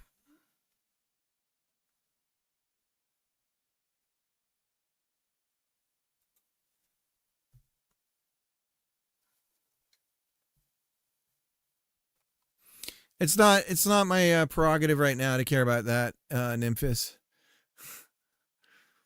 I will say I'm working on a project right now, and it's only got one warning. Because someone else can look at it. You guys don't count. I don't care what you guys think.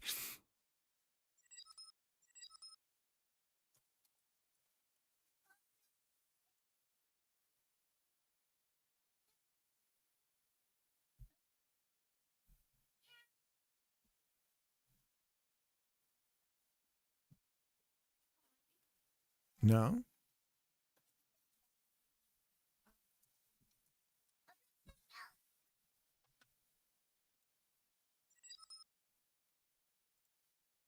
Oh, it's a multiple. You guys know what's going on? Because all we need to do is this. That's how we fix it. Now we have the proper offset.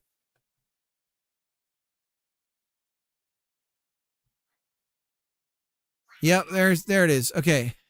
And just to confirm. Yeah. Okay. So now we've got this big sound cloud, as we're calling it. It's our sound cloud, everybody. And it's not quite where we want it, but it exists and it's ours. And they can't take it away. They won't take it away. I won't let them.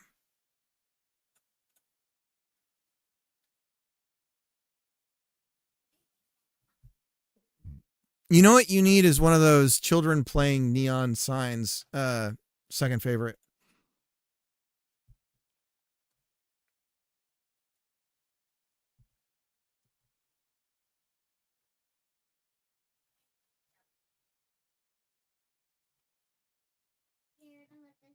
One of these ones. Go to Walmart, pick one of these up. Slow.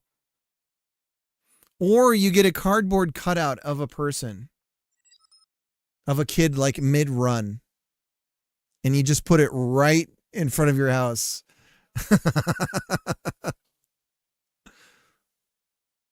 Raiders from Red Cabin. Red Cabin, why are you raiding me? Shout out to Red Cabin. Red Cabin, if you can link your game in here. I think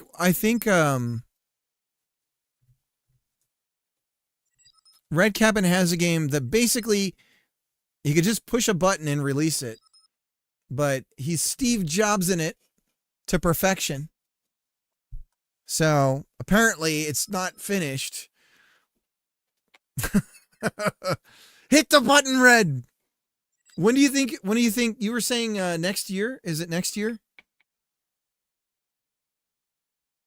Wait, oh, I don't have my notifications on right now. That's why we're not hearing any cool raid sounds. Oh God, if I turn them on, are they going to play all of them all at once? Hang on a second. Is it going to do all of my alerts all at once if I turn them on? I'm turning them back on. Heaven help us. Getting so close. Nice. Red, Fiera has become like playtester #1 for you, it seems like. Fiera's hooked. August or September. Nice. You feeling pretty confident? I mean, dude, it's ready.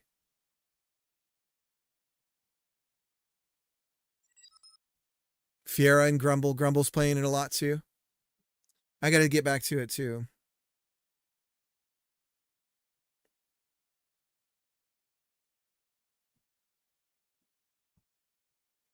I'm hungry. Red, let me show you what's up, man. Let me just show you. We got something cool going on now. Still a lot of jank, but some coolness. Let me show you what's up. I'll never feel confident before release, but I'm feeling good. I think that's a good way to think about it or to feel about it, because that way you're surprised. I think going into it with expectations, then you're gonna Like if your head is in the clouds with it, it's going to hurt way more than if you're like, I don't know. Okay, so we got a tree here. And it's very fractally looking, but that's because we don't have any proc gen for trees right now because we don't care about that. And we were getting our cutting going again, but look at this. It's a solid tree now. Watch what happens. Pay no attention to everything else that goes wrong here. Okay? Don't ignore all that, but check it out. Look at it. It's falling, it's falling, it's falling, it's falling, it's falling. Oh, we're in a... Look at that. So there's a lot of jank here, and we're not destroying the side of the house or whatever. And the cut was all wrong, and everything looks weird, and blah, blah, blah, blah. But it's actually starting to look like a tree falling over. If we hide the house, you can see more of the, what it looks like on the ground here. And we can come over here and cut this little piece here. And we're going to have like Bethesda style picking up and putting down stuff. And that branch falls. And then I can like come over here and cut this little one. But obviously the mesh cutting is not working right yet since we got the new changes in for the tree. So that stuff has to be worked out. But yeah, it's starting to look like a thing. Is that a new nickname? Yep. Generic 6 Degrees of Freedom joint 3D. Yep. So, but yeah, it's coming along. Long ways to go, but it's starting to do the things that I wanted it to do. It's starting to look and act the way I wanted it to. So, the weights are also working right too. So like if let me show you that.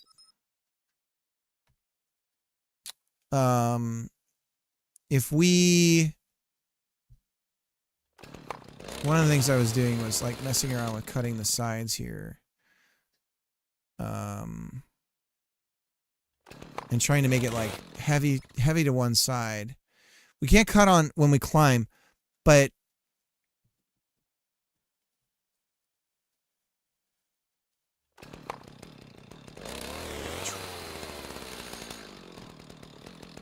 anyways, it's a work. Oh God, it's almost fell on me.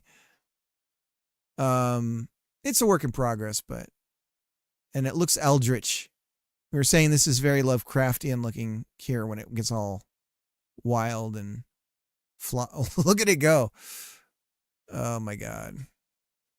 So it definitely has some work, some issues, but the joints, the branches are going to start to break when they bend a certain amount.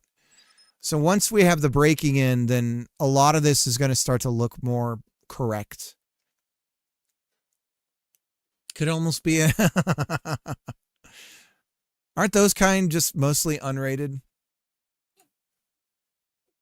My son is cracking up. He's playing very reliable.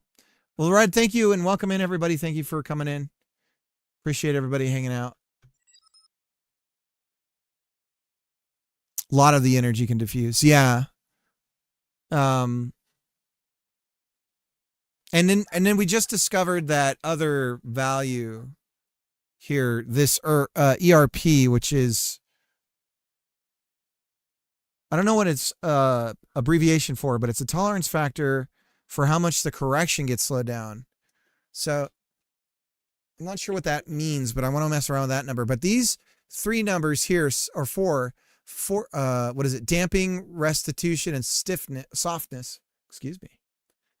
Beg your pardon. These are unusable because I'm using jolts. And so we're stuck with nothing to increase our stiffness.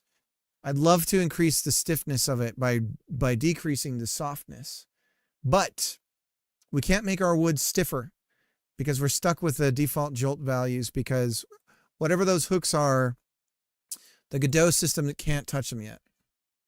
Yeah.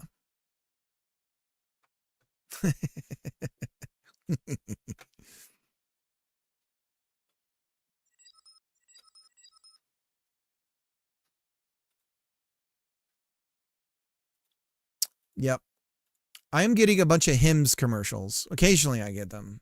Not a lot. Not often. Not lately. Why Jolt? Jolt was the only one I could get the behavior the way I wanted it, like right out of the box, and its performance is supposed to be higher. But right now, the same code running the different physics. So if I change it over to Godot, see what happens. The whole tree just gets real flopsy. It's not stiff anymore. So we need to increase those stiffness values if we're going to use Godot. Here's what happens. That same tree, it just flops over. It gets very flopsy.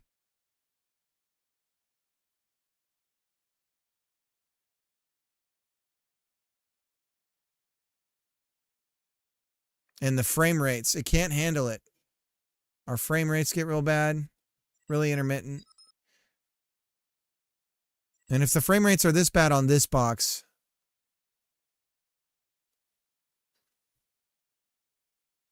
it's trying to work it out. But it's also possible that this might be the way to go. I just need to change the values. Look at the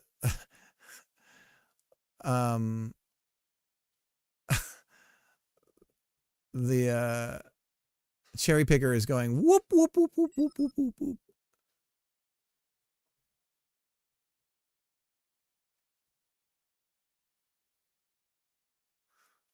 Anyways,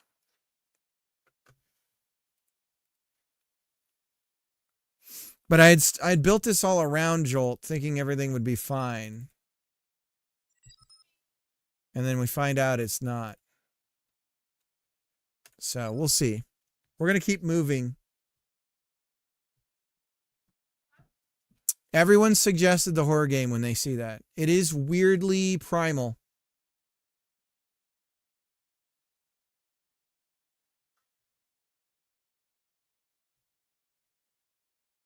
Have you seen that video of the dude on the boat with the squid stuck on his face and he can't get it off?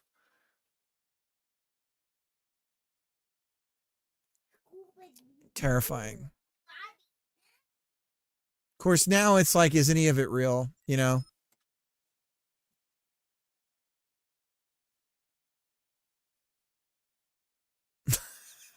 Him.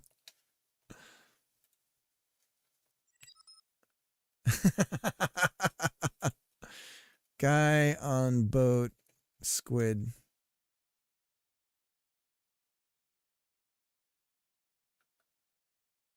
Face.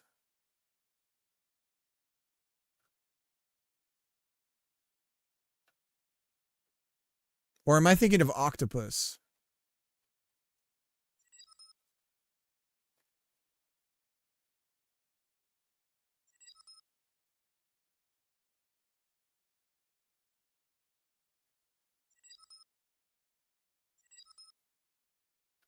You guys want some nightmare fuel?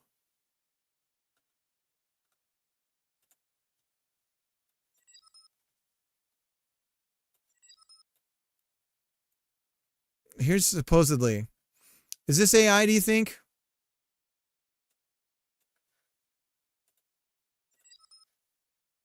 What do you think?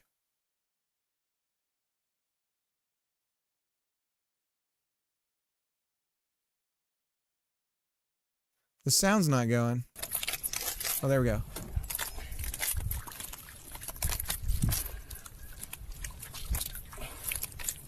Oh, he's covered in.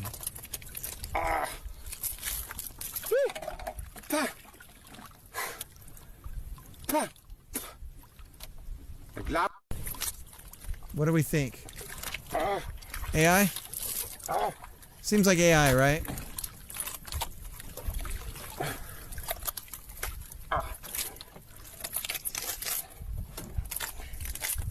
I mean, it cut. Like, what's going on with his face? This is AI? Yeah, I'm thinking so too. I'm with you on that. Everything's AI now, guys. Nothing's real.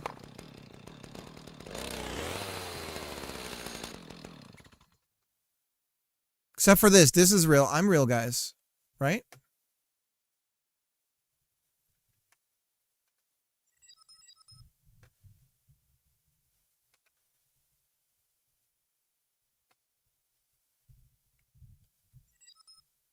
Can I bounce on this? There we go. Whoa, I'm riding it.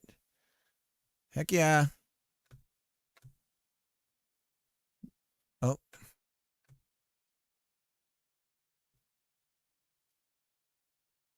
Oh, it fell over. It settled down. Fake stream. Floating part of the boat is doing the same water pattern. There we go. As he shouted, I'm writing it. Extra sus. Life imitates AI. Is that going to be a saying pretty soon?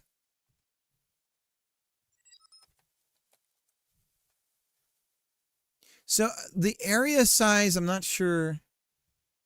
Can you build a working seesaw? Do you know?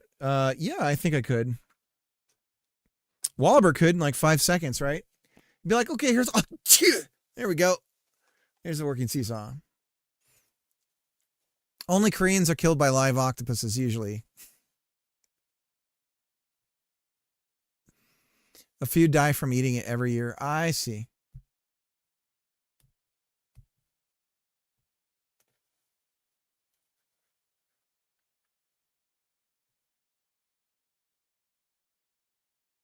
Okay, so now we've got our audio areas. They're in existence. We want to set them up to listen to trees. So we are going to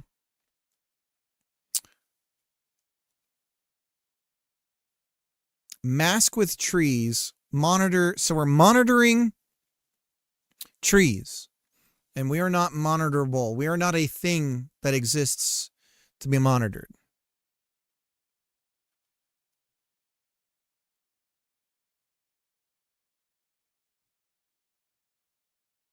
I'm gonna just coming in with that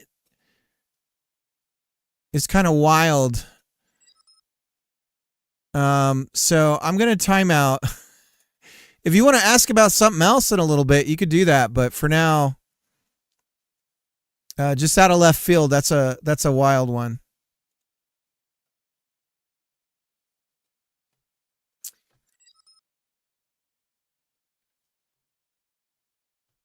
All right. So let's go ahead and start listening. So what we'll do is on our audio area, we're going to pay attention to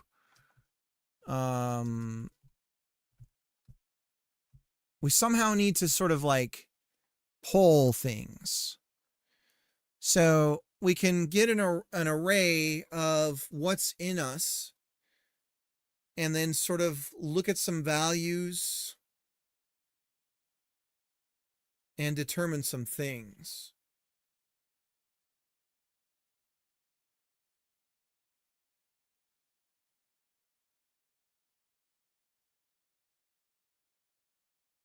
So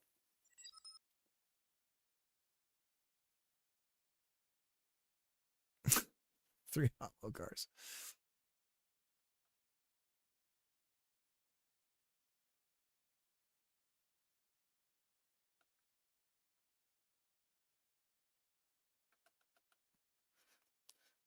Okay.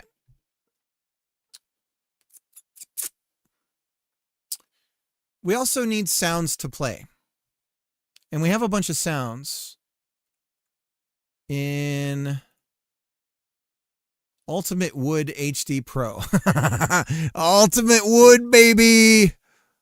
So we have a bunch of sounds that we want to play in Ultimate Wood. And why that breaks things, I don't know. Hang on. Whenever I right click that to open in File Manager, Godot is just like, nah, I'm going to have an aneurysm. So let's go ahead and kill and reopen Godot. How long are they, the samples? Oh, M. M is a spicy meatball.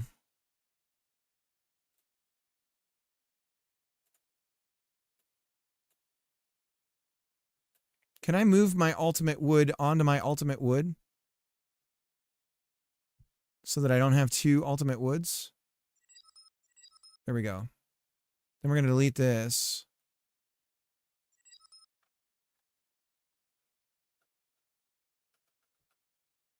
All right, we're ultimating our ultimate wood. Okay. The first thing we should do is say pull everything, and then we go, okay, here's a sound to play. I think that's a good idea. Yeah.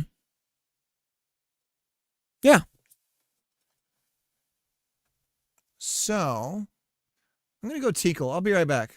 Let me open up the scene here. We'll cut down the tree. We'll have something for you little ones to look at for the kids. Let's make it real heavy on the side. So we get rid of this. Hopefully it'll lean this way and fall that way, right? Now, except that it's not going to care about those ones. It's going to care about what's here. So maybe I can step on this. Yes. Yes, queen. Oh, I'm floating. Okay. That was wild. So glitchy. Okay.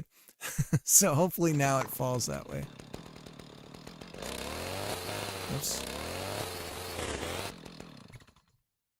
Okay. Controlled demolition. Fall into the neighbor's house. Okay, I'll be right back.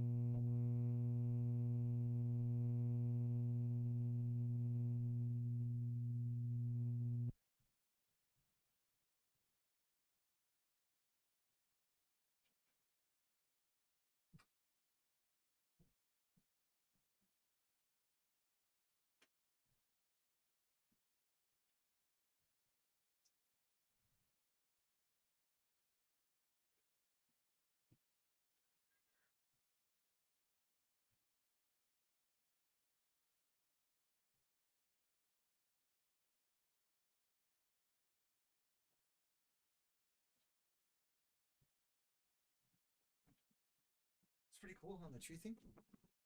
Yeah, I've gotten to like see it fall.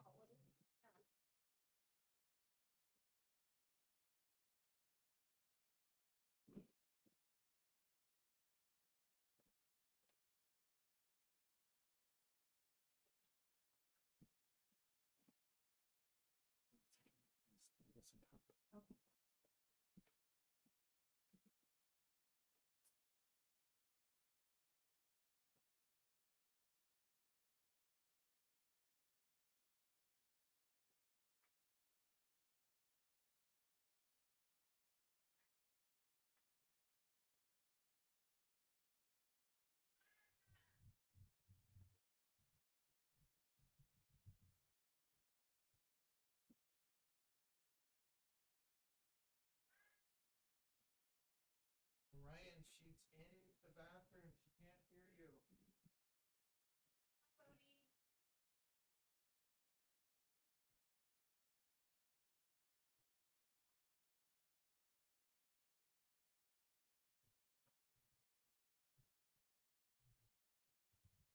Cody staying here? Cody staying here?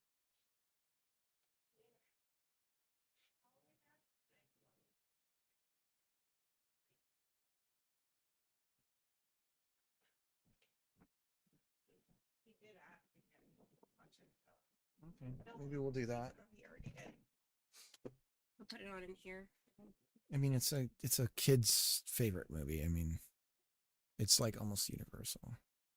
But if he watches it in here, maybe you could still work. Yeah, yeah. Just have it kind of low volume. Okay, so here's the tree, right? Mm-hmm. Things are weird with the cutting, so this whole chunk is just going to disappear. So I have to kind of ignore that. But if I come over here and I cut this joint away, I can get close enough and float in the sky. There we go. And then I cut this base down. Again, it's all jank. But Whoa. I can move out of the way. The whole thing goes. Wow, and the way that it bends on the ground and stuff. Yeah. So it's all wobbly and like the bending isn't quite right and everything. Yeah, it's like real wiggly. It's like a Yeah. tree made of jello. But it's like starting to become what I was talking about. Yeah. Like the reason why it fell that way is because like there was less weight on the one side and. But the way the branches bent when it fell over against the ground looks really real. Yeah. Yeah. So yeah, it's getting there. It's gonna be something. We'll see. We'll see. All right. So I'm working on sounds right now. I'm getting it all set up for the sounds and everything. So that's what I'm working on. So when we're ready to leave, do you want me to just get him set up for the movie? Yeah, we'll do the movie. I'm gonna be a bad dad. Okay. Yeah, 'cause I I can actually watch and I can record Gemma's part because she's missed so many rehearsals. This way she can. Mm-hmm. That'll help. Yeah.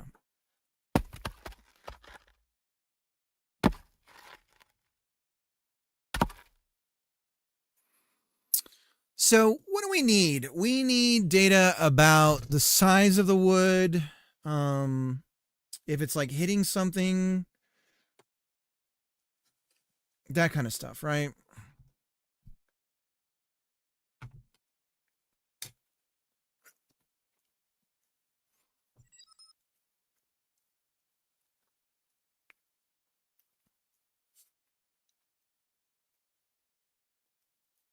I lost a hard drive the day after National Backup Day.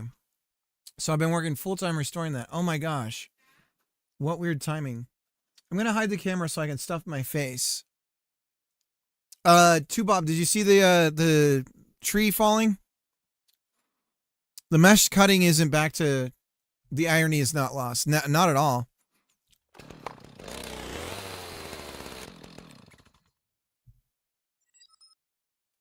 Yeah, it's coming along too, Bob. I'm working on the sound cloud, as we're calling it. But we're getting it set up so that we can detect, so you can start doing some sound design stuff. But we're getting it set up so that there's just volumes of space so that those volumes will be informed about what's happening, and then some sort of logic can be programmed onto them to determine what to play.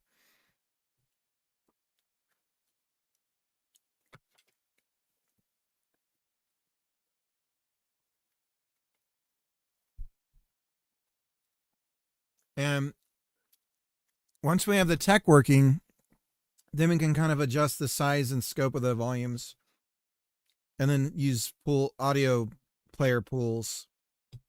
But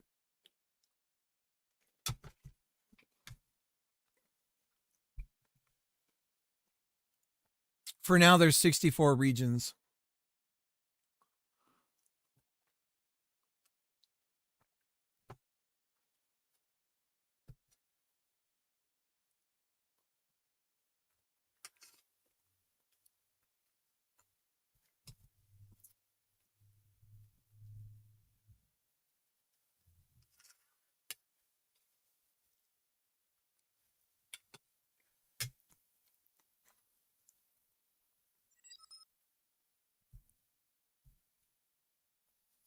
My head will be inside machine switching out hardware.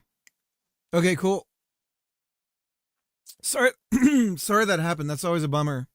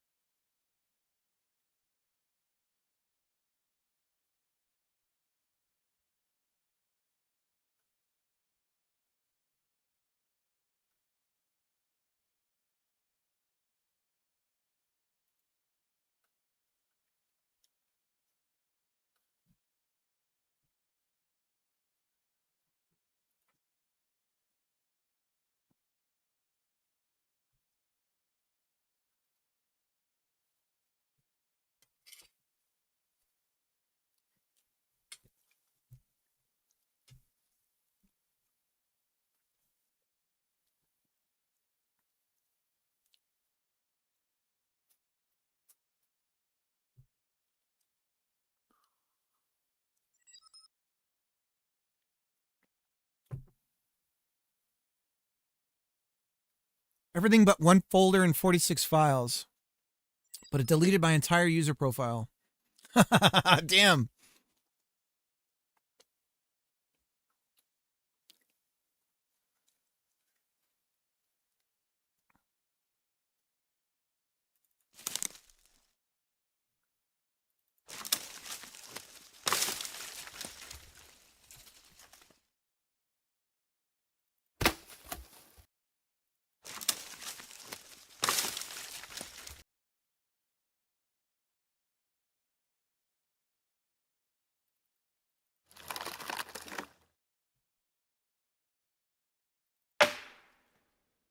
That is a good sound.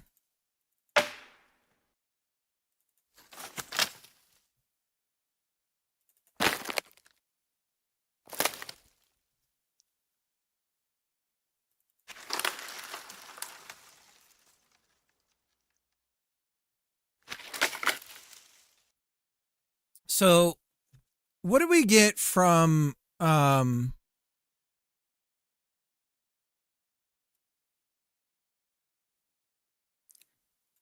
is there a way on our physics bodies to determine its current velocity? Here it is, linear velocity. No, that's linear. Let's actually look at the tree. And we can pick, well, like this one's bouncing right here, right? So if I pick this guy,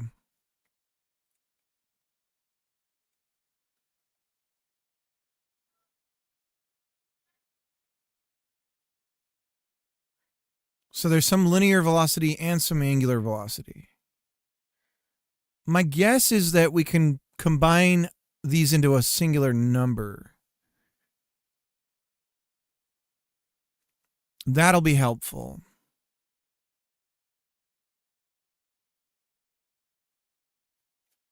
We might also be able to determine the, like, we're going to have this stuff that's sawed up into different pieces. Vectored velocity, okay.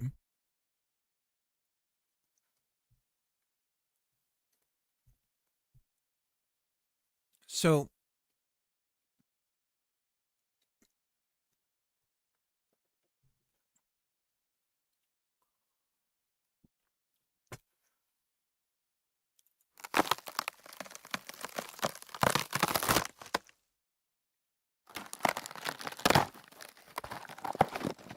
I'm doing sound stuff and M's not here. What's that about?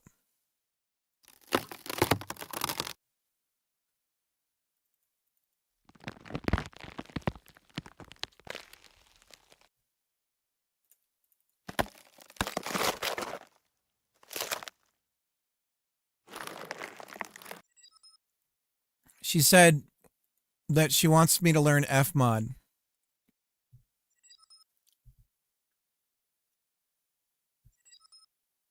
Ultimate wood. Hardwood, softwood, everything in between. Wet wood, dry wood. So you can see the volume. This is like the sound volume space. Bob. There we go. There's him.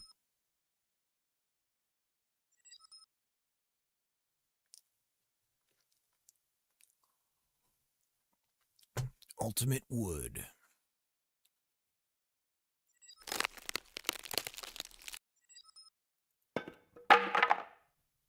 Nope.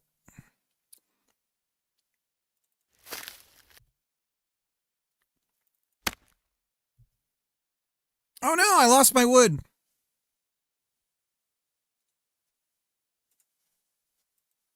See, when I do this, Godot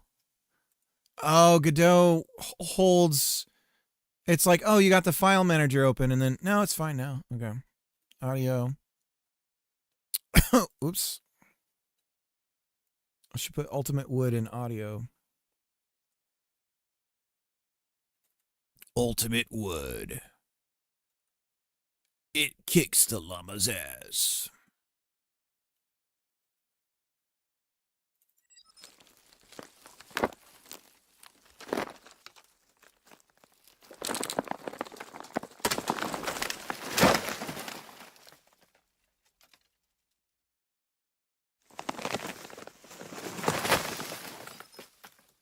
See, some of these sounds, it's really hard to predict that you would be playing that one.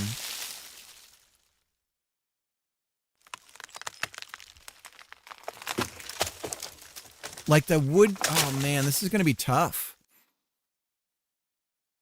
We're going to need to do a lot of like little cracking sounds played with different pitches and just continuously playing it in order for it, because sometimes the cracking would stop.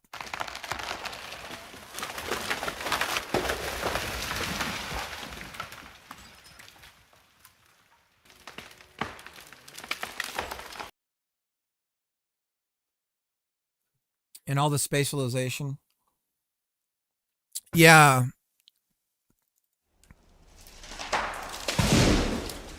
Like that sound, having that echoey sound if you're like somewhere else in the game.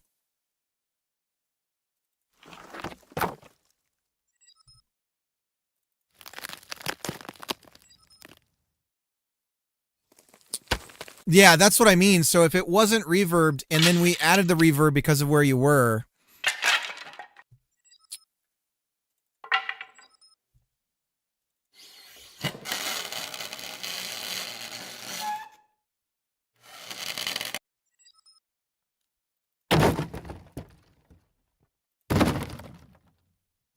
This is wood on wood.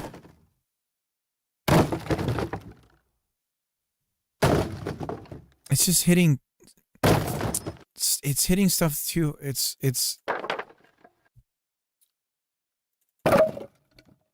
God damn it. Ultimate wood. So many woods.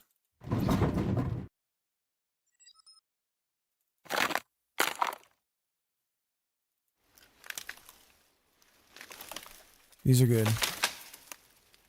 These are good. Okay, we can use these.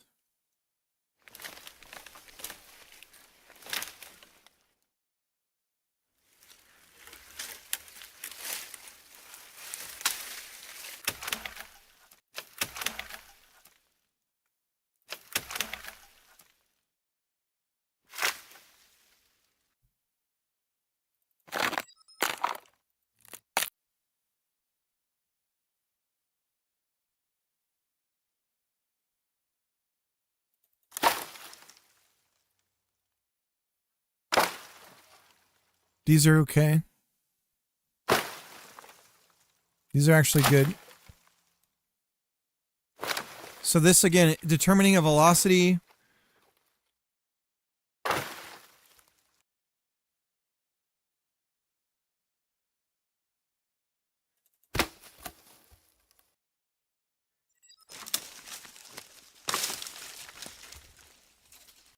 Yeah, I think that's what I'll do.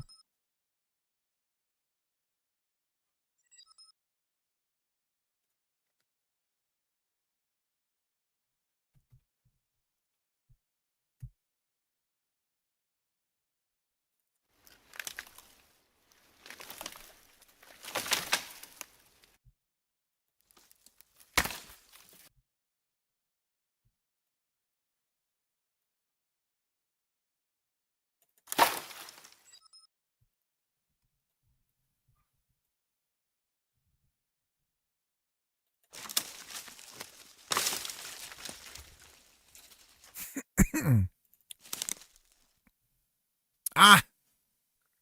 Ultimate wood. When it matters most. Ooh. How are we going to determine? Sorry, guys. Got a little gas.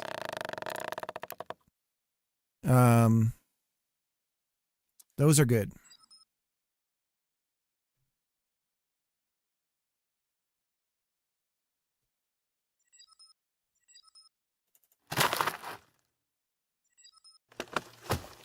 These are all right.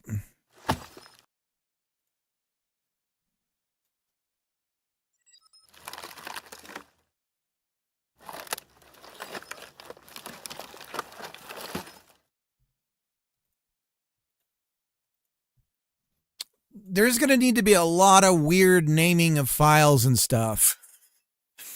The verbs that we're going to have to come up with are going to be so weird. Oh, God.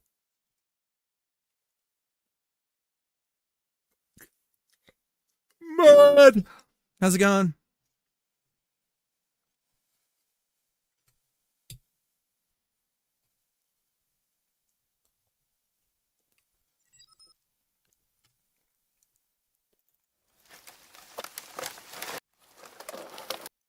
Have you seen the tree fall down?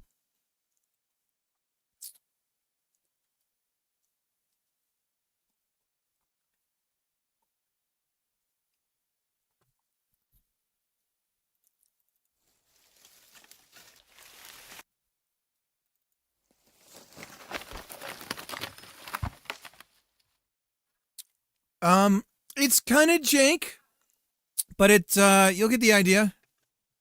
Let me get rid of the physics bodies so you don't see them.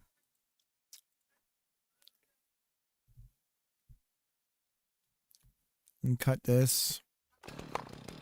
The cutting's a little bit broken right now, but we're not concerned about that. And you can float in the sky, but we're not concerned about that. Don't worry about any of that. Okay, so I'm going to try and cut the tree down that way.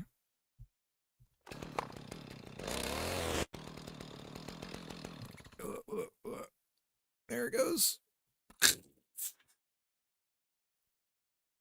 So it's obviously like the joints and everything are a little too loose in certain areas and whatnot, but it's falling very realistically now, finally. So the tree's all together. Everything's breaking and falling down. Yeah, it's starting to come together. The vision is seemingly possible.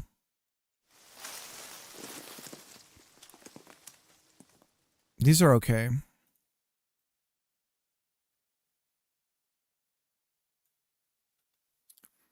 So we're working on the sound stuff right now. I guess I should update the stream title.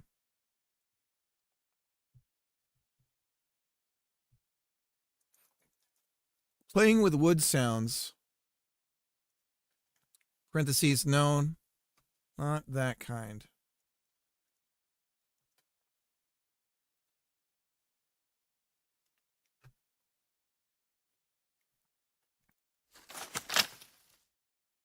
Good.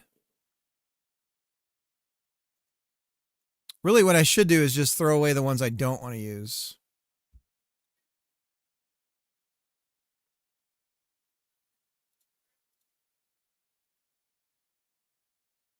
My daughter's doing rehearsals. She's in a play.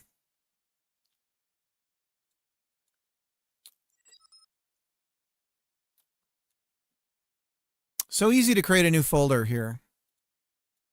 Are we serious? Do I have to click off to the side? There we go. This invisible area here. Fucking Linux users, get your heads out of your asses. These designers are just dumb. I'm sorry to bitch, but like if this is like this, I can find an empty space here, right click new folder. I can't do it if I'm on selected. All of these will automatically select. So there's this invisible line here where I can do new folder. Use this stuff if you're going to be, God bless it.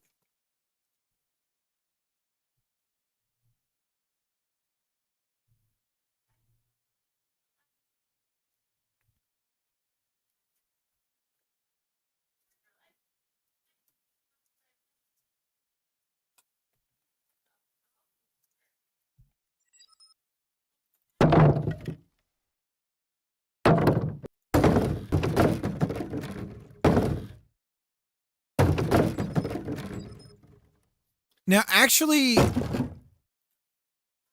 I'm going to make a new folder. We're going to call this, I'm going to make another folder called Destruction.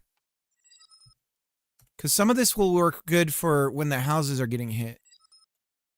Or whatever.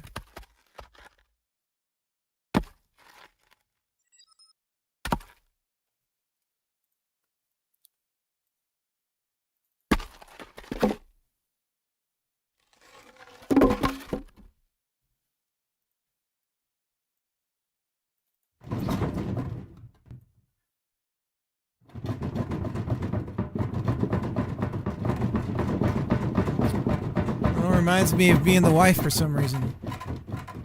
Not sure why.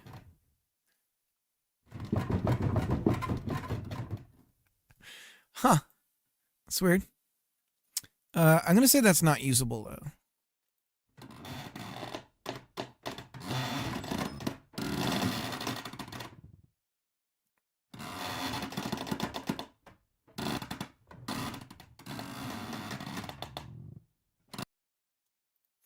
I feel like that's not usable either.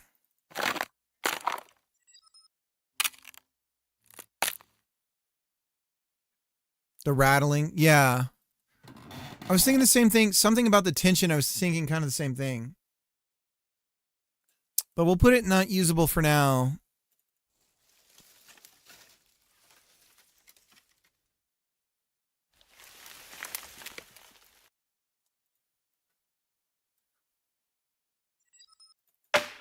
That's a good one. There's reverb on it, but it's a good one.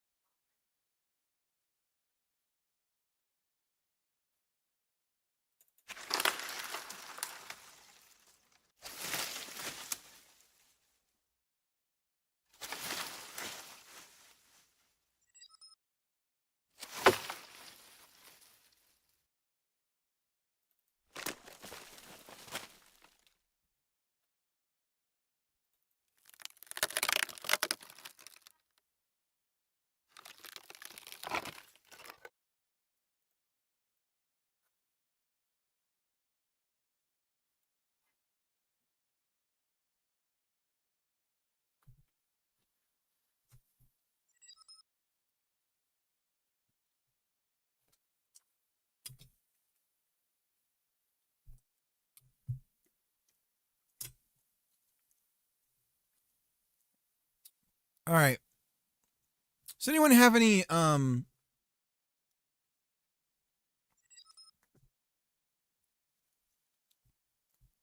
references for some good? I'm going to take a break from doing this. My brain can't spend this much time on something like this. I'm just not programmed that way. Although that one's good. For tree. Yeah, so we should call some like good for tree. So what I have under use is good for tree.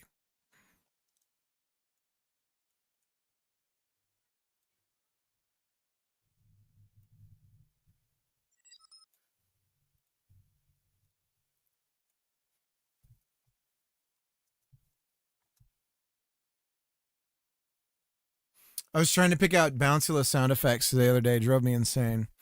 I can imagine there's a certain, yeah, I don't know. A third window of the same folder? Easier to drag? Oh, that's a good idea. It would be nice if, can we do, what was that nested tree view? I feel like Windows used to have like a nested tree view. It was nice. But we don't have that here.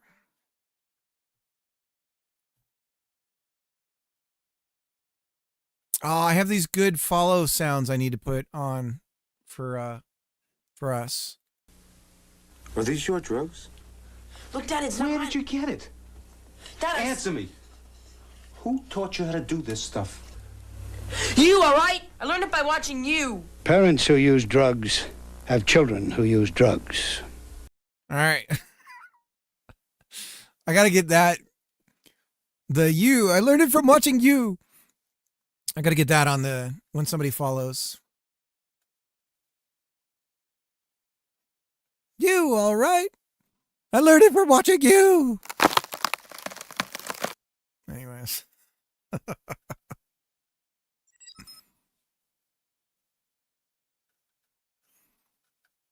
Yeah.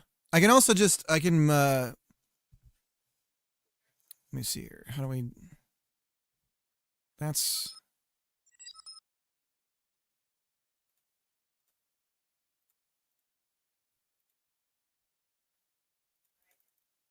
there we go.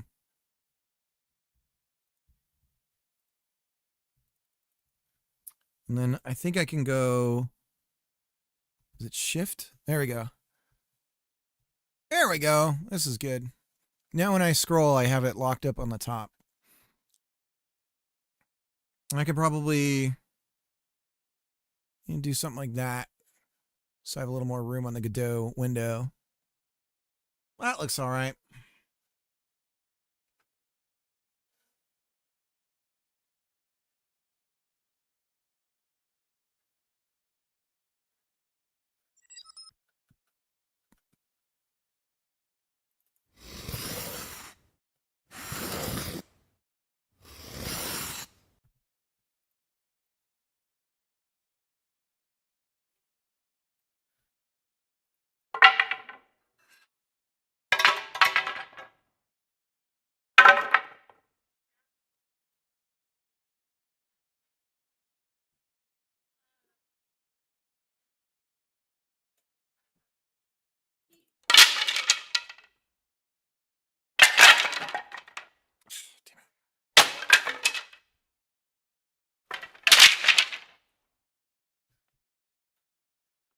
I learned it from you, all right?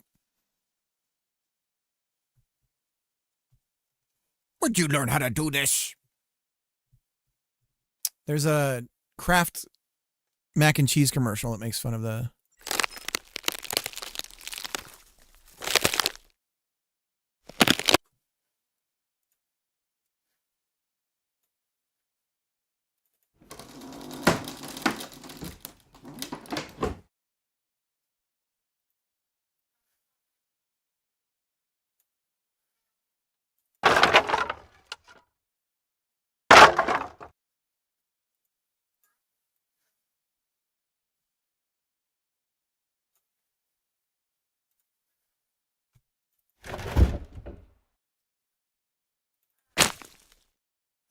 All right.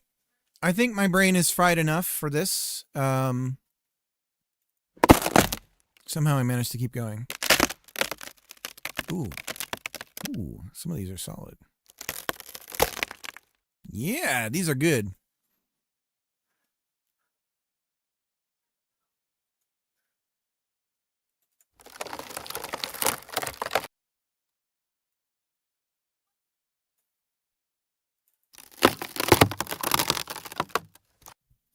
It does sound hollow, like it's like a hollowed stump, like termites or something.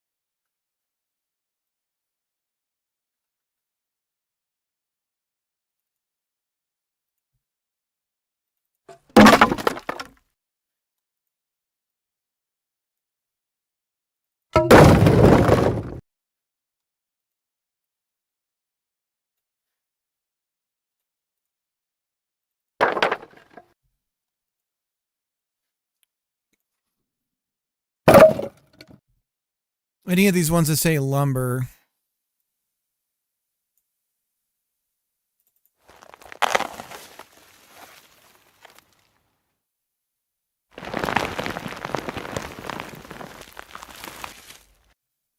That's good for ground impacts.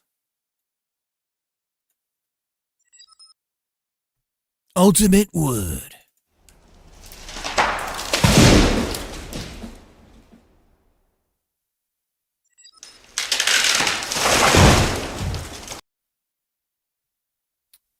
God damn it, Nathir.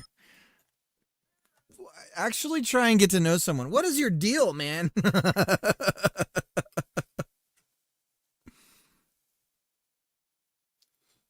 You have very Lunesta kinds of questions.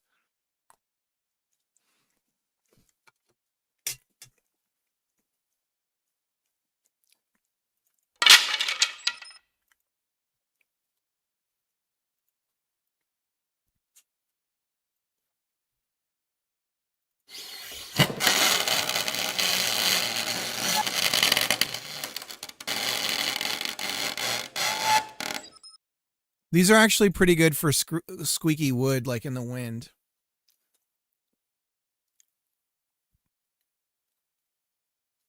It's my diet that influences... Huh?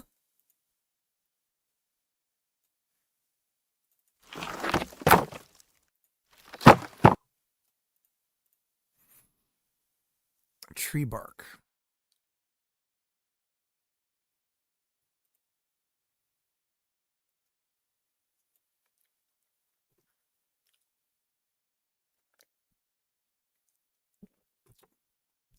Ultimate wood. For you and loved ones.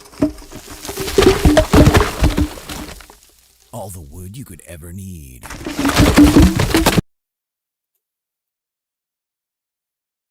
I don't feel like these are usable, but I could be wrong.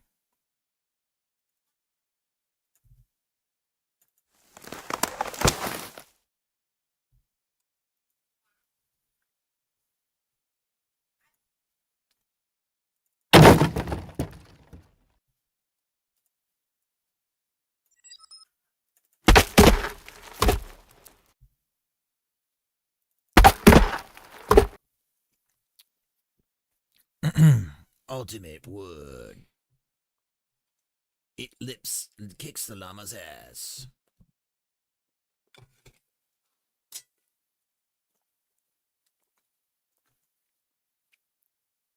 Okay. Audio area. Let's go ahead and set up the collision well, we'll start with this. I'll do it on physics.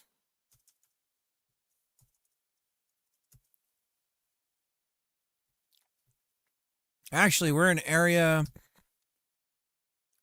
We should be able to process physics, right? Why do I not see process physics?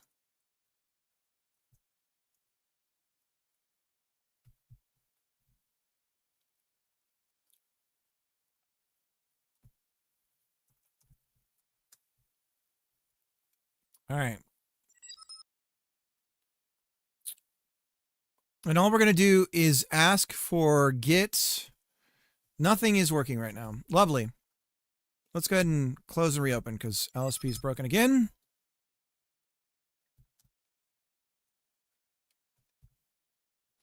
Git overlapping bodies. And we'll just print those out. Now, this is going to be redundant, but every physics tick. And we got nothing. Nothing. Let's do this. Just to confirm that we're hitting this, we're going to print taco.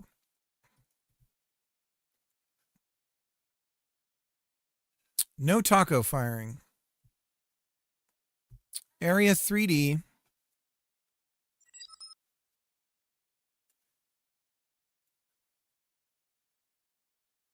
Physics first.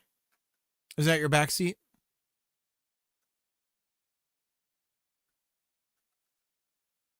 I've returned from the doctor and with the same amount of organs. Good deal.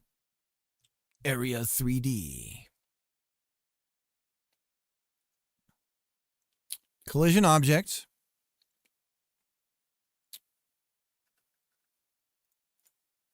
Is there a physics override? Process physics. I mean, it's Node 3D. Am I crazy?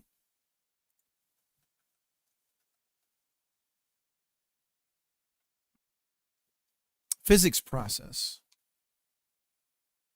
Made you this.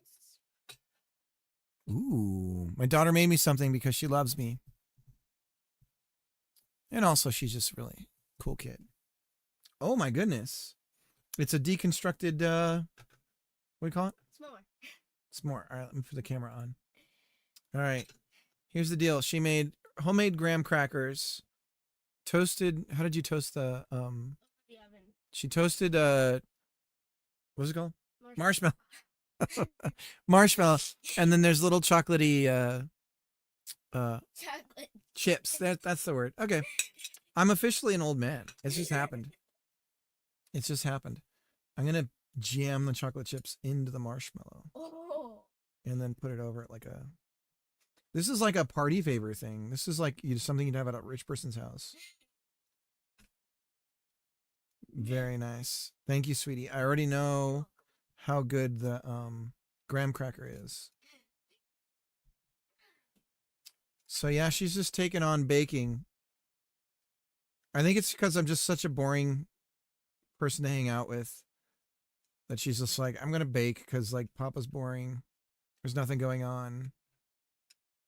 So there we go. We got all my little s'more graham cracker, homemade graham crackers for my daughter. What's going on? Oh, sweet, sweet. What are you doing? Oh, I love you. Let's be careful. Every time that gets bent, it's permanent, okay?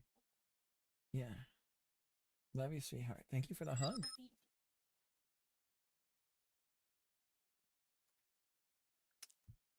Is that why my wife bakes? She's just like, this is boring. Let me do something fun. Could be.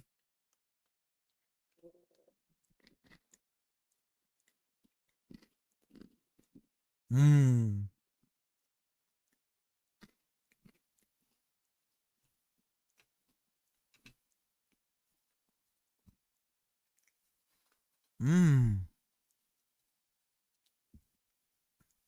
Man, homemade graham cracker.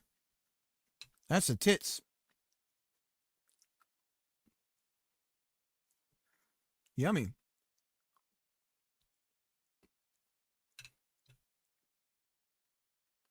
Mmm.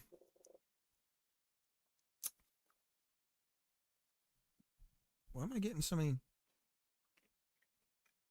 Never have a German Shepherd in your house.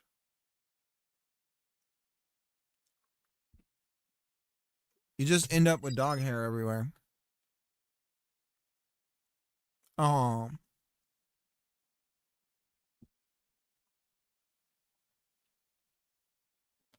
Man, this thing's getting beaten up so bad now.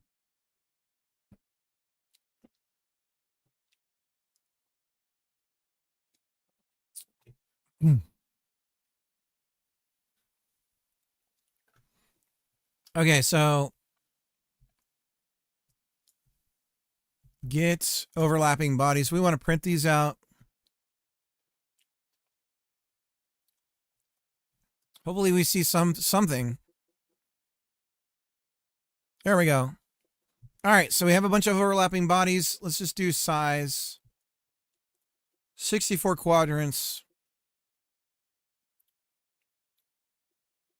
There we go. Okay, so first test is right in front of us. We just go by size. If in the quadrant the size is 0, we don't have to do anything.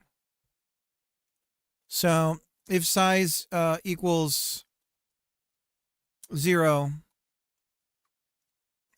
and I think we're going to be able to get away with our early return, but because we're in an override, generally I try to avoid early return kind of approaches to code, like the clean code thinking about doing that, because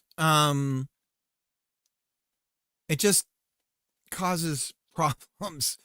But in this case, I think we'll be okay because this is like a singular thing. And so in this case, I think it's okay.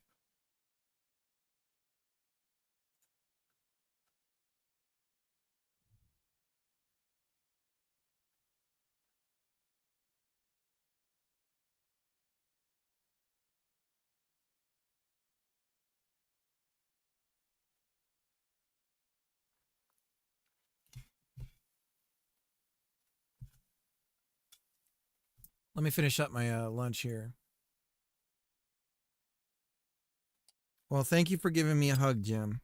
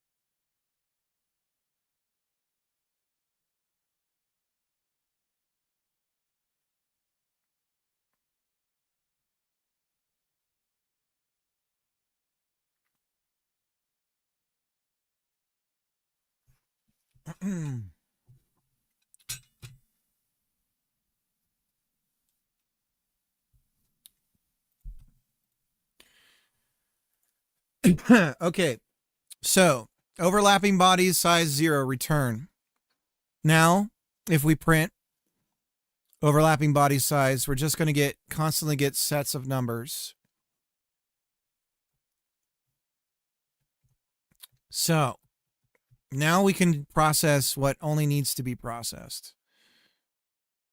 The rule about going fast is in computing is about always doing less. Okay, so now we're just processing our zones that have something. Naturally, this is automatically just going to bump up physics process, even this check.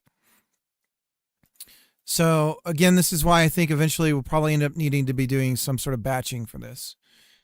But for now, I think it'll be okay.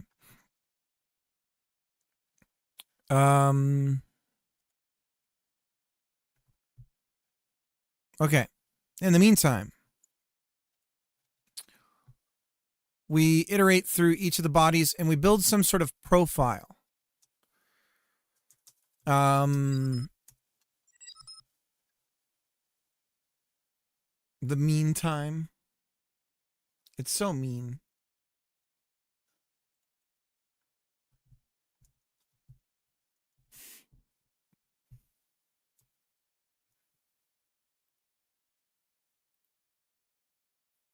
That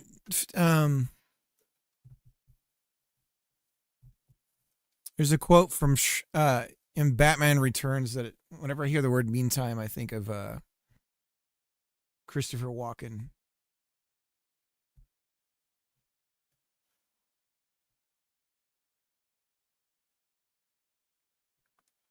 Who played Max Shrek? Christopher Walken. Let's see. Let's see. Profiling. We want to have.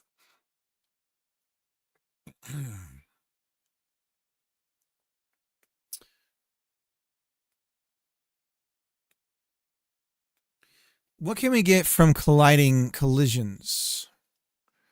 So on a rigid body, let's see what we can get from a rigid body.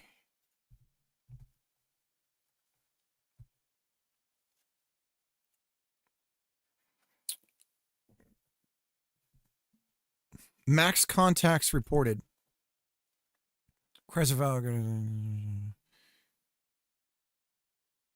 Retrieves a to retrieve the count or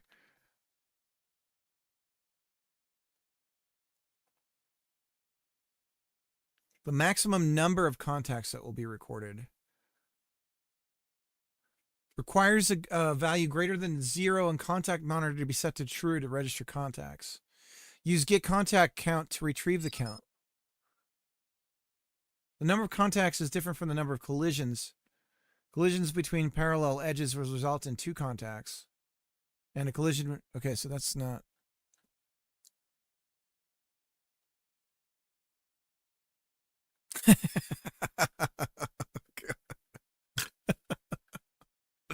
Speaking of coworkers, I do need to jump over to that today.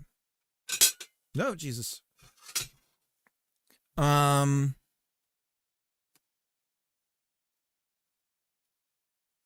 Get colliding bodies. Returns the number of bodies colliding with this one.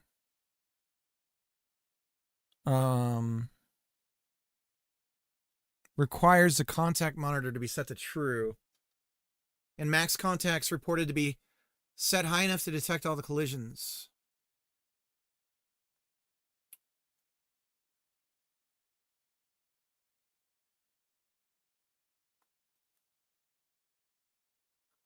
It is Friday. Partying, yeah. Fun.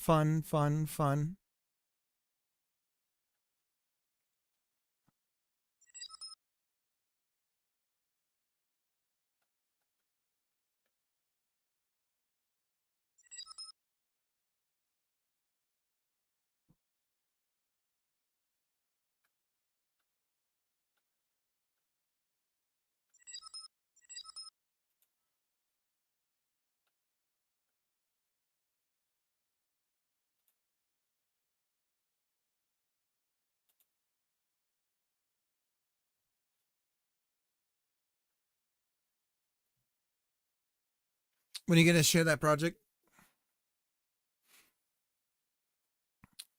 When your mom's ready.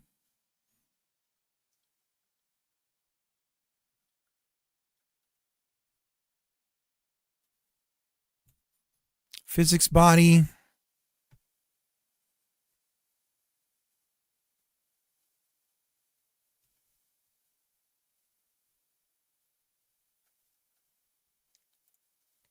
Collision object.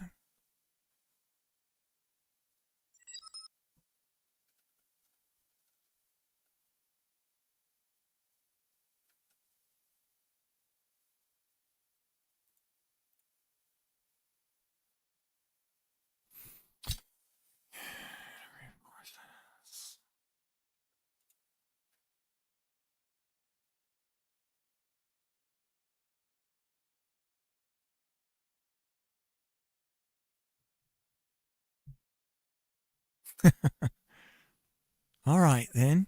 You keep your secrets.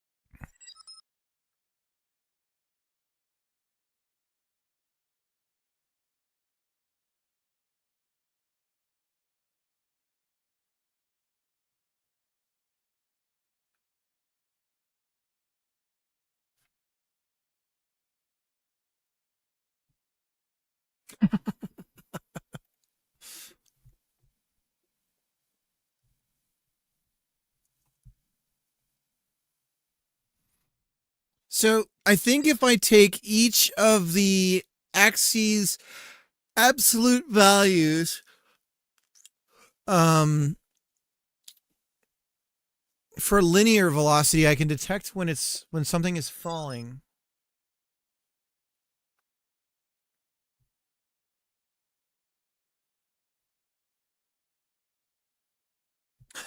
Cricket's playtested my games 42 times. I think it's at least been 3. I think 3 is the number. Oh, and then all the jam games.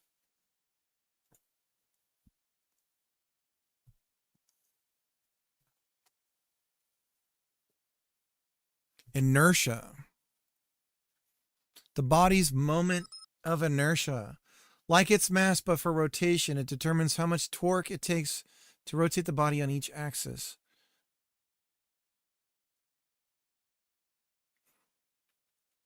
This property allows you to set a custom value.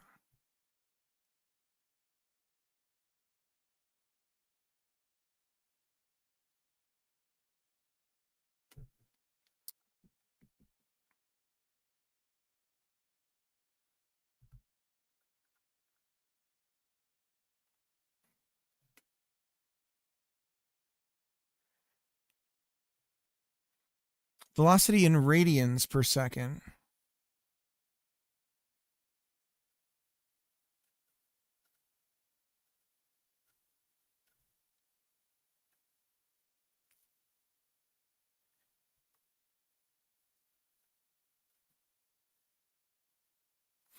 How do we determine that we're in a free fall?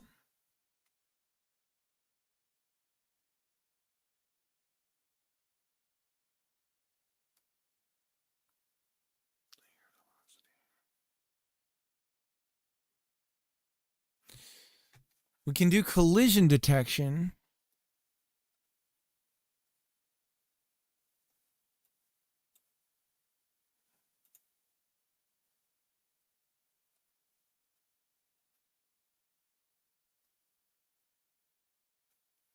There's no...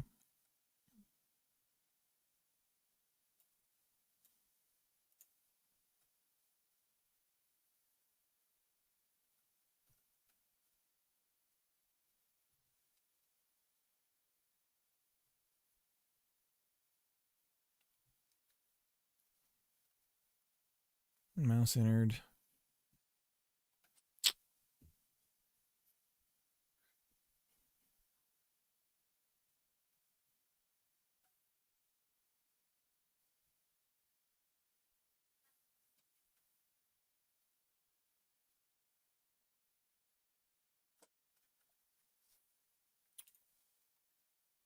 Physics body.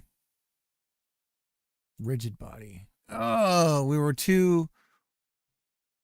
Next context. Body entered. So there's no basic collision check.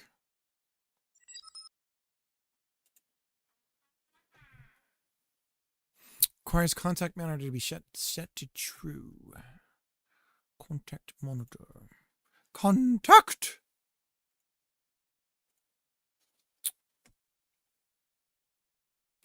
Or response and bean. One fat, one short, one lean. These horrible crooks, so different in looks, but nonetheless equally mean.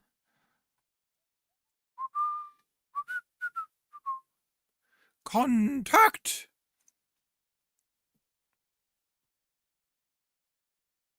Lumber.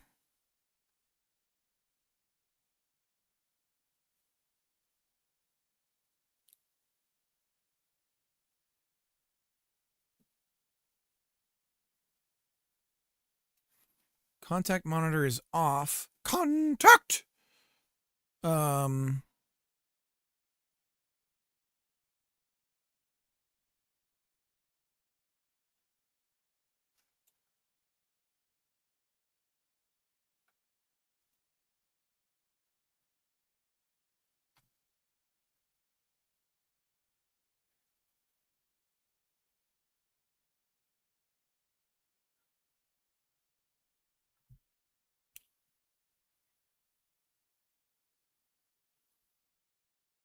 Okay, so if we use contact monitor,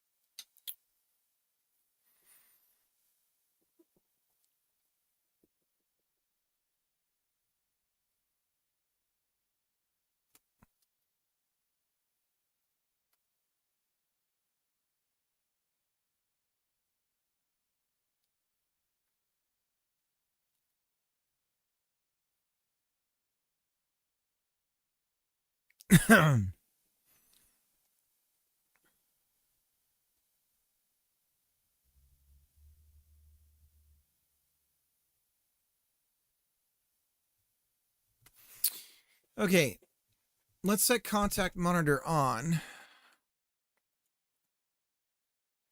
for our lumber.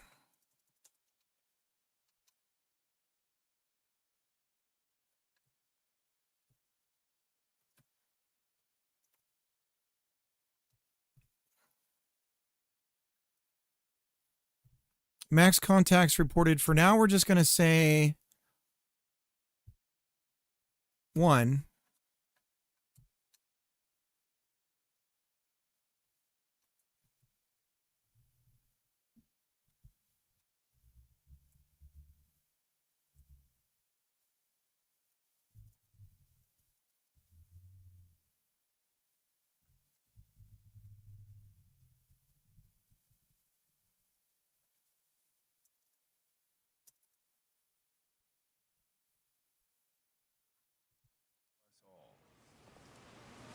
That's cool. Cool? Yeah, cool. You think it's cool? Sid with the raid. It's not cool. Sid is a longtime viewer. Very cool. Thank you for the raid. Let me do a shout out.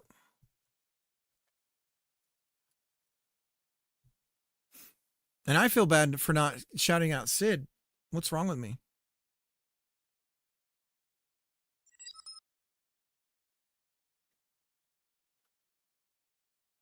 How am I not following Sid? Sid, what's going on? How did I not know you streamed? What is wrong with me? Oh, you're still live right now. Sid's still live. 16 followers. You must be new, streaming recently. Sid, thank you for the raid. How's it going? What were you working on?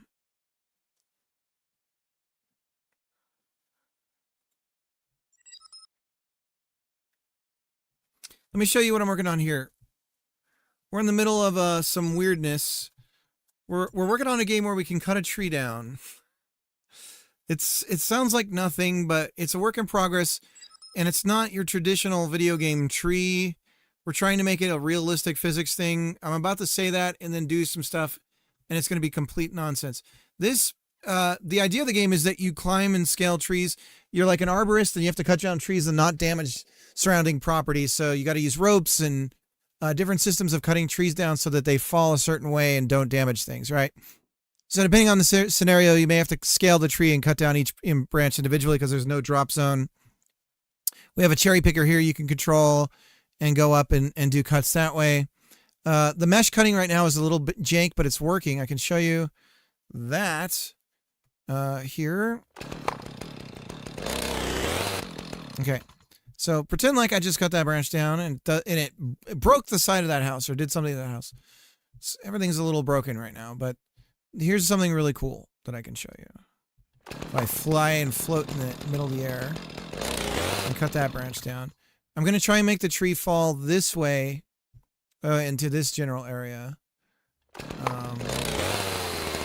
So if I scoot out of the way, there it goes, there it goes, there it goes, there it goes. So we're trying to make a tree cutting simulator. And I guess we can scale the tree here. But yeah, so we're working on sound right now. We're about to get some systems in place so we can have sound. As you can see, that it's all sort of an eldritch horror right now as we're referring to it, because it's a little too wiggly. It has something to do with the joints and their configuration. But yeah, can I cut this branch that I'm on top of?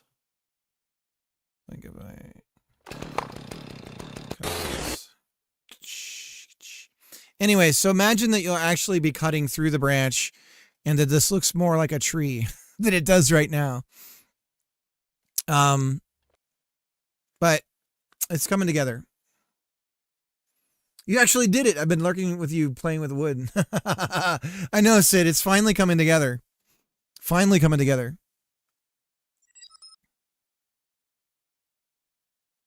Easily identifiable as a tree. Good.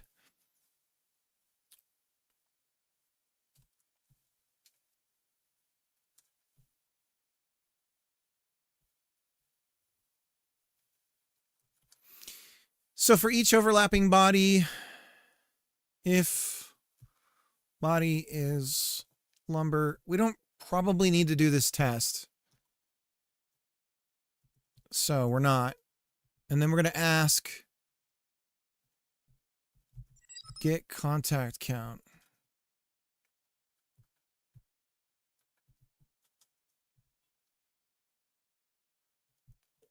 If lumber get contact count is greater than 0, then we say, hey, hey, I said, hey, hey.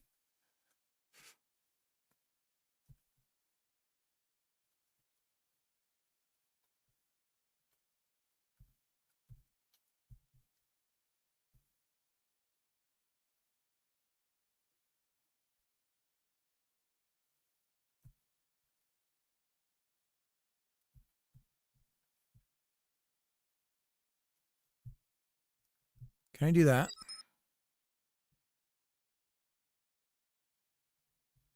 You can't do a name. Like you can't do a test of something is and then do it as.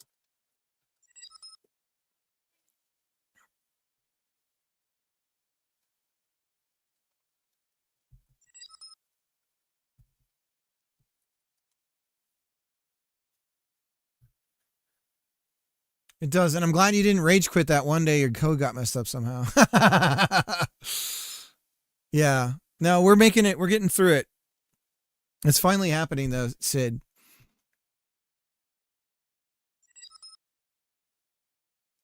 Who did you shoot to the moon? Yeah, I had that on just in case anybody... I want to make sure that... I was trying to use my position of power to get as many people as possible to be able to watch it. So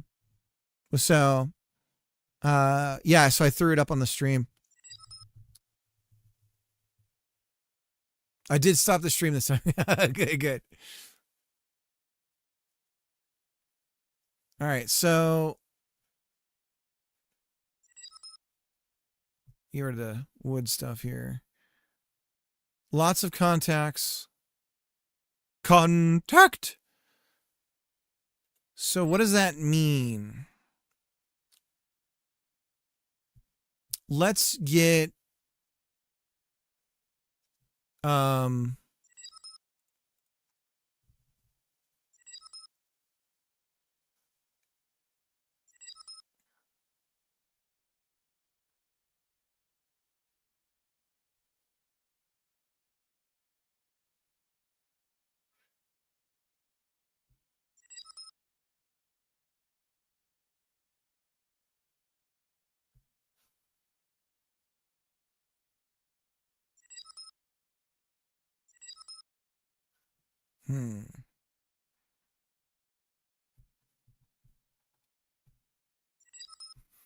get colliding bodies.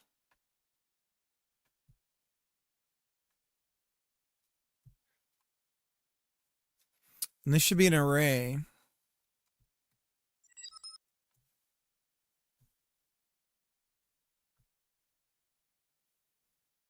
And so the only point of contact right now is this to the ground. So what happens if I...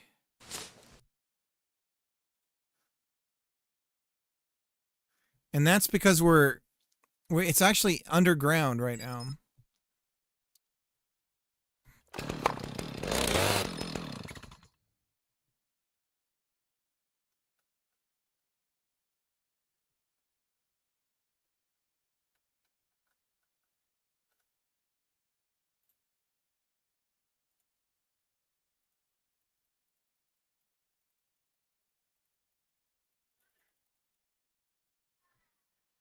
And so that's colliding with the ground too. Ugh.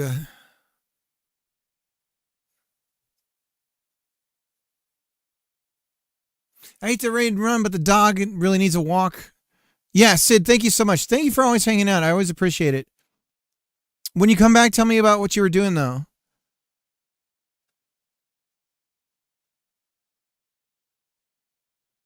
Found a good one of what you're making.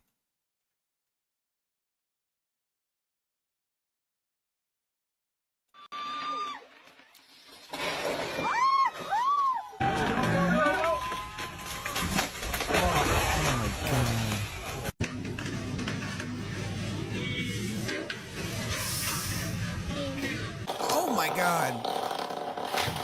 Oh my god. Oh my.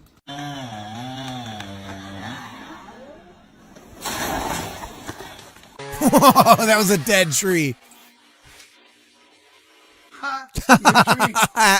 That's pretty funny. Oh my god.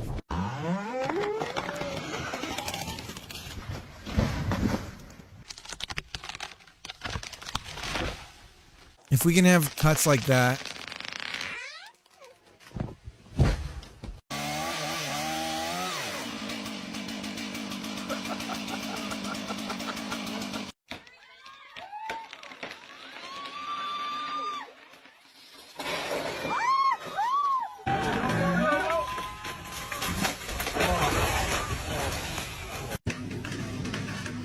This one.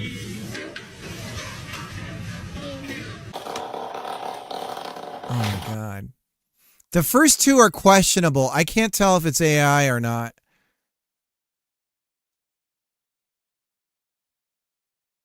I mean, that seems pretty legit.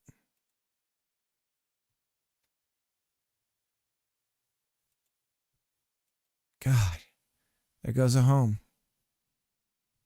Man, that's why you got to get... You need two things from an arborist in the States.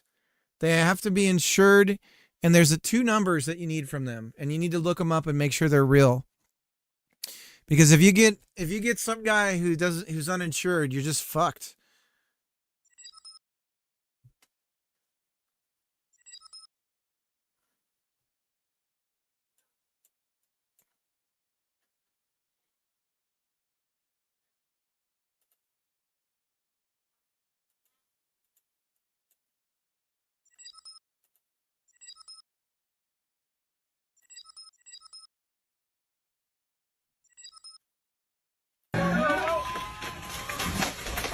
Ooh, look at the guy who made the cut, though. Look at this guy. Look at him. Watch over here in this corner. Ooh.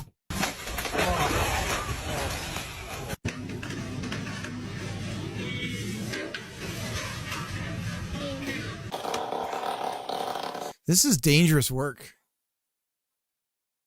Nobody would make that cut if they weren't aiming for the house. That's true.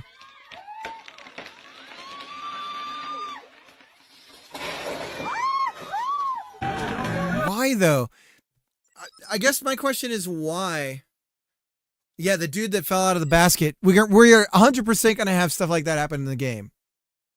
100%. Because like I said, the entire cherry picker is going to be a rigid body. And the player is going to be, a physics body too. So, like, having a scenario like that is not impossible. Like having a branch come down and hit the arm of the cherry tree and you just go flying from physics because it like bounces.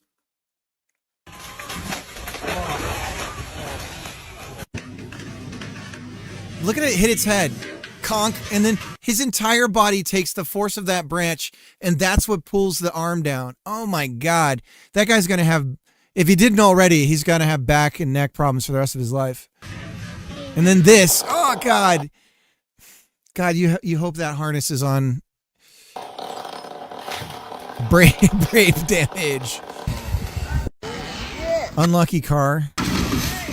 Jesus. Oh my. I love this one. That tree was dead. Now, I feel like this could be AI too, but I don't think it is. That's just a dead tree. New tree. That's so cool.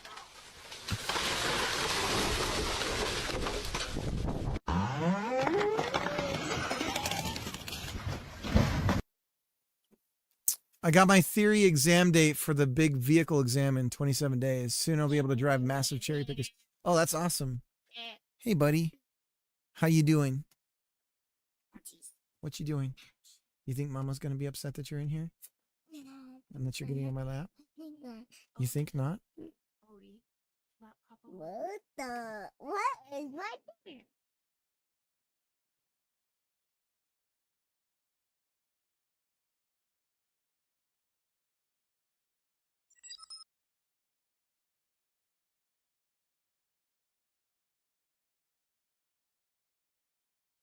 You have to go. No. M's yelling at you. Okay. Miss Cricket! Instantly. Odie, you need to let Papa work. I may not. Then you're not going to get to watch your movie. I want to watch the movie. Then come out of here and let Papa work. You may work handsome pants, okay? I'll hang out with You you. can be in there with me and Gemma, but you gotta let us do what we need to do. You gotta let Papa work. Gonna take a ride outside today.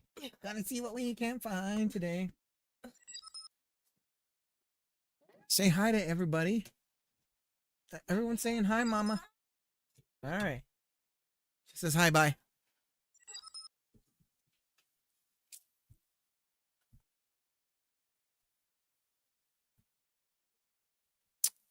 Jotson's got the same wavelength as me. Or we're copacetic on this idea. Same Wallaber seems to think I'm on something. That's the most encouraging thing I think is with Wallaber saying something. Wallaber's just like running circles around us with his game releases and shit. So it's like, I just made a new one yesterday. Here it is. Blam. Okay, here's the next game I'm making. Oh, watch. Blam. All right. So how do we figure this out? How do we figure this? How do we find out if we just collided with something? What are we doing here? What is it you say you do here?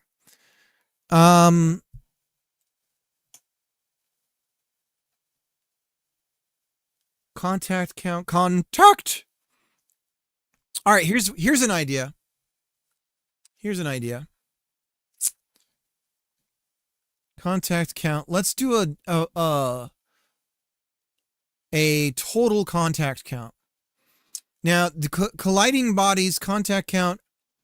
So if we suddenly have a contact count, see, we kind of need to be a little forgiving. Okay, but let's do this. We're going to go and say var, and how about we put it in here so that we're constantly not declaring it. Var total contacts, contact, and we go like this. Total contacts, we reset it to 0 here. And then we add the contact count to it. Total contacts. Contact! Print total contacts. %s. % total contacts. Okay, so now we at least can tell a little bit more about what's going on here. So total contacts right now is just the 1, right? So good. Now let's say we don't do this unless we have some sort of overlapping bodies. But for now, 0 on the total contacts is fine. So now we know that we have overlapping bodies, but we have no contacts. What does that tell us? I don't know. But now, if we cut this branch and it hits the ground, we should see an explosion of numbers. And we see Jack Diddly Squiddly. So, let's turn on Jack Diddly Squiddly. Let's go here.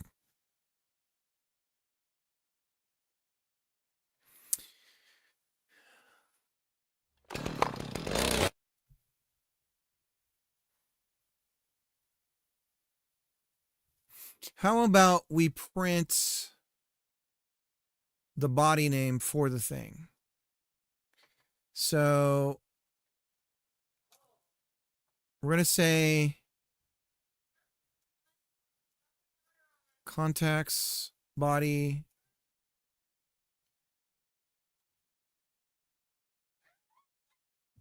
total. Okay, so there's the total % body, comma, get colliding body size. Gonna take a ride outside today. Gonna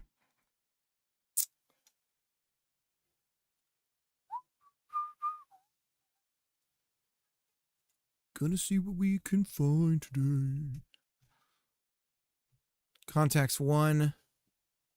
Body is branch.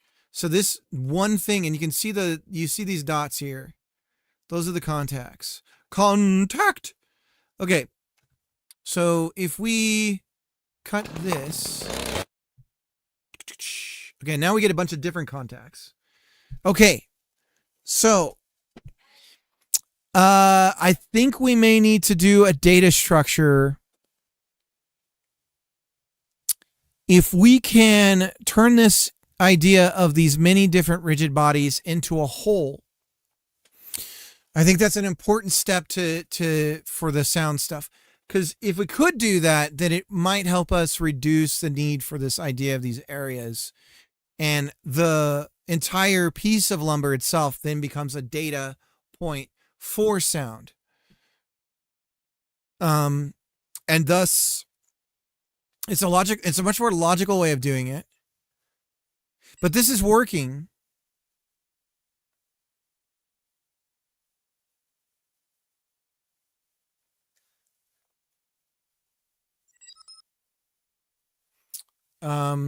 Directions and see if the reach a trunk, and if not, set free flow.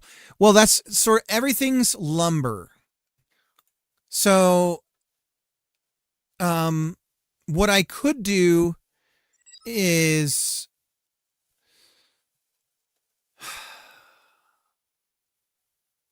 if we think of the starting tree as one complete structure of data, and the minute we do a cut and we decide to fall it, then we travel that part of the data structure and we say, okay, you are liberated or free from everything else, right? And then it becomes its own thing. So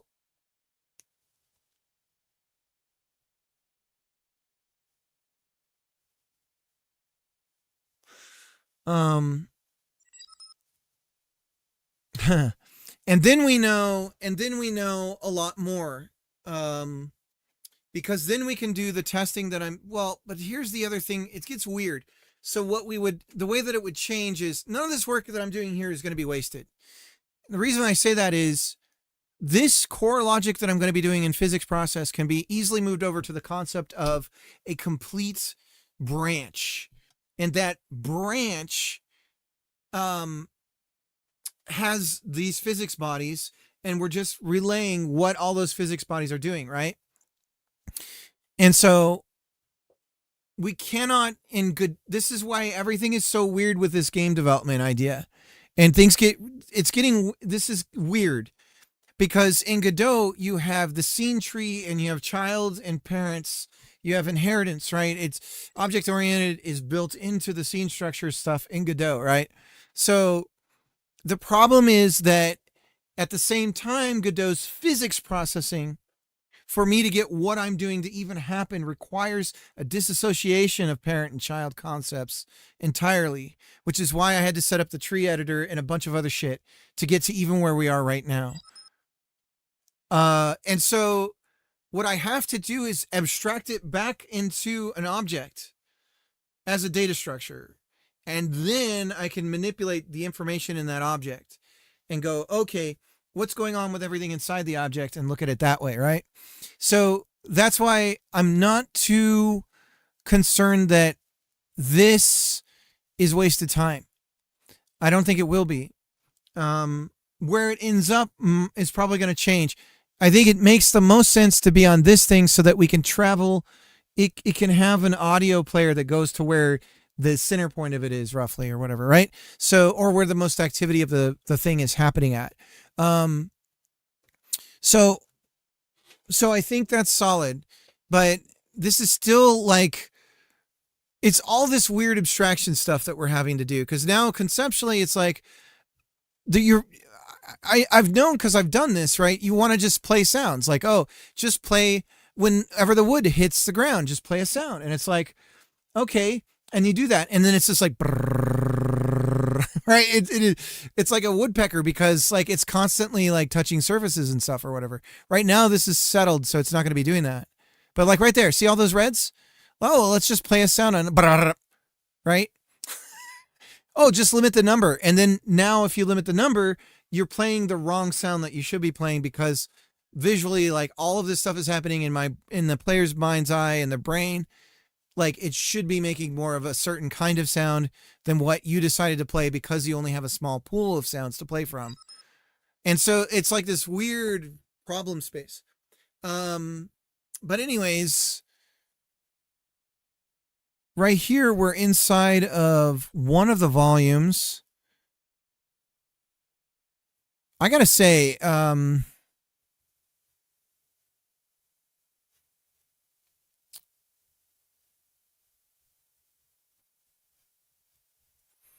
I love the idea of cutting this and seeing what happens. Hang on just a second. Gotta see what that branch will do. Now, what if I step on it? Get on top.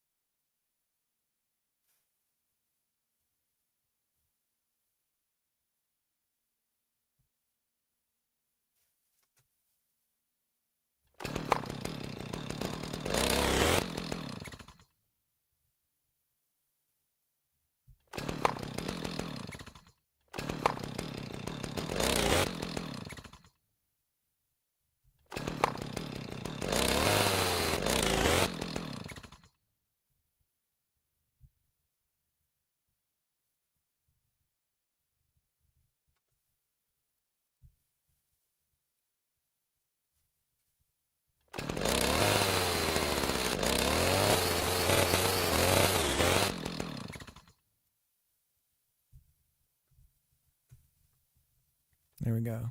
Look at that. You can push the lumber.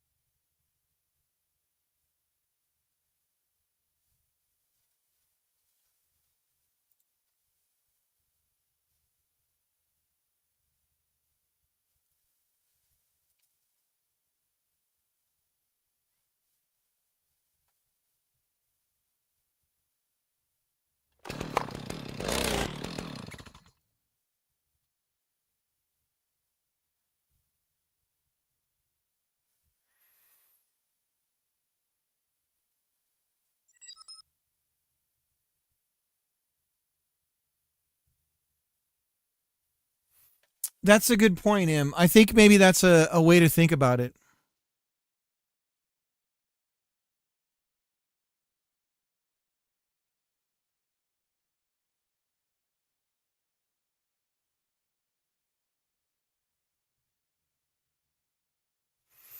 That also might help with the wood creaking sounds that I'd like to do when it's real windy.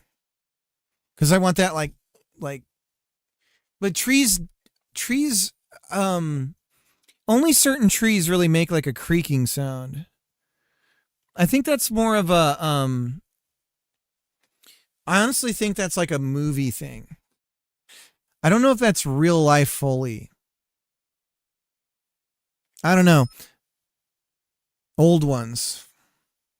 Yeah. Cause yeah, in movies they tend to do that with every tree that's like swaying is making like creaking sounds. And it's like, I'm pretty sure. Yeah. It's when the branches are like rubbing against each other or like against the side of something.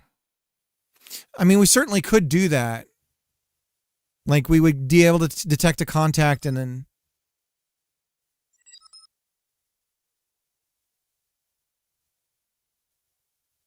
Like huge wooden crickets. We got to have crickets in this game for sure. All right, let's go with M's idea of velocity. I like that. So there's a few problems though, because our velocity will have changed because we hit something. And therefore, we kind of need to know what our prior velocity was, not our current velocity. But just to test that idea, let's say Contacts.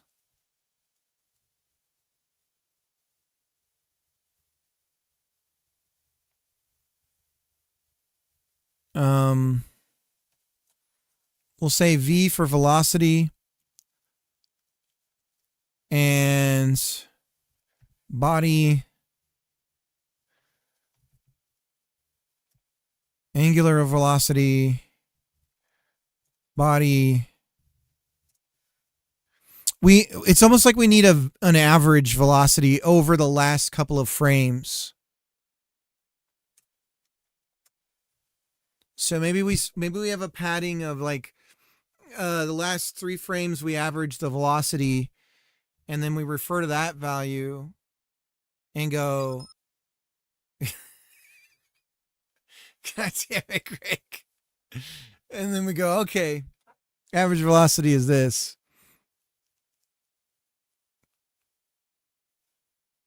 Contacts.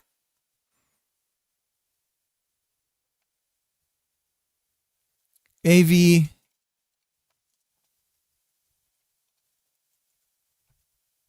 I used to be so excited to be an AV. Back in those nerd times, in the before times. A long nerd ago.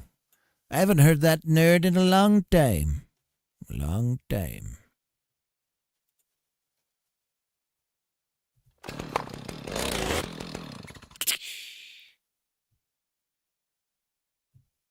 Okay. So we have a few problems here. We need to... Ugh.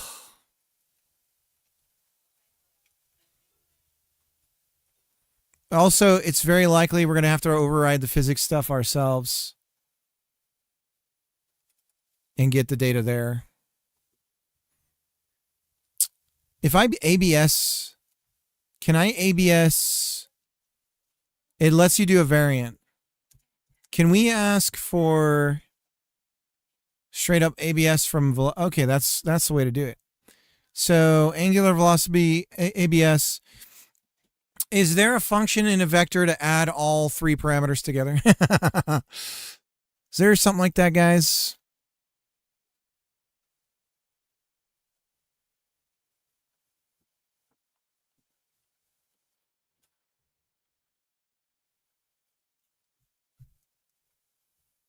This is weird stuff.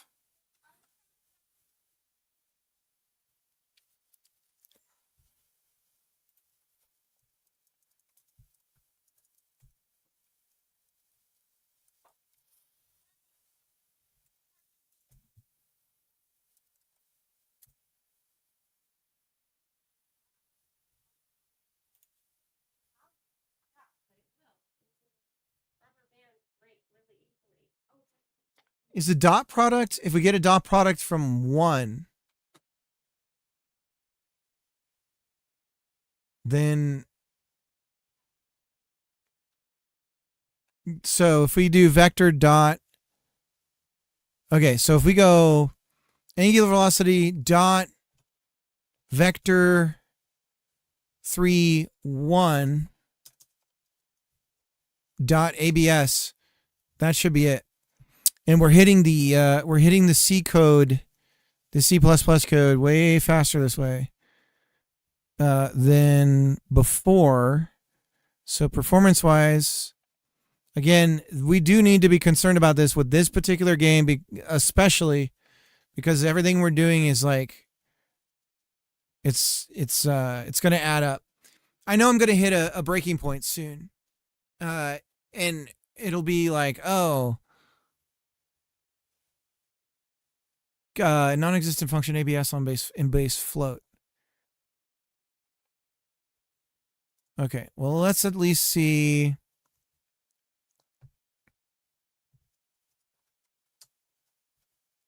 What we get from the dot.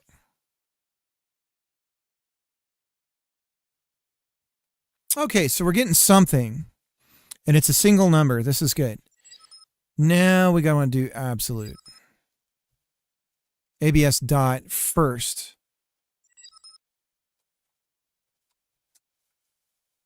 There we go. Now we're just getting nice Nice even numbers, so to speak.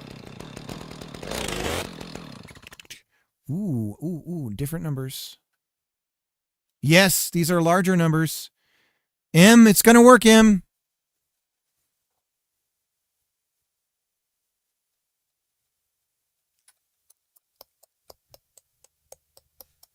So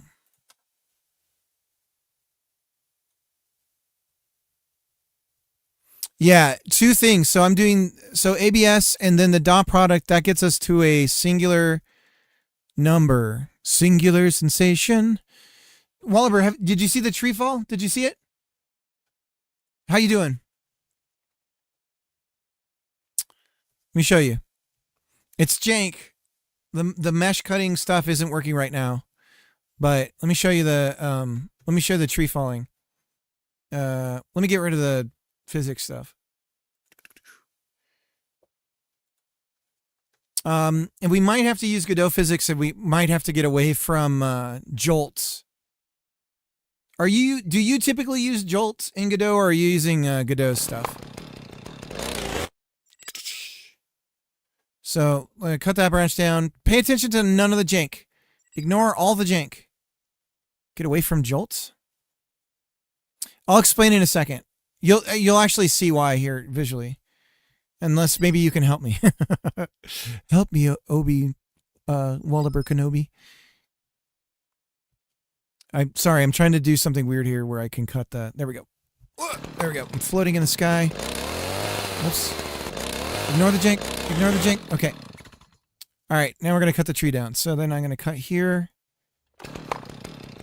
Ignore the jank. Ignore it. There it goes. There it goes. There it goes. So you see all the wigglies? The wiggly stick, the like eldritch terror that is happening with the tree. So that's the joints, like softness and everything. And those values you can't change in Godot right now for jolts. They don't do anything. And so I'm in a bit of a pickle when it comes to that.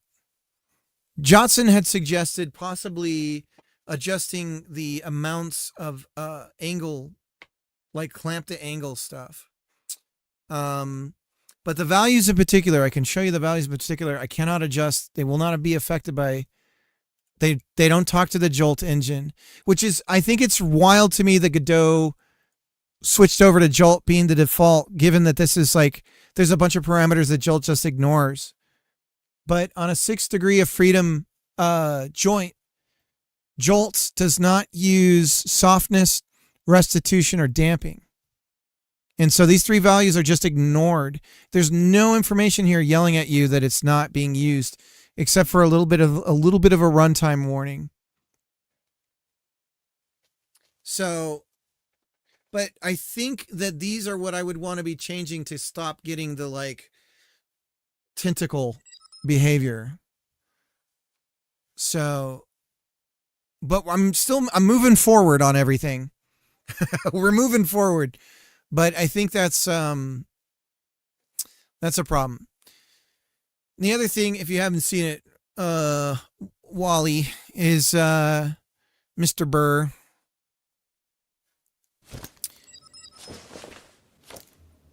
You can increase the solver iterations, which makes the joint stiffer. Where's that? I also see this ERP looks interesting to me. Solver, is that in the overall project settings for physics? That's a global setting. Solver. 16.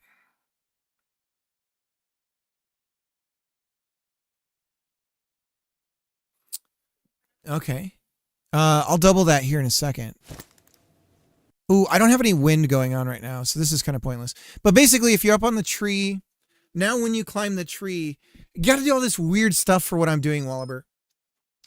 So now when we climb the tree, as you move from one of the rigid bodies to the next, we child the climbing controller to that rigid body. So as you get higher up in the tree and the tree is swaying, it's like you're on the tree, like swaying with it. So that's happening now. It's pretty wild. It's really cool.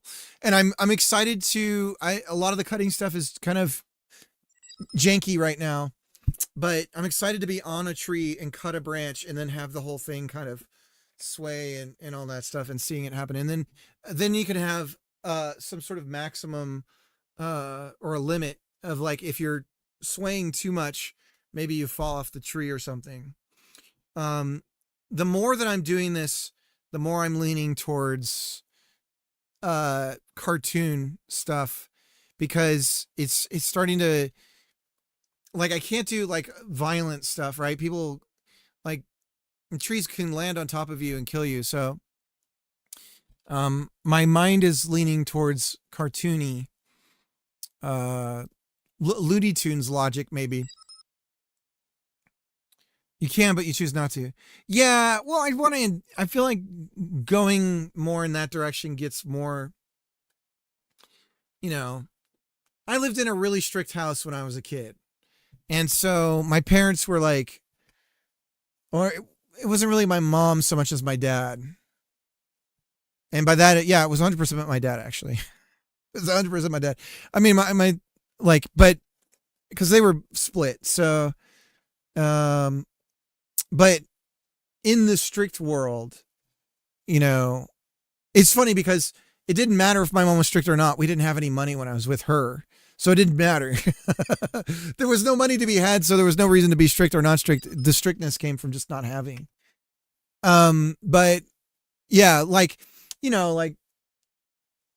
couldn't play certain video games. I wasn't allowed to, he wouldn't let me do certain things. And just actually, now that I think of it, both my parents were strict, but just for completely, totally different. It was weird. But, anyways, so the violence thing and like gore and all that stuff, I kind of want to avoid, just because I feel like you're really scoping down your audience when you do that. Yeah, that's my feeling on it. Obviously, that's not true if I was making COD, right? But I'm not. So I got to kind of go with it. Yeah, my mom didn't let me blow up hookers on GTA also. No, I had to beg my dad to let me get Double Dragon for the NES. That was a long battle. And I still can't beat the damn thing. I can get all the way to the end in Double Dragon, and a guy just comes out with a gun and shoots me. And then I'm dead in 2 seconds. What? I wasn't allowed to watch Ren and Stimpy. Oh yeah, my mom, we had, for the brief moments we would have cable, we weren't allowed to watch 90210. And it was everyone's watching 90210 and we can't, what the hell?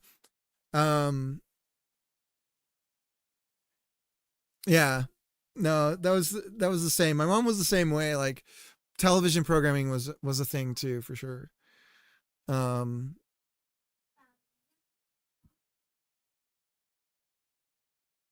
But anyway, so I'm thinking comical. So yeah, back to the sound stuff. So we have these two velocities here. Let's go like this. We'll take these broken velocities. If my parents saw Ren and Stimpy, I think they'd have done the same. Yeah. Yeah, there was toys I couldn't get. And there was things, there was certain things with my dad about religious stuff that if it looked remotely evil or something, it was not going to happen. The Simpsons. Yeah, that was another one. My mom wouldn't let me watch The Simpsons. Yeah.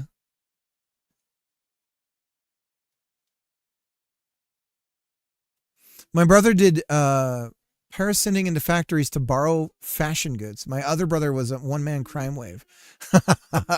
I could do no wrong. Yeah, I suppose if that's what you're dealing with for the parents, you're like the golden child.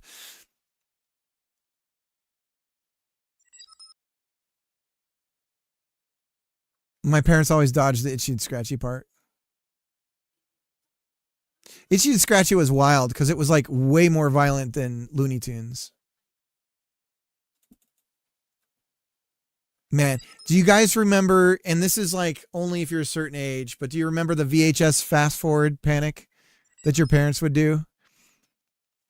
And like my dad would somehow hit the accidentally, like it makes it 10 times worse when they freak out and panic.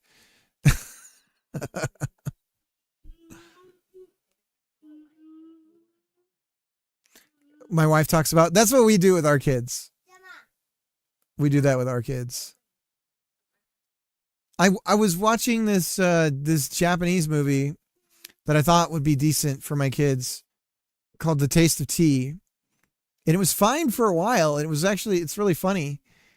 But then it very quickly was like, because my daughter, she can read, and it was like we couldn't just like, we were translating, we were like saying this what the subtitles were for my son, but it got to certain parts and it was like, okay, we gotta stop. So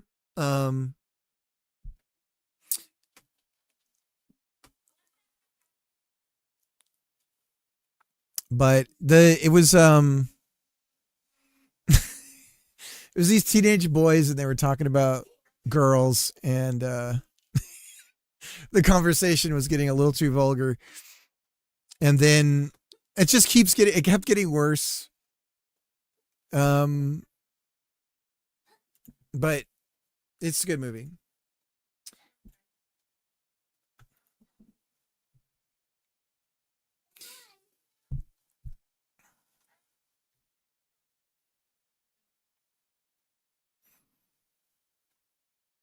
I think we only care about linear velocity, let's say. So let's do this. If the linear velocity is over a certain count, and the linear velocity we can get without contacts. So if our contact count is greater than 1, and our linear velocity is a certain amount,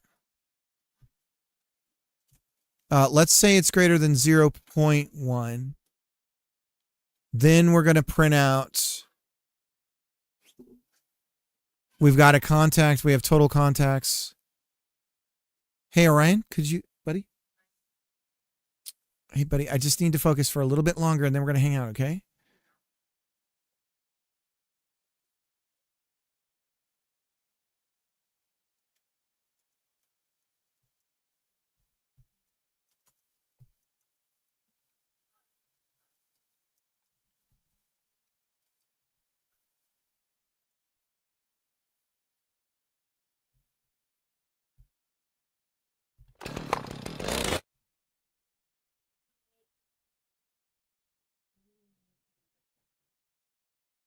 Okay, we have something. So we know the two things that we're hitting. Let's say that we have different terrains, right? So we've got different collision. In this case, we're hitting like soft dirt, grass, right? So maybe there's rocks even, but for now it's just this grass. So we know we're hitting like thumpy stuff, right? I guess we can try and tie a sound to this and play it. We're just going to handpick a sound for now. We got to think about this too. Oh, God.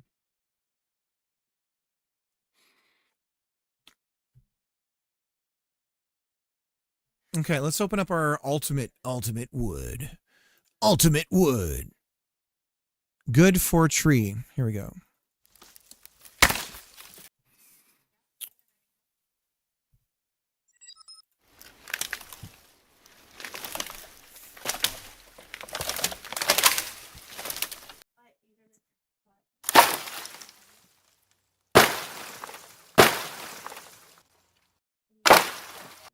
So this is a good measure of velocity.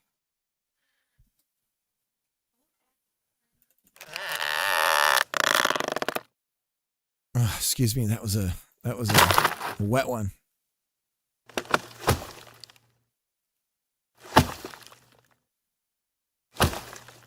All right. Log drop, baby. So how do we do this? What is it you say you do here?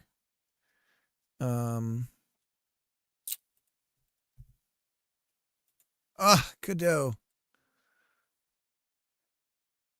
What is it you say you do?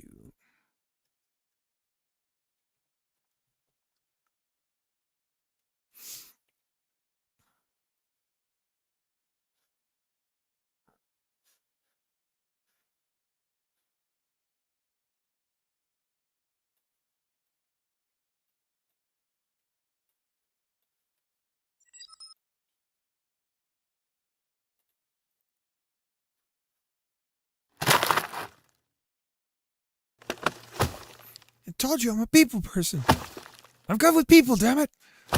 What is it you don't understand about this?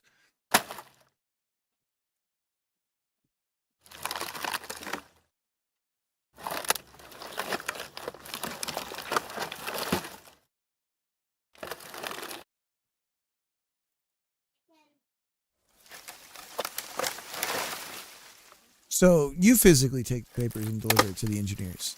Well, no. My assistant does that.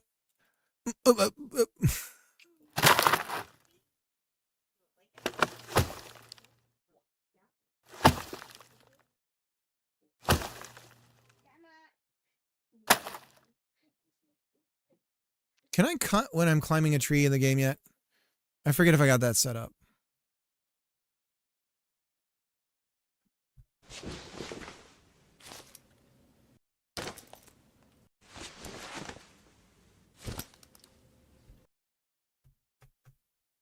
No, we don't. I got to do the laser while we're climbing. I don't have that yet.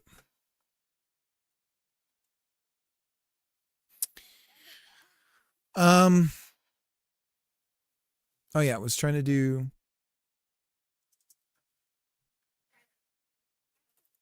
Gonna take a ride outside today.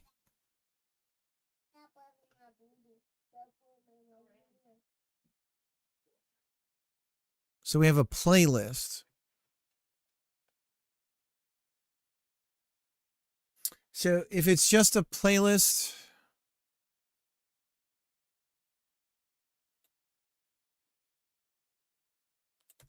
and then we change the pitch, that screws everything up, doesn't it?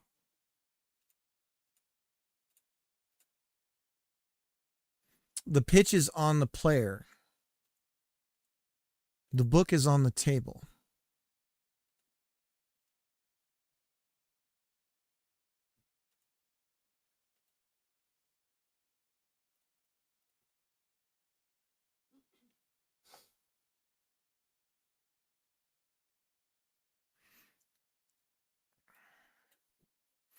So I think if we have playlist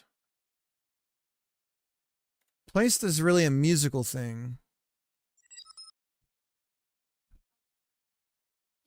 Monkey is in the tree.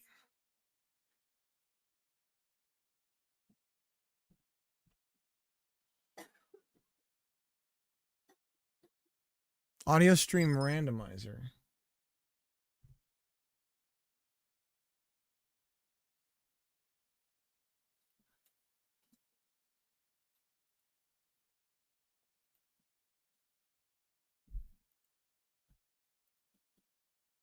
Semitones.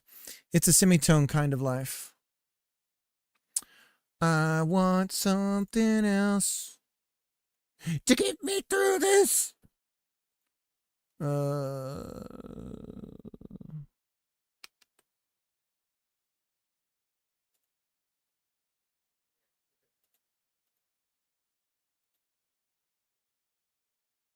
Second, my daughter's got theater rehearsal. She's gonna be a munchkin. It's been interesting. She's dealing with like bullying and stuff, and she's just not used to it. So she like doesn't know how to handle it.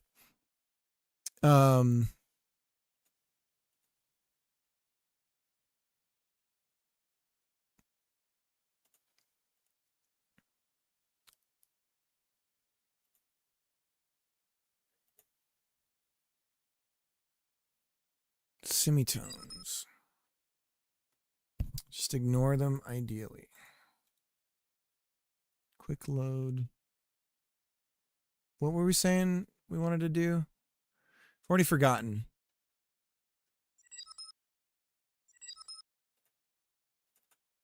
There's the drop ones here, dry drop. This is a WAV.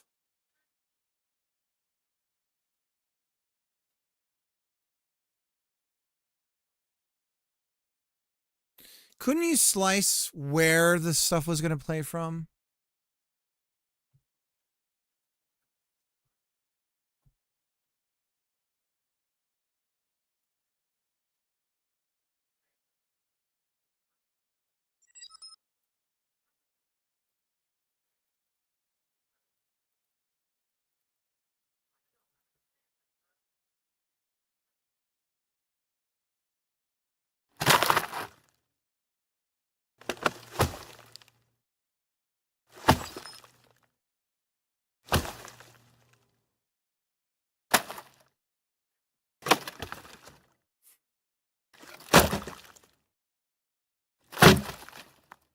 What happened to me? Yeah, just be like, those ones will die earlier than good people.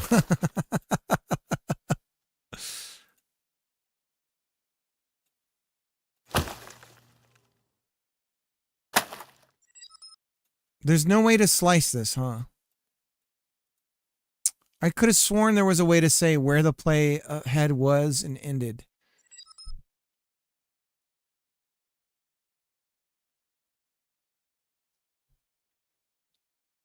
And don't loop. Trim is on. Automatically trim the beginning and the end audio if it's lower than... Nope. Loop mode, disable.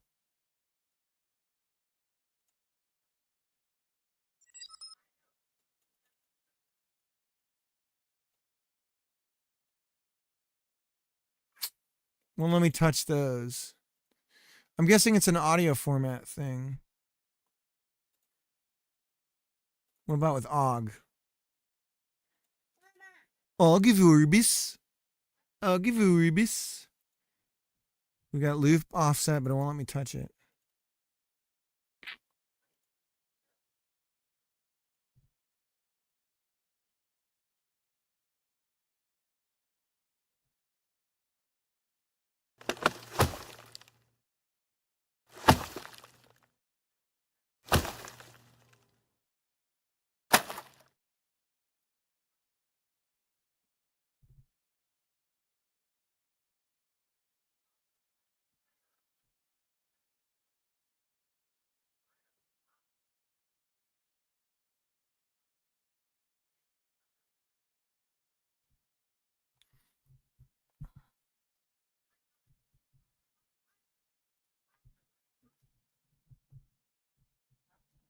Log dry drop.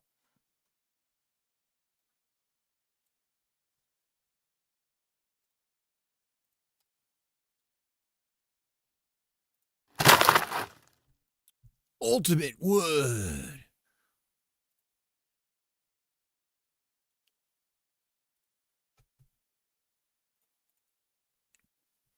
All the wood, all the time.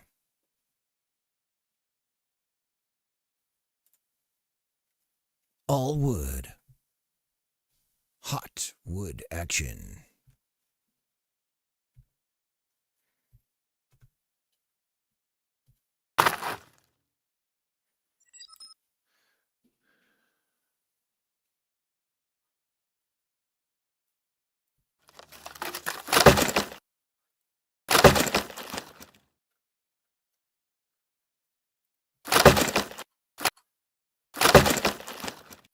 Gotta get rid of the stereo as well.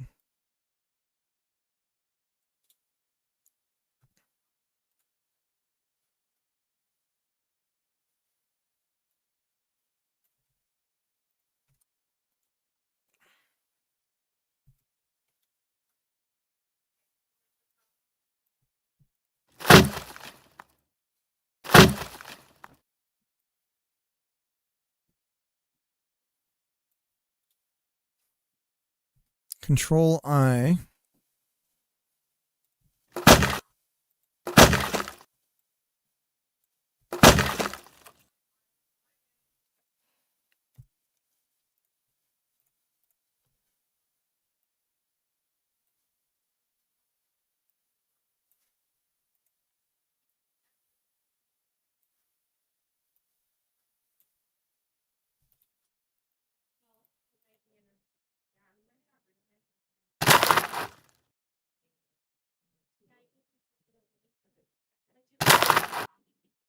show Papa? Want to see her in makeup? Oh, you look super cute. Are they doing a makeup test today? Yeah, it's like full dress rehearsal. So Oh. we're doing this, and then they can let us know if anything needs to change. Are they going to have a costume for you? Yeah. Mm. They wanted doll-like makeup and low buns or low curls. So Jonah rejected the curls. Wanted the buns. Super cute. You look gorgeous. Okay. All right. We gotta go. Might need help getting. Yep. Munchkin. Exactly what she's gonna be. We might need help getting Rebel. Okay. I have to go get the pug because he only listens to me.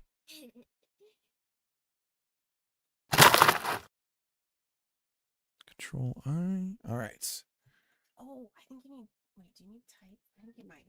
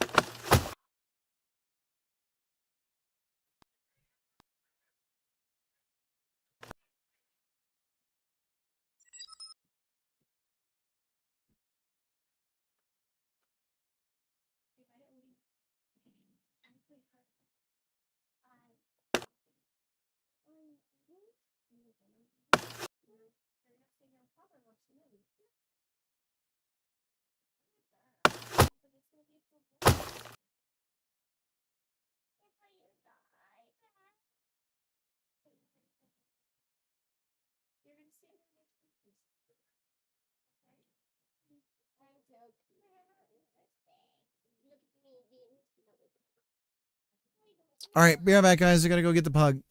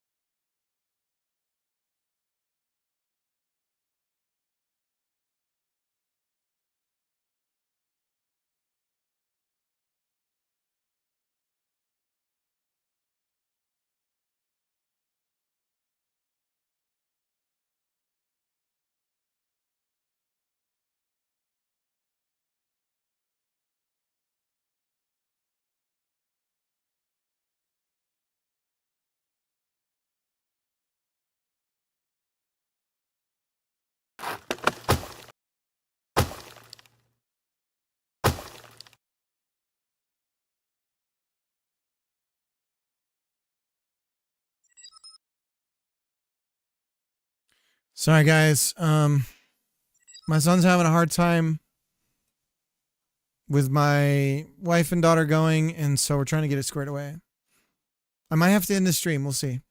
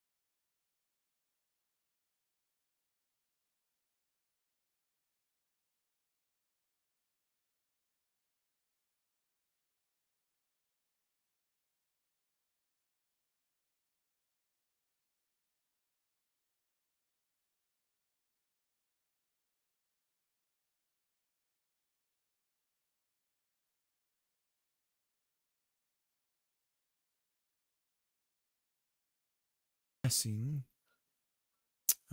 There we go. Okay, we got some sound. Now, desktop audio.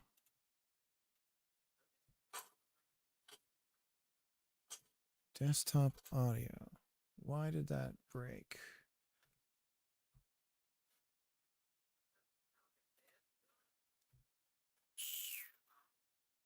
I don't understand what happened. I walked away and then audio is just broken.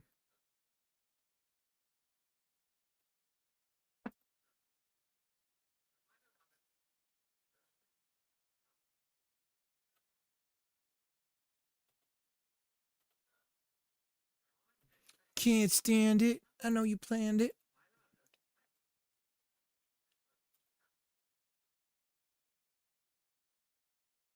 Sid, how's it going?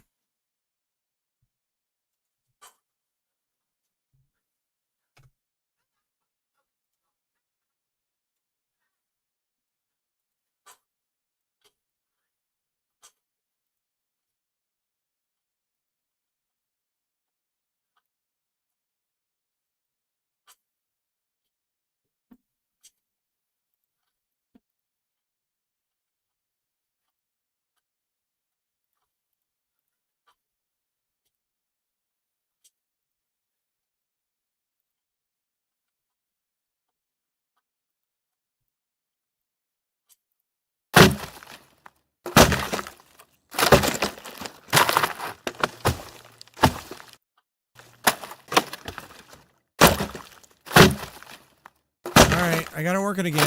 I don't know. I had to like unset things and reset things, but we're good.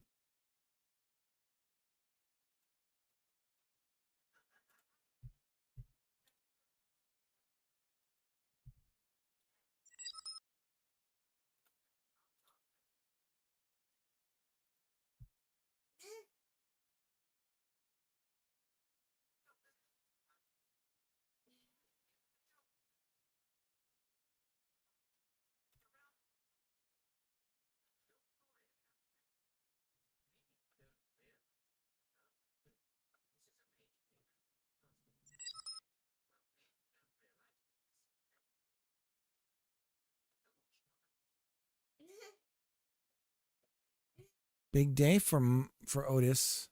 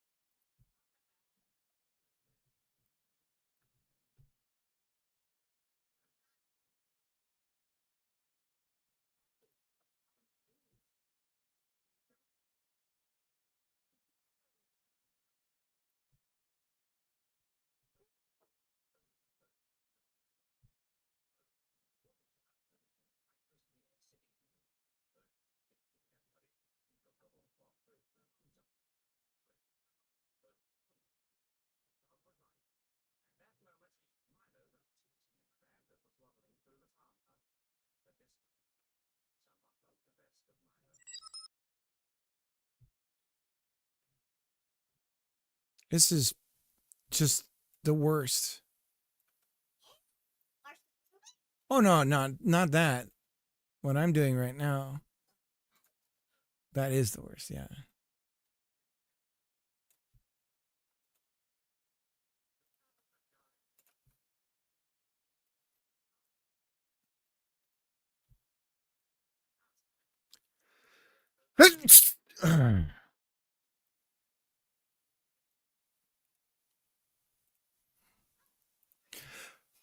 Chicken.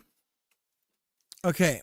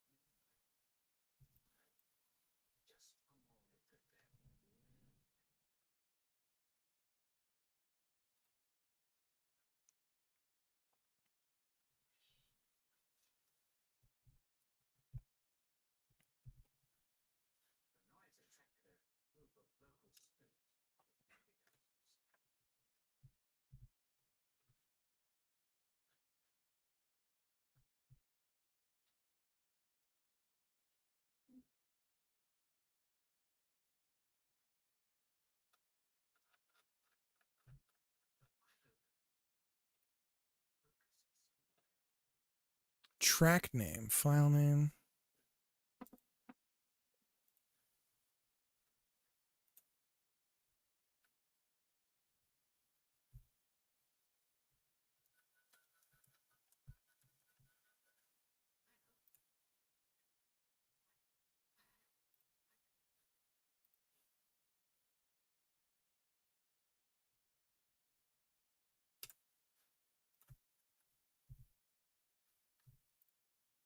There we go.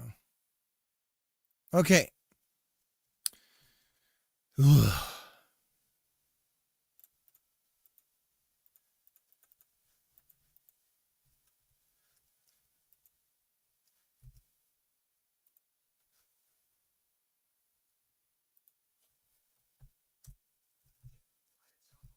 Woody Allen, nice. Welcome back, Sid.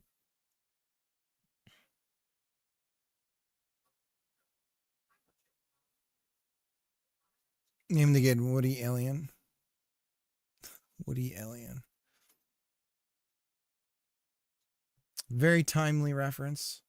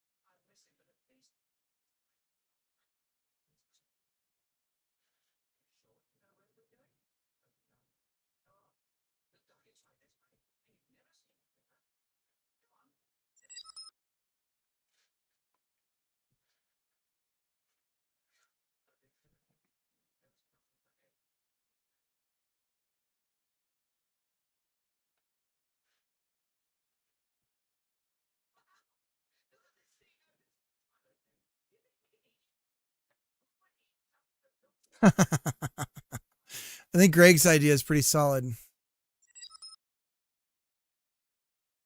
I don't know what a semitone is. M, I need some help. Help me, M Kenobi.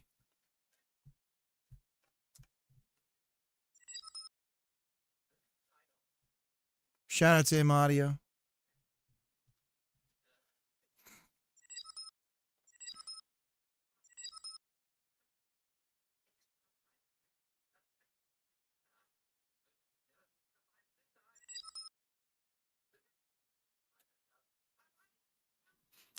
Okay, so now we've done all this stuff. Now we have the audio stream player. Now the stuff falls, and now we have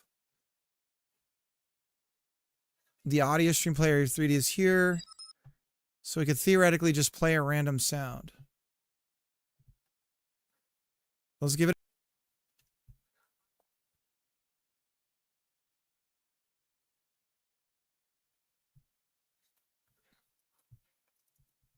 You just hit play, audio stream player.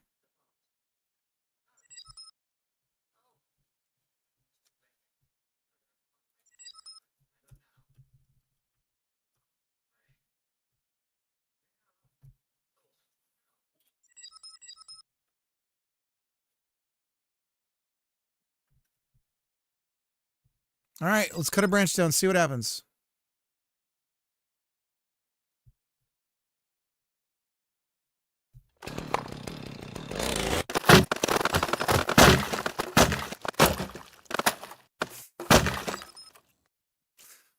Okay, so it's exactly what I was saying was going to happen.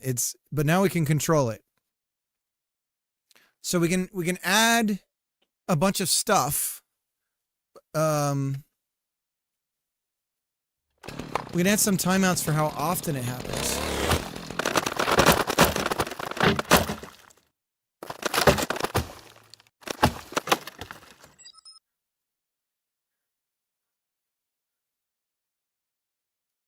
Randomizer. Max polyphony is 1. Let's bump that up.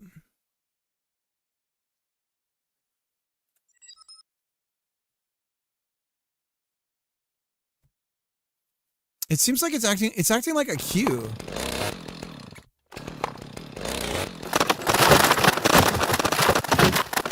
That's worse. Okay. So, but we can use the velocity and stuff to determine the sound, the actual sound that we end up playing. So, let's bump this up. I'll bump it all the way up to 2 to see what happens.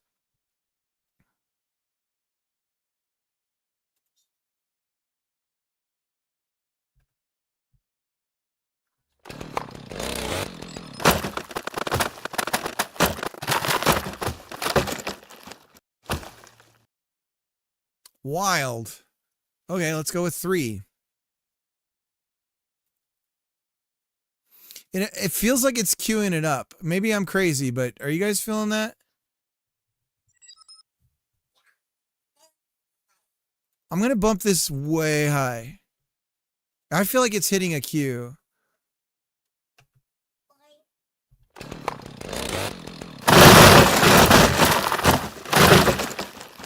Perfect. Perfect.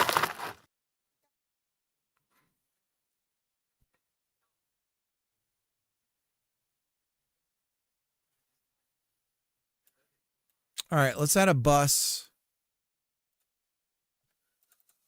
Tree branches.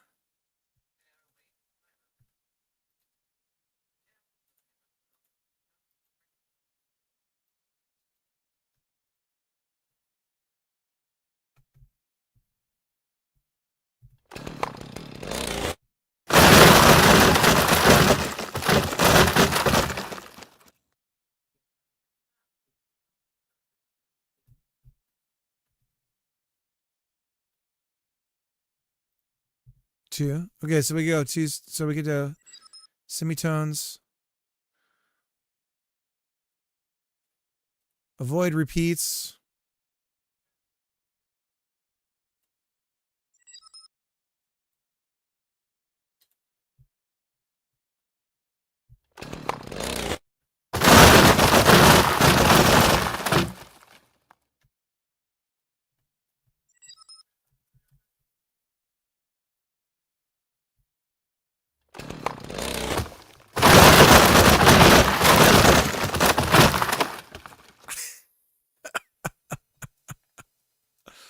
That's wild.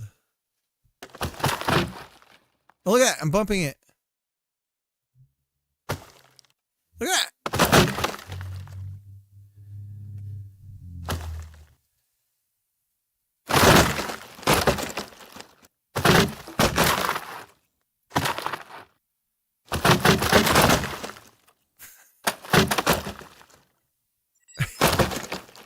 Okay. We have something. It's a starting point.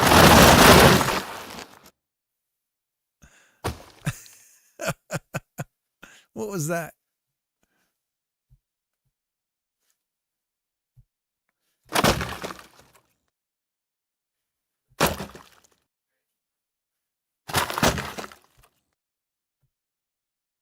I'm going to bump it all the way up to 5.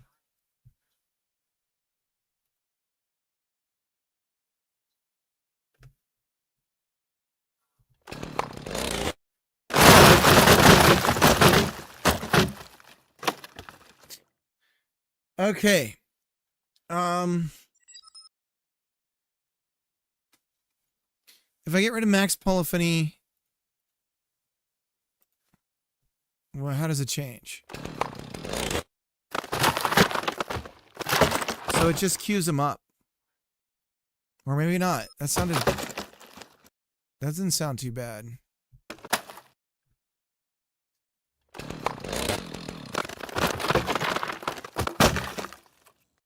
Oh my God, it's starting to become something.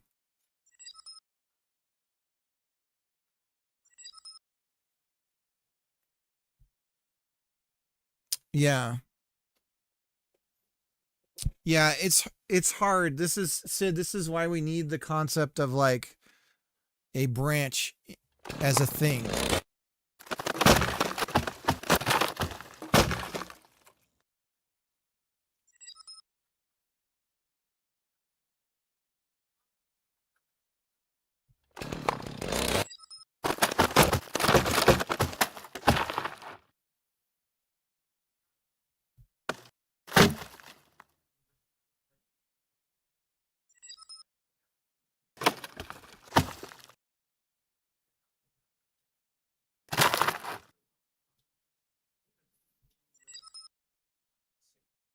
Yes, it's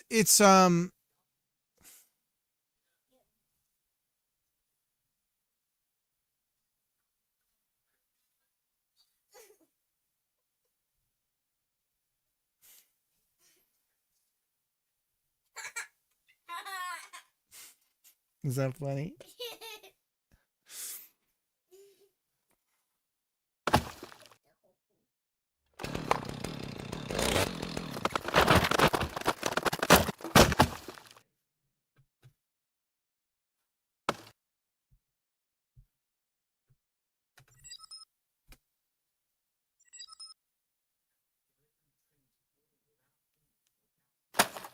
I think what we could do is, oh my god.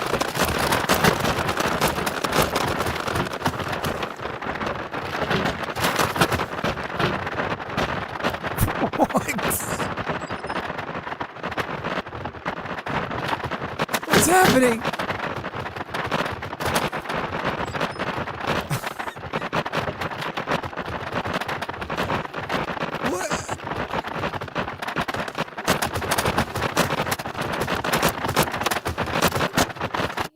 Okay, we're gonna close that. What just happened?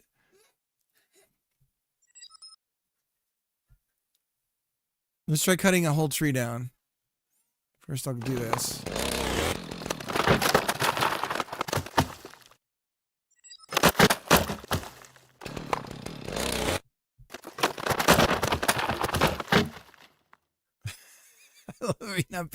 Dude, it's wild. It's totally unexpected.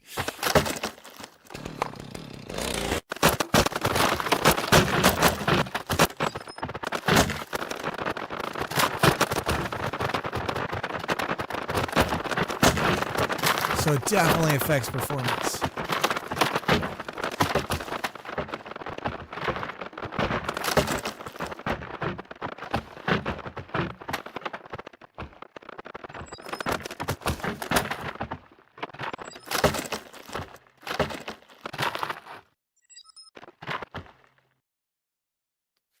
Right.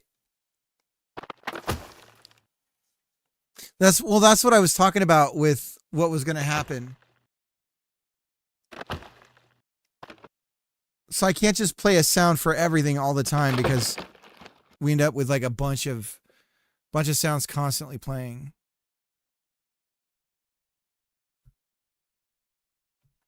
So Todd, how's it going? We're getting there, Todd. It's starting to become a game, Todd. We're working on sounds right now.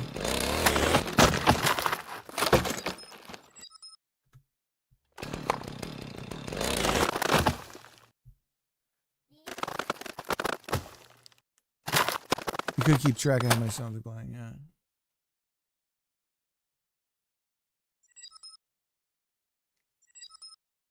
Yeah.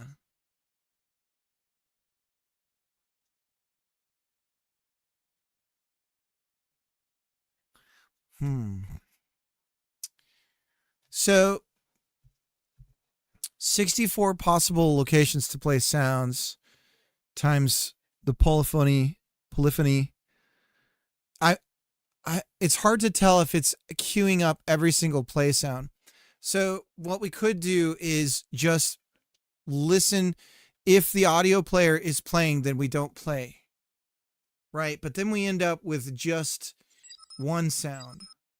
But what we could do is say, can we check if we've reached polyphony?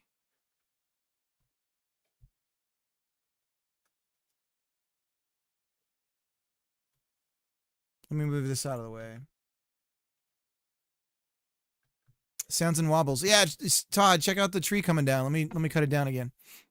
This is the money shot, as it were.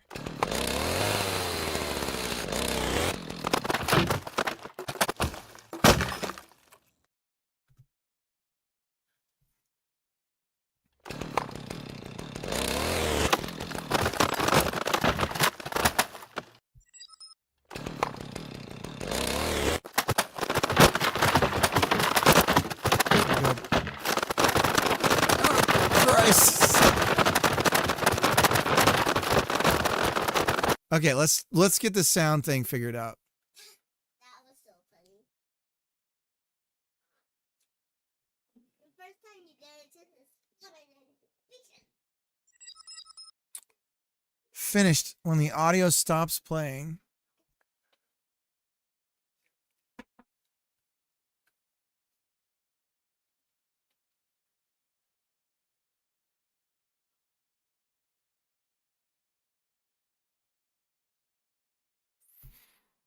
Can we do that on the bus? Can we limit audio on the bus?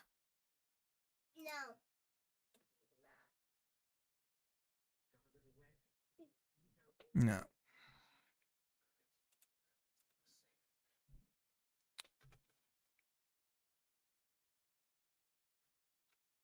Okay, we'll do it in the code. That's a bummer. So I guess right now we can just say if it's playing.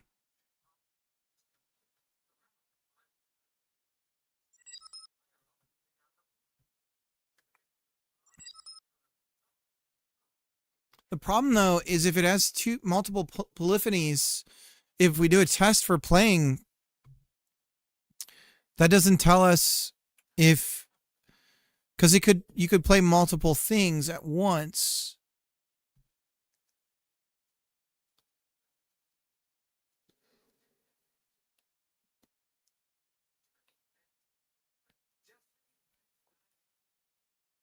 What's the maximum length of the sounds that we're dealing with? It's all under 2 seconds. So if we say, if it's been a second, then we could do a play. So if we set a timer.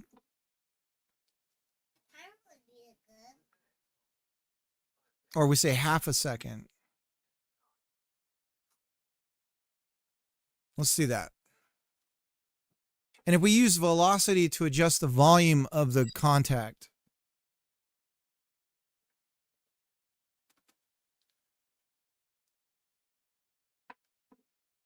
Yeah.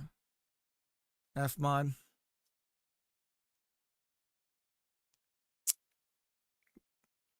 Shit. Oh, sorry, I shouldn't have cussed. You didn't hear me say that. I heard it. You heard it?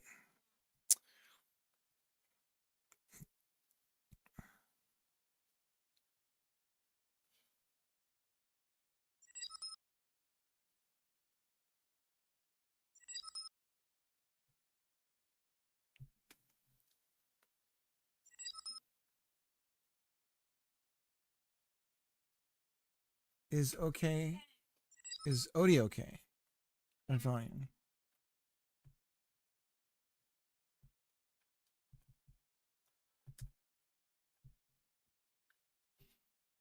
Yeah, an audio pool.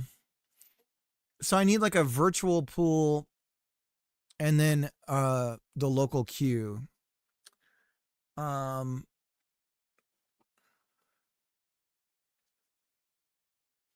So then we can just queue into the pool.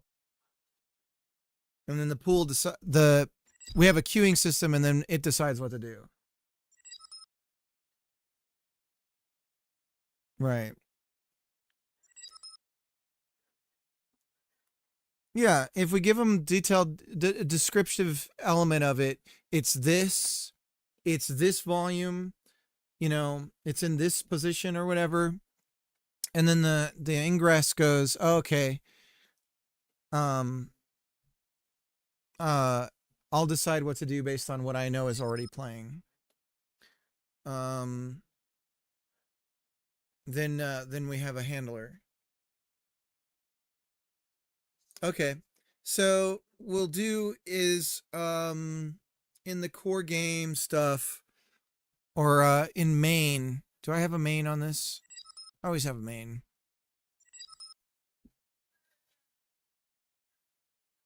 Yeah.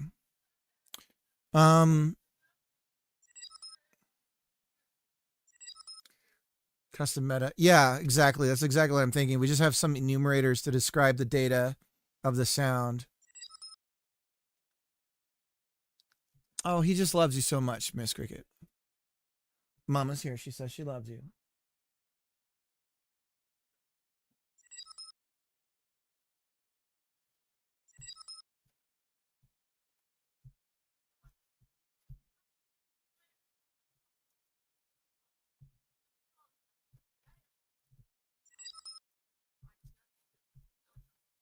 I think I have closed captioning. Do I have closed captioning on the stream, guys?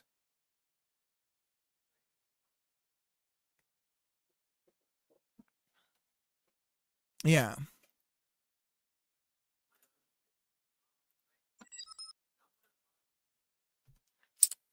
That's one thing AI is fantastic for.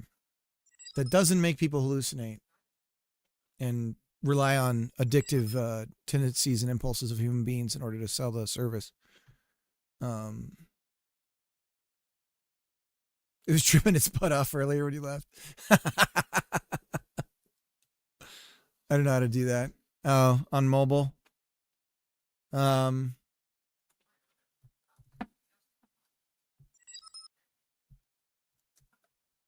Wonderful cat. Man, just drawing it out of the ether. It's the ghosts in the room, man. What were they talking about?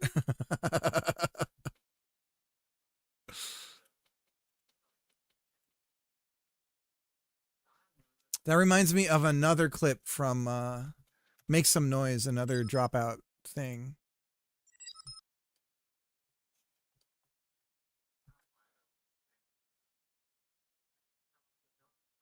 Ghost hunters interpret the sounds coming out of the tape recorder. Oh man, I felt it. I felt it in there. Absolutely. I mean, I know we're gonna. This was rolling for about 30 hours. The ghostometer was going absolutely insane. It was a long night. Oh my gosh, do you get that? Wait, let me play it one more time. I think you have it on fast forward. Oh, sorry. Try it again. No, that's on slow. Okay. All right, I got it. Hey, do you think there's any ghosts in here? That's you. That was you right before we were checking to see if there were any ghosts. All right, well, let's fast forward. That's when we're setting up the equipment. It's 30 hours. Let's set up the equipment. All right, That's the very beginning. Let's press play. Yeah, I know. You set it up correctly. We got it. That was me talking about how you set it up correctly. Yeah. Fast forward a little bit. Like 8 hours. Fast forward a little bit and press play. I'm gonna order lunch unless you guys want to We go out. ordered lunch, so we were in that room for a long time. Let's go further. Here we go. That pizza was terrible. That was me talking about the lunch. It's good shit. It's a bit creepy, but it showed subtitles for some rooms away. Basically, nothing being audible on the stream. That's funny. Yeah, he's funny. He seems like a cool dude. I'm the only one in the audience. I got my own private show. Nice. At the end, you need to do this. Miss Cricket, at the end, you got to do this.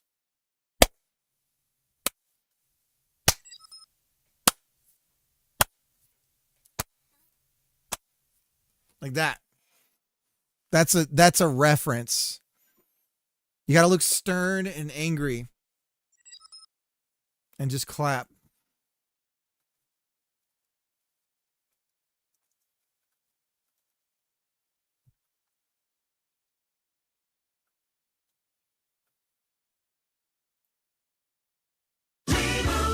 It's from Citizen Kane. Yeah. Yeah, I'll put it on. Do this, Miss Cricket.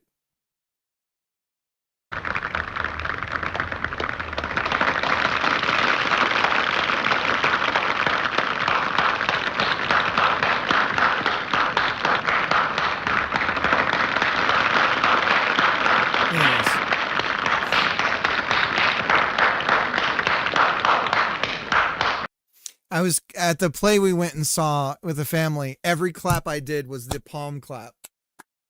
I was clapping like that the whole time. I was so happy about it, but no, everyone else was clapping normal, and I was like in the back doing this like. I'll be right back. I gotta help my son.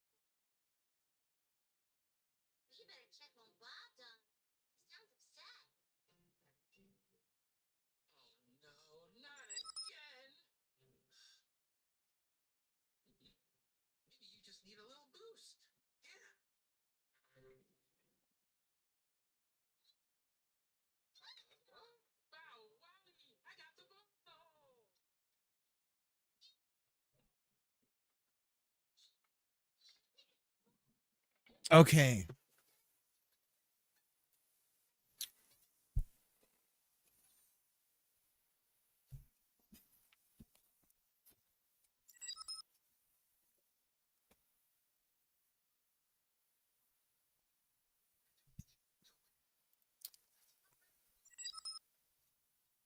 There's some old clip of a show that's got like rap in the 1950s or 40s.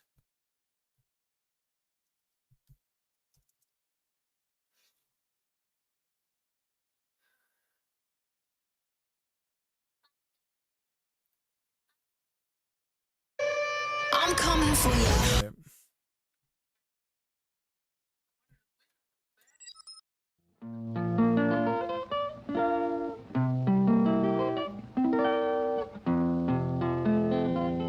But it's over and over.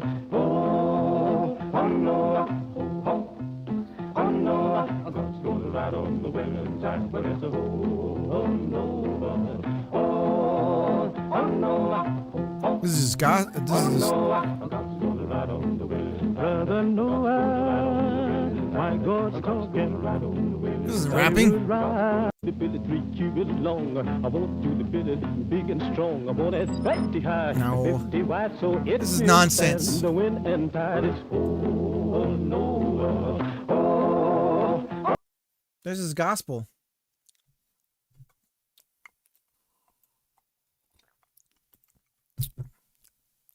Have you ever been at a friend's house to eat and the food just wasn't no good?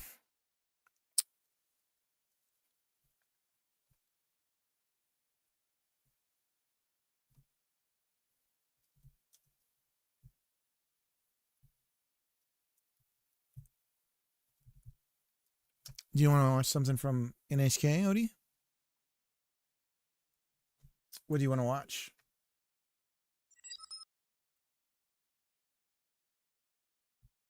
Okay, let's see how it is now. Nothing played.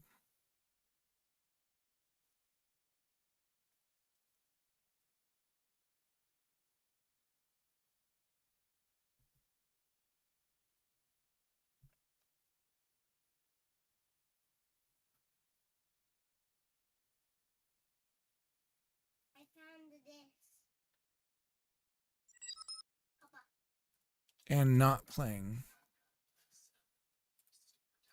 Oh, you found it. Nice.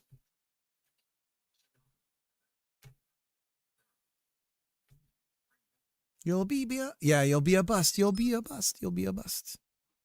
In the Hall of Fame. Okay, already a little bit better, huh? Let's tie the velocity to the sound.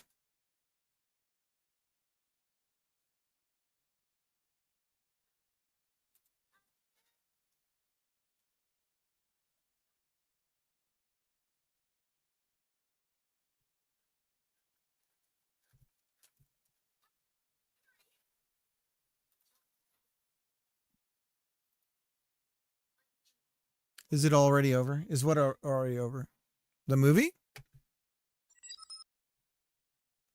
He changed his mind. He wanted to watch Program Guide.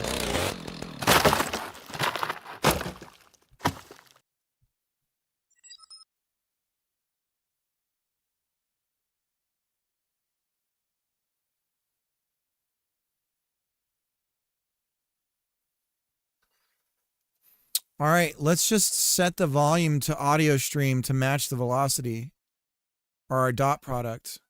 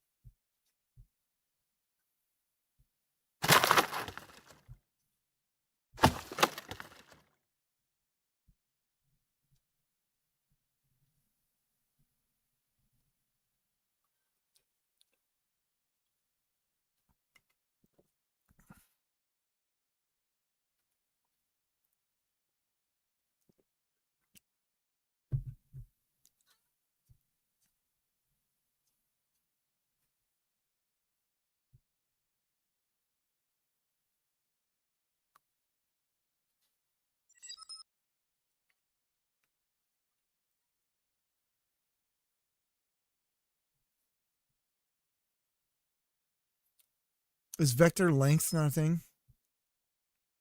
For what?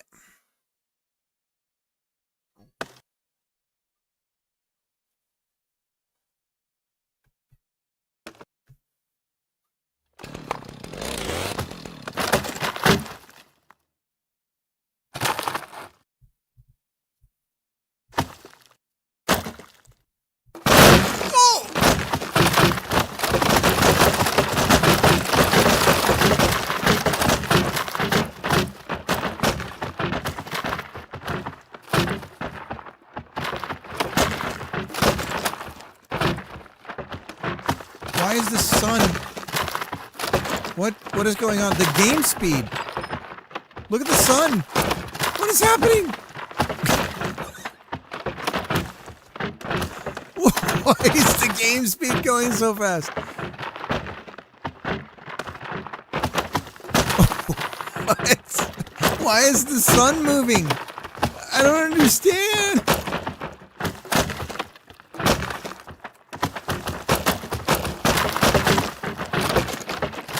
What's going on? Why was the sun moving? I don't have anything changing the sky.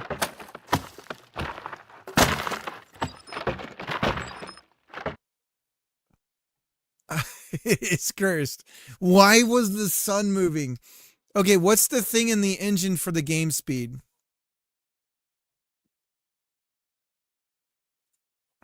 I'm not doing timescale. I'm not doing anything with timescale.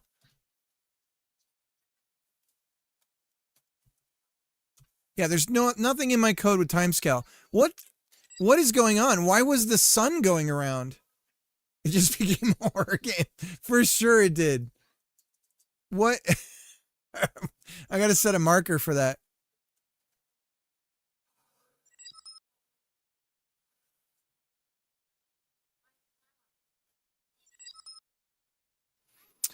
Let me do the adjustment that Wallaber was talking about. For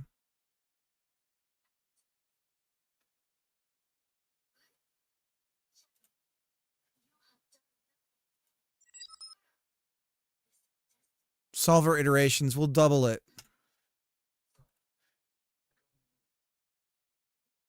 Correlate. No, it doesn't seem to adjust the stiffness.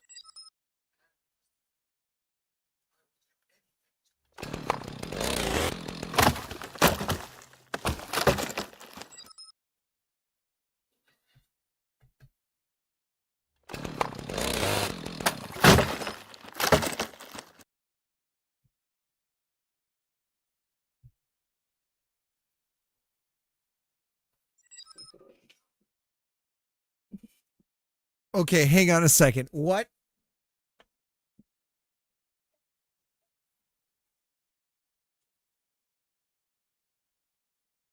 What is it called? Light power?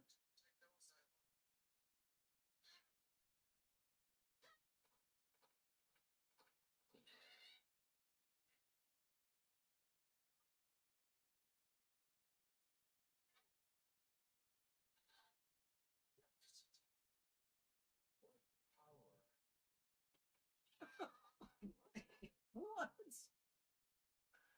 What episode? Which one is this? It's the second. This one? Yeah, I picked that first one, but My kid is watching. I gotta go sign off. I gotta have enough battery cord to choreography. Okay, cool. My son is watching a cartoon on NHK program guide, as he refers to it, and there's lady who's marrying a horse, and it's like an ancient Chinese fable, or Japanese, sorry. Oh geez. And anyways, so she's married this horse, and they just activated something, and they're like, oh, the legendary white power. And it's like, whoa, might want to rephrase that. Okay, we'll try cutting this down.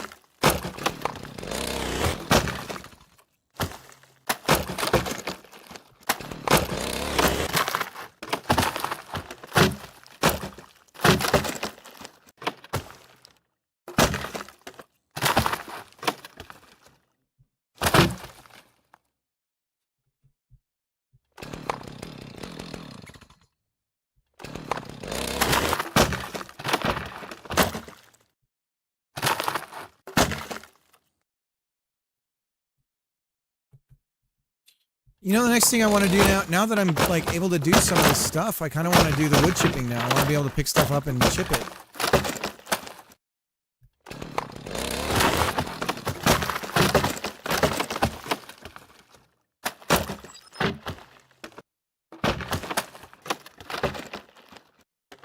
Period conveyed. Lost in mind. There's a TV on in the background that might be contributing to the weirdness.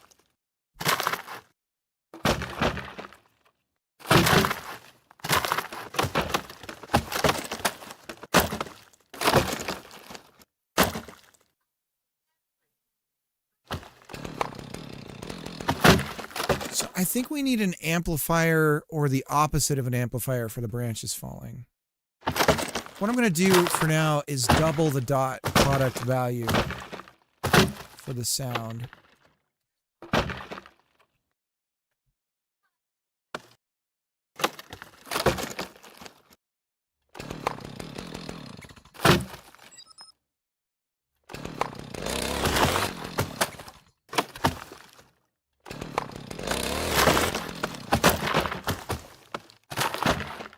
It's in here. It's inside the house.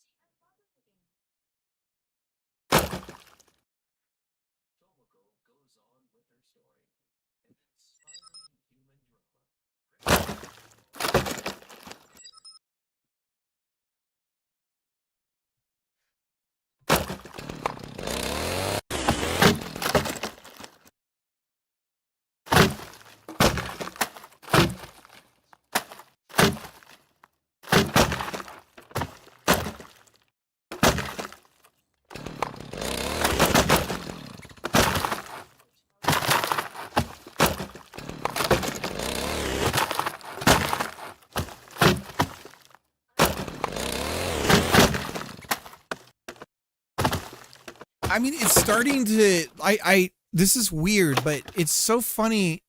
This is the moment where it's starting to feel like a game. Like it's kind of, it's having this feeling that's very game-like.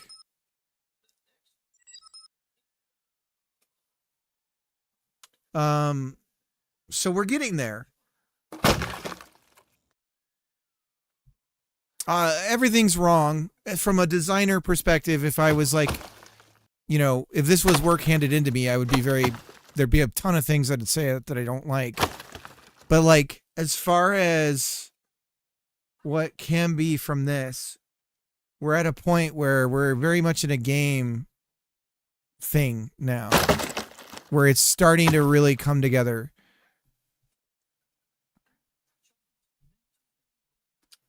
Thanks, Marks. Multiply by 0.5 within 3 meters of the floor on a sliding scale, maybe something like that. Well, I think the audio cue is the way to go for you too, Bob. If you're still wanting to do the sound stuff, if we send it into a queue, then you can just design the hell out of that. I think what I'm going to do is we'll still maintain the idea of like where, and then you can decide what to do from that. We do need to, I would like to compartmentalize a branch, because I do think that when a branch, specifically when a branch is in free fall, there's a, like, you know, there's sounds that you might want to play that are game sounds not necessarily real to life.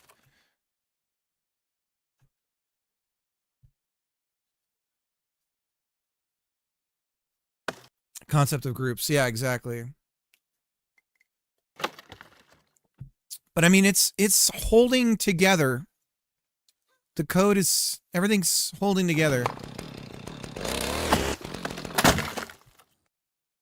Now, again, the cutting, this act of cutting is going to be completely different.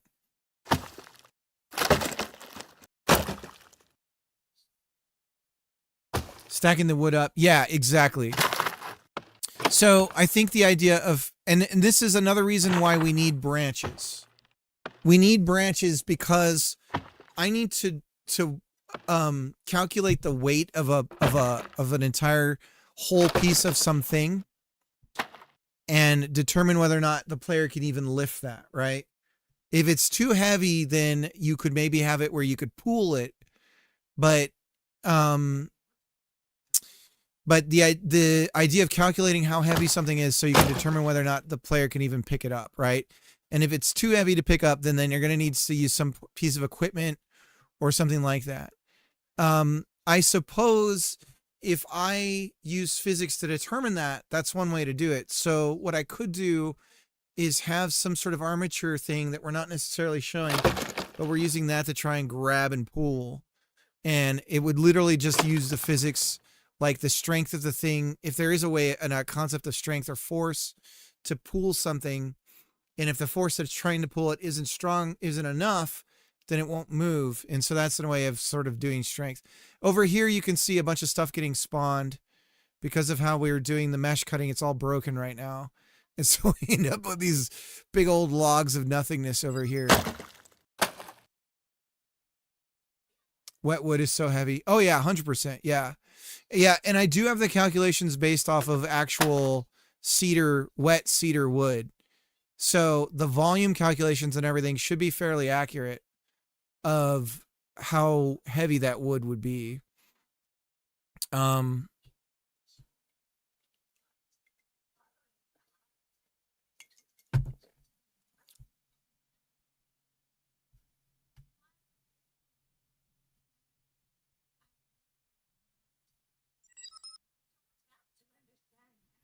Yeah. Well, yeah, you can get impaled. Most of the time, though, it's that thing where it comes back and it hits you. That's what'll do it.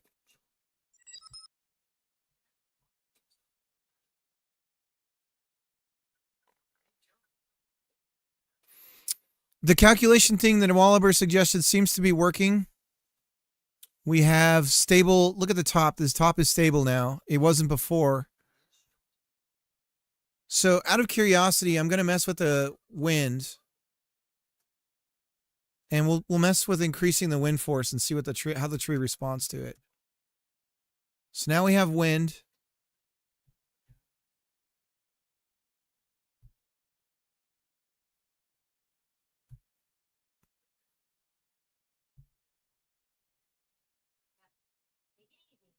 It definitely looks more accurate. Let's bump the wind speed up. I think we do negative numbers. So what happens if I make it 1?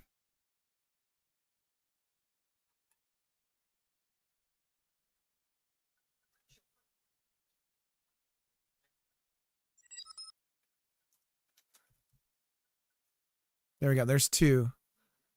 Oh my God. Look at that tree.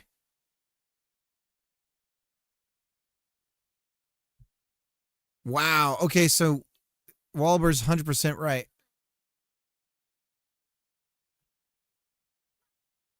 Let's go here and look at it.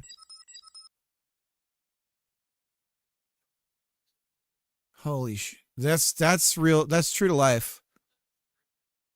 Obviously, though, the tree itself isn't as far as the fractal nature of it, but we can fix that in a little bit.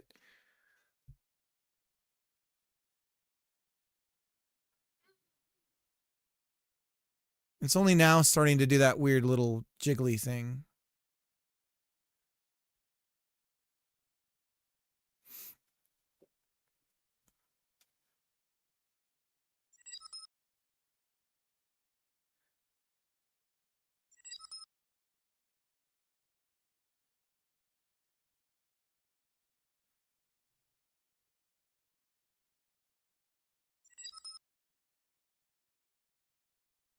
Seems doable once you have branches.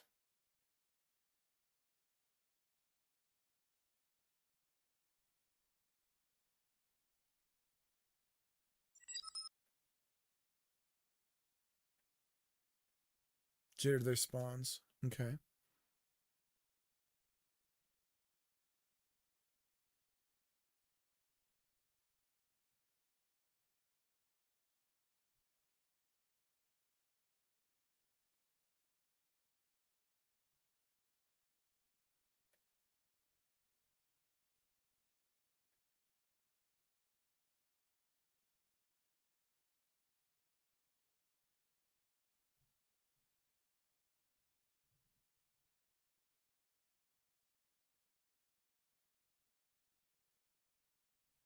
That's a trip.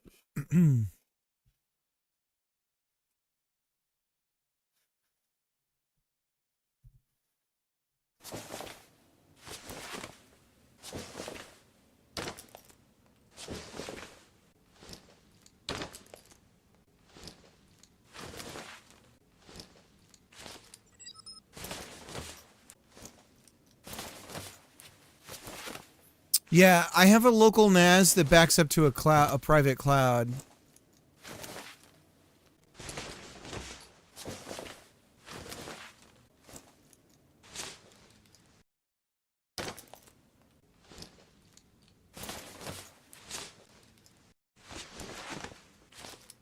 Whoa. What the hell? Whoa. Whoa. Ah! I don't know.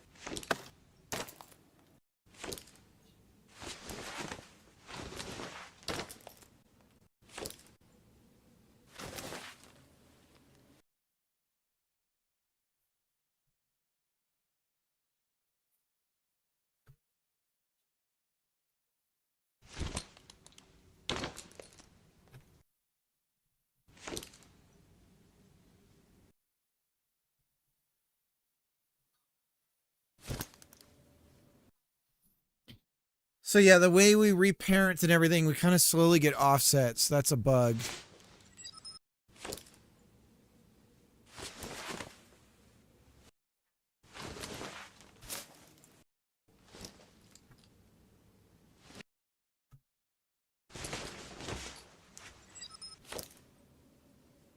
Feels like a treat, yeah. This is wild.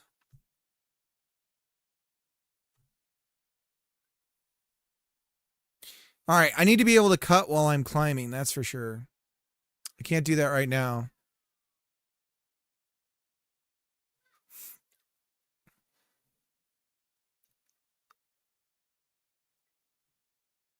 Okay. Well, tons of progress today. We're in game land now. Let's commit what we've done.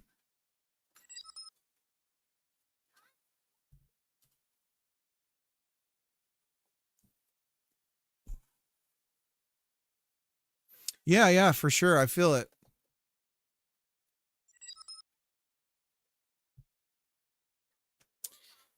Wowzers. I wasn't expecting to make this much progress, but we did it. And now that I'm out of the woods, guys, I'm glad you stayed with me on the wood editor, the tree editor thing. I know that was crazy. It was all for a reason, though. It's all coming together now. Fatality. But that was bonkers, and I understand that. but it really was necessary, and I had to figure it out. So we're out of the woods with that. Okay.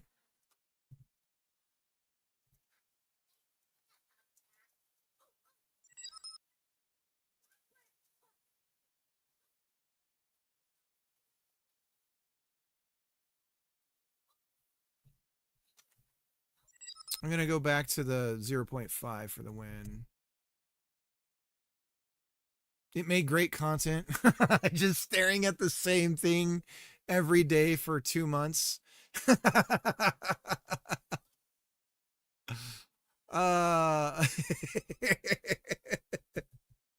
know what I love about this is a fairly unique way of doing this. And I'm going to do all this hard work, and some guy's going to roll in, see it, and be like, oh, here's how to do it, like, way better. And they're going to make something amazing out of it. That's what's going to happen.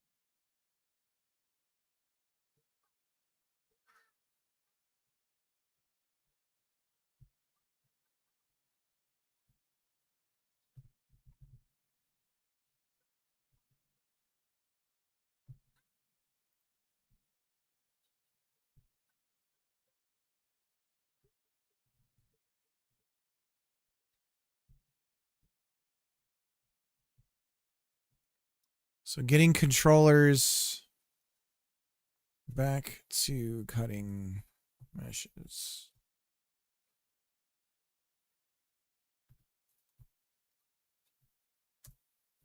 Okay.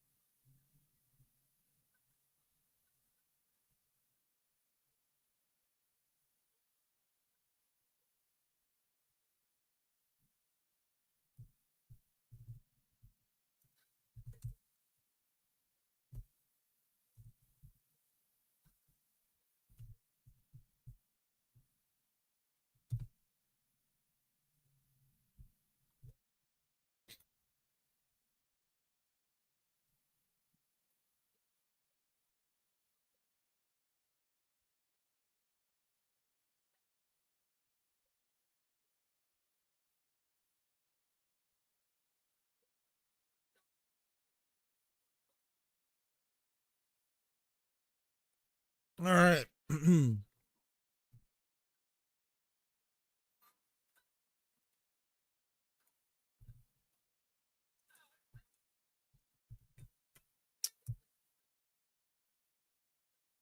I got to hang out with my son. 8 hours ain't too bad. 27 of you following or watching right now. That's awesome.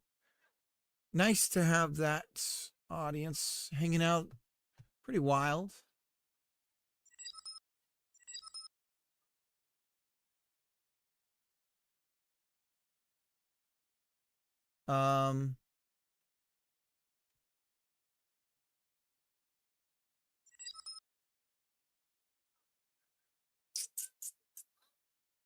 Trying to see who to raid.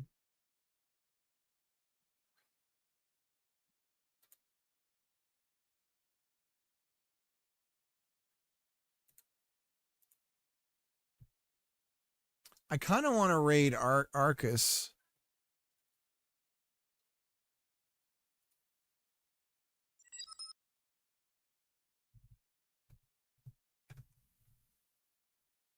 Robin. We can do Robin. Let's see.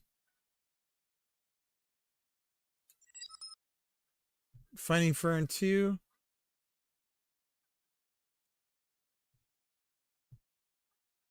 We'll do Robin. But he's on Unity. That's fine. Actually, hang on. Speaking of that, let me just do a quick search of the Godoters. If there's anyone new that I'm not following. Godot. Who else can we do that's new? Making a Metroidvania.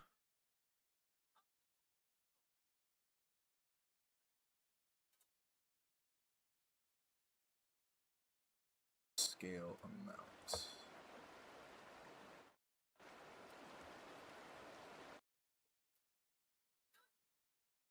Vermin Bus. Let's do that.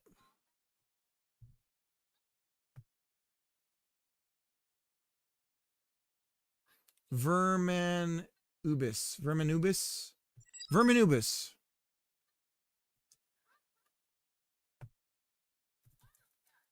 Oh, I made something. I don't know if you would call it fun. What are you talking about? The centipede is emitting nocturnally. MMOR thing. Okay, yeah. It's a game. Okay, cool. All right, much love to everybody out there. I will see you guys. I think this weekend. I can't remember. Hopefully.